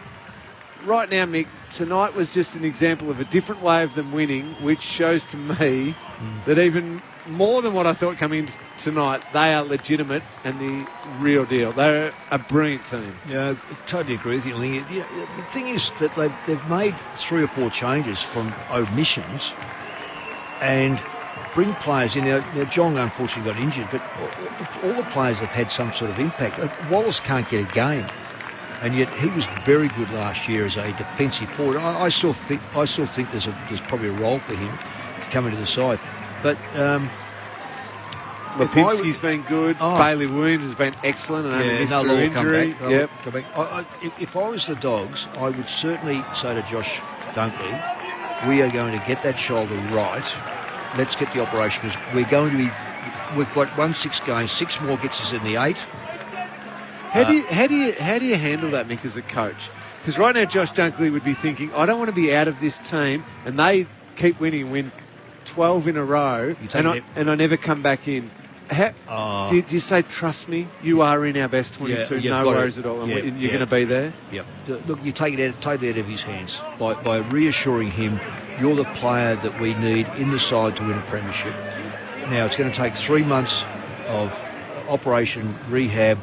So what's that go? That's May, June, July. You've still got a month or a little bit more than a month, perhaps. I'm not too sure now how long it takes these operations. But it's around about 3 months, maybe, let's say a little bit more. But it still gives him 2 or 3 weeks to tune up, hit the final. You know they're going to win the finals. You've already said it, Lingy, that they are a wonderful football side, and they've only got better because Martin's come into the side. We watched Treloar. The trademark of Treloar is run through, get a hand pass out of the centre, run through the centre, get to the 50-metre line, and just knock it over. And I think he had 8 or 9 with McRae up to quarter time. They were the ones that sort of kept the Dogs in line to win the game. English has got better because he's no longer the first ruck.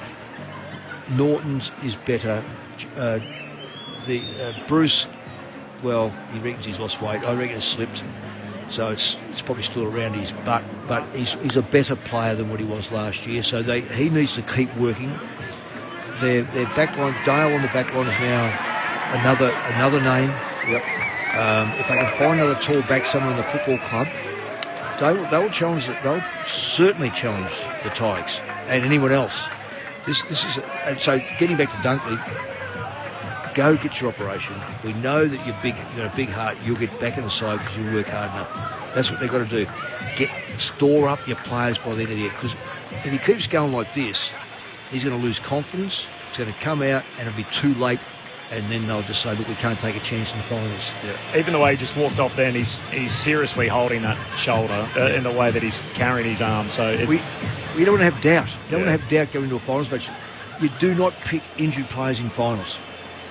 And that is just, I mean, it's just anyone who has comes undone. It's a brutal sport. It's hot. It's the temperature of the game is up. You've got to get players fit. So this is an opportunity for them to do that now. The Western Bulldogs winners by 39 points, 15-14, 104 to 9-11, 65. The Dogs kicking 9 goals 3 to 3 goals 3 in that final term after the margin had only been 3 points at three-quarter time. Toby Green doing his level best to keep the Giants in the game. He kicked the 4 goals for GWS. So we'll bring in the song in just a moment. Bulldogs will be happy with that victory, but as we say, it has come at a cost with several injuries. A lot of very good players. We mentioned earlier, though, in the VFL match last night, which was played at Bankstown, the Dogs were big winners by 12 goals or more in that contest. Jamari Ugle-Hagan kicked 5. It's probably still a little way away, but Buku Kamas looks a very good player in defence. He's 190 centimetres. Good intercept player. Cody Waitman had moments. Through the middle of the ground, Mitch Wallace had his moments as well, and Pat Lipinski was superb. So the other one is Riley West, who not only won a lot of the ball around the ground, but went forward and looked a very dangerous small target inside the 50 as well. So Blake Beveridge is like the good teams do, Mick and Lingy. He's blessed with depth, it would appear, at the moment. Go back and look at all the premiers over the last 10 years. Richmond, their VFL team was winning premierships. Yeah. The Box Hill Hawks were winning premierships. I remember back to my days at Geelong. Our Geelong VFL was winning premierships. Collingwood had outstanding VFL team.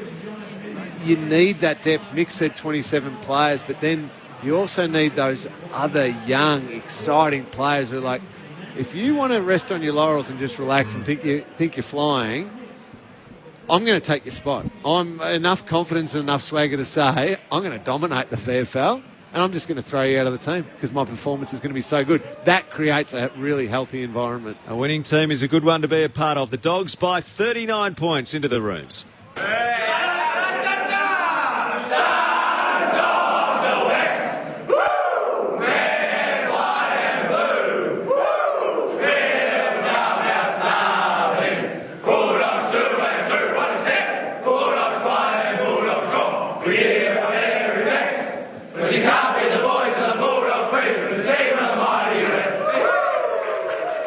Bulldogs winners in Manuka Oval, or at Manuka Oval, 15-14, 104 to 9-11, 65. Just seeing some pictures from the rooms. Josh Dunkley sitting down on the ground in a circle with some of his teammates, and Luke Beveridge you could see going across, hand on his shoulder and delivering a message to the players, certainly I'm sure around the courage of Dunkley and the way they're going to wrap their arms around him and what an important player he has been. We'll find out exactly what was said when Bailey Dale joins us from the Western Bulldogs very shortly, and what a start to the season he's had. Mick and Lingy, they are absolutely humming the Dogs the way they're playing, and particularly that last quarter to kick 9 goals. We're also 4 months out from the final starting, so I guess the question is, how do they either maintain that or how do they get better, I guess, in the version of the Dogs that we're seeing at the moment through 6 rounds? The health of the list, first of all, and that means from a injury perspective, fitness perspective, but also a form perspective. So that theme of pressure for spots. He hasn't been afraid to send messages with his selection. Mitch Wallace being dropped was a huge message to send to the group, and it sharpened them up. He'll give players a little bit of latitude throughout the year at different times, and then other times I'm sure, Mick, he'll go whack and he'll make some calls that just bring the entire group back together, and he'll know which players he can do that with and which players maybe need a little bit more support and a bit of a cuddle, and their confidence would be dented too much if he went too hard on them. But that's, I would say, knowing your players and knowing who you can do that to. Yeah, you should never fear winning.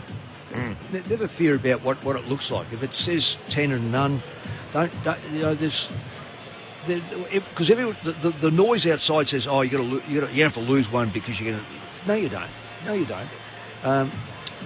Essendon lost one, I think, in 2000. Yep. When they won the premiership. I've been part of a winning team, and I was coaching it, but we won 11 or 12 in a row. Didn't win the premiership. This is the big challenge. The West Coast Eagles challenge was more about a state of origin match, and when they won that against Victoria, 11 or 12 players were in that side, maybe 14 players in that side, we automatically had climbed the mountain. So it was a real chore, but there's none of that now. You don't have that yet. All you do is you just keep setting it up. Their goal, I reckon, though, at the first 3 quarters, in all honesty, knowing that they played Richmond next week, it was almost like, we want to get this game out the way. Now, they've lost players doing it, but now they've got a chance to get ready for the best side over the last 3 years. And winning and the affirmation it provides to the way that you play, it feeds on itself. I mean, the teams I was lucky enough to play with, we lost 15 games in 5 years. Yeah. That's an average of 3 losses a year. You just want more of it, so that's motivation. But also everything you're doing, you understand it works, and you want to be... You want to do more of those team things, more of those selfless things, because you know the outcome is going to be something that you're just going to love and enjoy being a part of. So before round 1, Lingy, you were part of that over that journey, but before round 1, we in this room were going, will the Dogs beat Collingwood? Yep. Right? Yep. If you took that game, compared to their confidence now in the way they play, they are comprehensively better than what they were in round 1. Comprehensively, because there was doubt. There was this uncertainty about, Bontempelli's second year as captain. How does Treloar fit into the side? Are we doing the right thing by English? Because, we've got Martin in the side. Oh, Dale's got to go back. Or Johansson's in the seconds. Oh, we're going to give Wallace. He's the vice-captain. All these little bits and pieces, like a jigsaw, now all of a sudden it's just joining together and they feel comfortable in each other's skin. They play the right. Look at Bailey Dale coming down the ground, feeling really comfortable, coming off his man at the right time, watching Treloar go through the middle because he knows now if I get outside, Liberatore's going to give it to me. You're spot on. You just build and build and build until this confidence just goes, wow, bring it on. We want the best guys. Don't worry about the ordinary. We want the best guys. And that's the chance for Beveridge to really, someone's a bit sore, leave him out. Yeah. Put your 21st man in, then your 22nd man in, then your 24th, until you got your 28th, 29th player playing, you go, right, look, they're not that good, but the 27 are. And you've played them all, and they're all ready. So does the job get, I'm not going to say easier, but does it get easier, I guess, at that point? It gets easier, but the more you win, the more the higher the expectation. So right now we're saying how great they are, and they're challenging Richmond. So the pressure, the noise around will be, hello, have we got someone else that can win a premiership this year? And then you've got to live up to it. I would also add that if you've got a mature group, which I think the Bulldogs have now, and they understand why they're winning and why they're playing great football, no longer, I think an immature group that gets on a bit of a roll thinks, oh, we're awesome and I'm going really well. Now I'm going to go and get myself a kick. I'm going to be the star. We're getting a bit of a media attention. But I think being a more mature group, they understand all the little elements that go into making them a really good team. So they don't want more than that. So Tom Liberatore, who I thought was unbelievable tonight, he now thinks, well, I don't need to be the high-profile Marcus Bontempelli, but I know everything that I do is so important to us winning, and it feeds Treloar, as Mick mentioned. And so you just understand your piece in that jigsaw puzzle, and so you do more of that. Kane Lambert's the greatest example of the last 4 or 5 years. He knows what he does, and it's so valuable for Richmond winning premierships, and it makes him a better player, and it makes Dusty a better player, so he wants to do it more. So that feeds on itself, your understanding of what you do for the team. And the eyeball test, I guess, even when you look at their stoppage work, will tell you that. The way they share the ball through hands, it just looks so superior as I guess, the best clearance team and the best stoppage side that we've seen at the moment through 6 rounds. Next week will be just an absolute cracker. Yeah. They're going to lose 3 players, you suspect, so there'll be 3 others that'll come into that side. We don't know how the Tigers are going to end up after this round. Who knows, they might lose 1 or 2 players. But the expectations within the football public will make this game just incredible go. I just sincerely hope that we're not talking about it, but we don't want COVID to interfere with it. We don't want to be playing before having those 2 sides play like Fremantle and North Melbourne are going to play this weekend. We just got to cross the fingers that everything holds together, because you can imagine this. It's a build-up to the Titans. Now, we all thought might have been Geelong this year, but the way, and it's still a long way to go, but just the way, the speed that these 2 sides move the football, and when they want to put their foot down, 6 goals to 3/4 time and end up with 15. There's another 9. And how do they get the 9? Through great play. A key part of it all, of course, was Bailey Dale playing in defence but drifting forward as well for the Dogs and having great impact late. He joins us on Grandstand AFL. Bailey, it's Alistair Nicholson, Corbin Middlemass, Cameron Ling and Mick Malthouse. Hey guys, how you going? Yeah, great to have you with us, mate. Congratulations on your start to the season. How do you sort of appraise tonight's game? To our eye, it looked a pretty tough match for 3 quarters, and your last quarter, you really put the foot down. Yeah, obviously they tried to keep the ball off us a little bit tonight, and we couldn't really get our ball movement going early, but we thought we defended really well, and we just thought if we could grind away for the 3 quarters and hopefully we'd turn, and we got the chocolates in the end, which is nice. Just give us a sense of what Luke Beveridge was saying to your team just moments ago when he had you all sitting down in a circle inside the rooms. Obviously a lot of focus on Josh Dunkley and his shoulder was, to go back out on the ground after dislocating his shoulder and then to do it again was very unfortunate. What was the message from Luke Beveridge after the game, in particular around Josh and his contribution? Yeah, it was more around, we had a bit of an Anzac theme going into the game, and obviously around mateship and putting your body on your line for your mates, and obviously Josh to come back out and do what he did for that 5 minutes that he was on, but provided a contest, and that's why we love him as a teammate, and he's probably going to miss a few weeks now, but we were just going over how he always puts his body on the line, and you can't teach that stuff. Bailey, congratulations tonight. Fantastic win. Just on Josh, I mean, we were watching him and seeing some replays and when he was heading down with the doc into the rooms, he's so tough and so brave and everything you're talking about, but he seemed almost quite calm with the shoulder injury. Is this something that he just has to deal with all the time? Does it just keep popping out? I don't think so. I think it happened a little bit earlier in the game, maybe with that contest. In the centre of the ground, I think it sort of popped out, but he obviously came back on and thought he could go again, but unfortunately another little knock, and that was him for the rest of the night. But he's such a tough player, and we love having him in our team, so hopefully he can come back really soon. Let's hope so. We love watching him play. And just the other, the one in the last quarter, Tim English, how's he after the game? And that looked incredibly nasty, and I know Aaron Norton would be feeling terrible. He was doing what he does best, flying for the footy, but taking a teammate out must be tough. Yeah, well, Norty and Timmy live together, so it's going to be a little awkward in the household over the next few days, but I think he's not too bad. He obviously got up and walked off, but they'll go through the concussion stuff, and hopefully he won't be out for too long either. But yeah, it's a pretty big hit. Norty doesn't really hold back when he flies the ball, so it definitely would have hurt.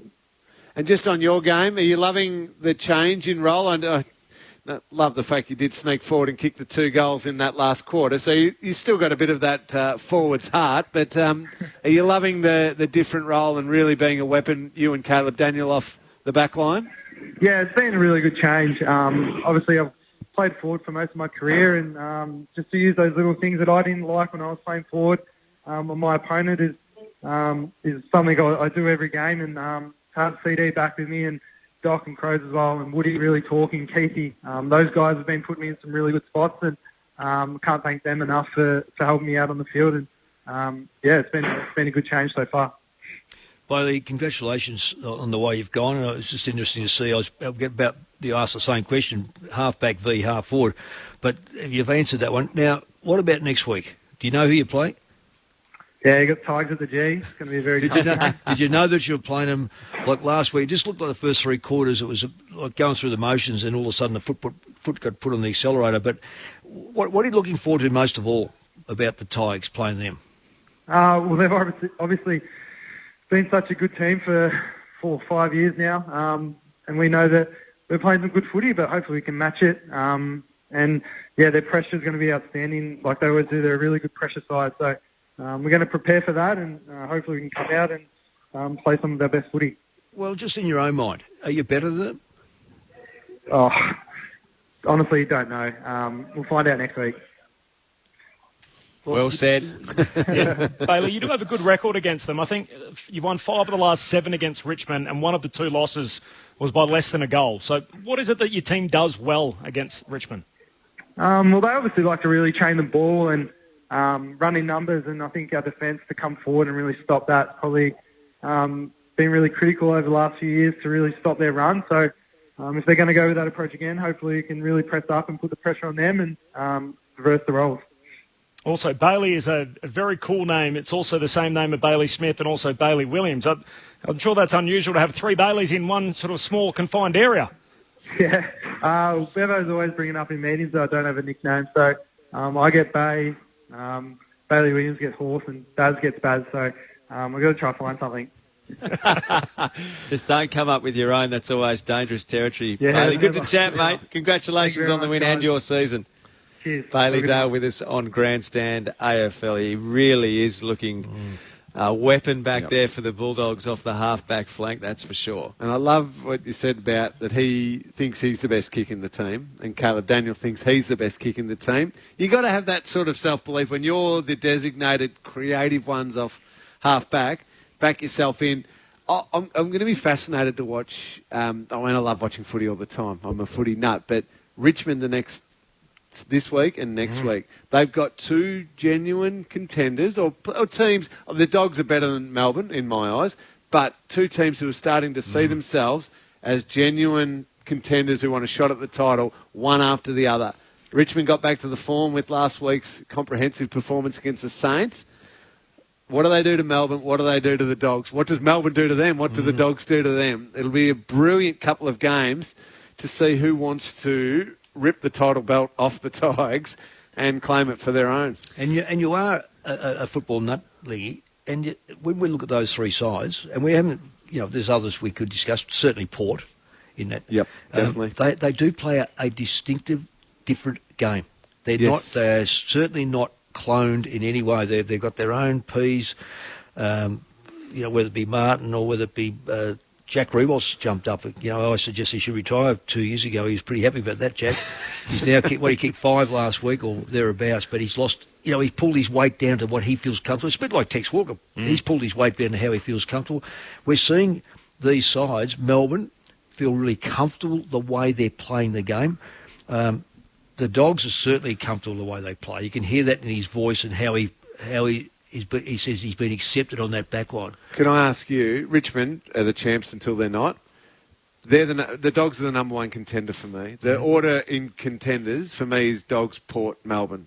Is that the way you see it? Dogs, Port, Melbourne. Right now, just on pure form right now. With form, without... Yeah, leave Geelong out for a second and Geelong and West Coast perhaps just stuttering a little bit. Yeah. Three other contenders. I certainly have the Dogs in front of Melbourne. I've got to be convinced that Melbourne can maintain the type of intensity that's required. And the top up for me with Melbourne is that they needed a stable backline player, and May is giving it to them. I'm glad he's back this week. Yeah, and Fritsch is back in that lineup as well, so that's a cracking match coming up tomorrow. I can see Corbin Wilmass's excitement written all over his face already, getting ready to call that one tomorrow night at the G. I'm excited. I also noticed Mick didn't put Port. Where have you got Port in those three? No, I've got Port third. Well, that's the test for the Dogs. Well, in that little look at Richmond. Yep. And I think the Dogs. I've got the Dogs in front of Richmond, so I think they can finish better. So the Bulldogs go Richmond, Carlton, Port Adelaide in Adelaide. So this is a big few weeks for the Western Bulldogs. 3-2-1 in the ABC Footballer of the Year. Cameron Ling, I know you said Mick Malthouse was going to do it. There's no chance Mick will do it. He will handball it back to you. So I'm just going to ask you. And I will do it, absolutely. I'm going to give one vote to Toby Green. He's the only one who kept Giants even remotely in this game. I know it blew out at the end, but not any fault of his. 4 goals. He's wonderful to watch. He created, he did everything. Because, Al, you said it was a workmanlike win for the Dogs, I'm going to reward the most workmanlike performance from the Dogs tonight for the 2 votes. Tom Liberatore. Superb, brilliant game by him. 27 touches, 16 contested, 10 tackles, 8 score involvements, 7 clearances. Star. He brought so many other players into the game. And the 3 votes, of course, is Jack McRae. 40 disposals, 8 inside 50, 6 clearances, 10 score involvements, and 6 tackles. From start to finish, he was ahead of the rest. He's having an outstanding season. Great to have all of your company tonight. Great to have your company wherever you are listening to the broadcast. The Western Bulldogs winners 15-14, 104 to 9-11-65. Further reflections on the lead for most of you tomorrow from midday with myself, Alistair Nicholson, Cameron Ling and Adam Ramanauskas. We'll be down at the Cattery getting ready for West Coast and Geelong. We'll catch you then.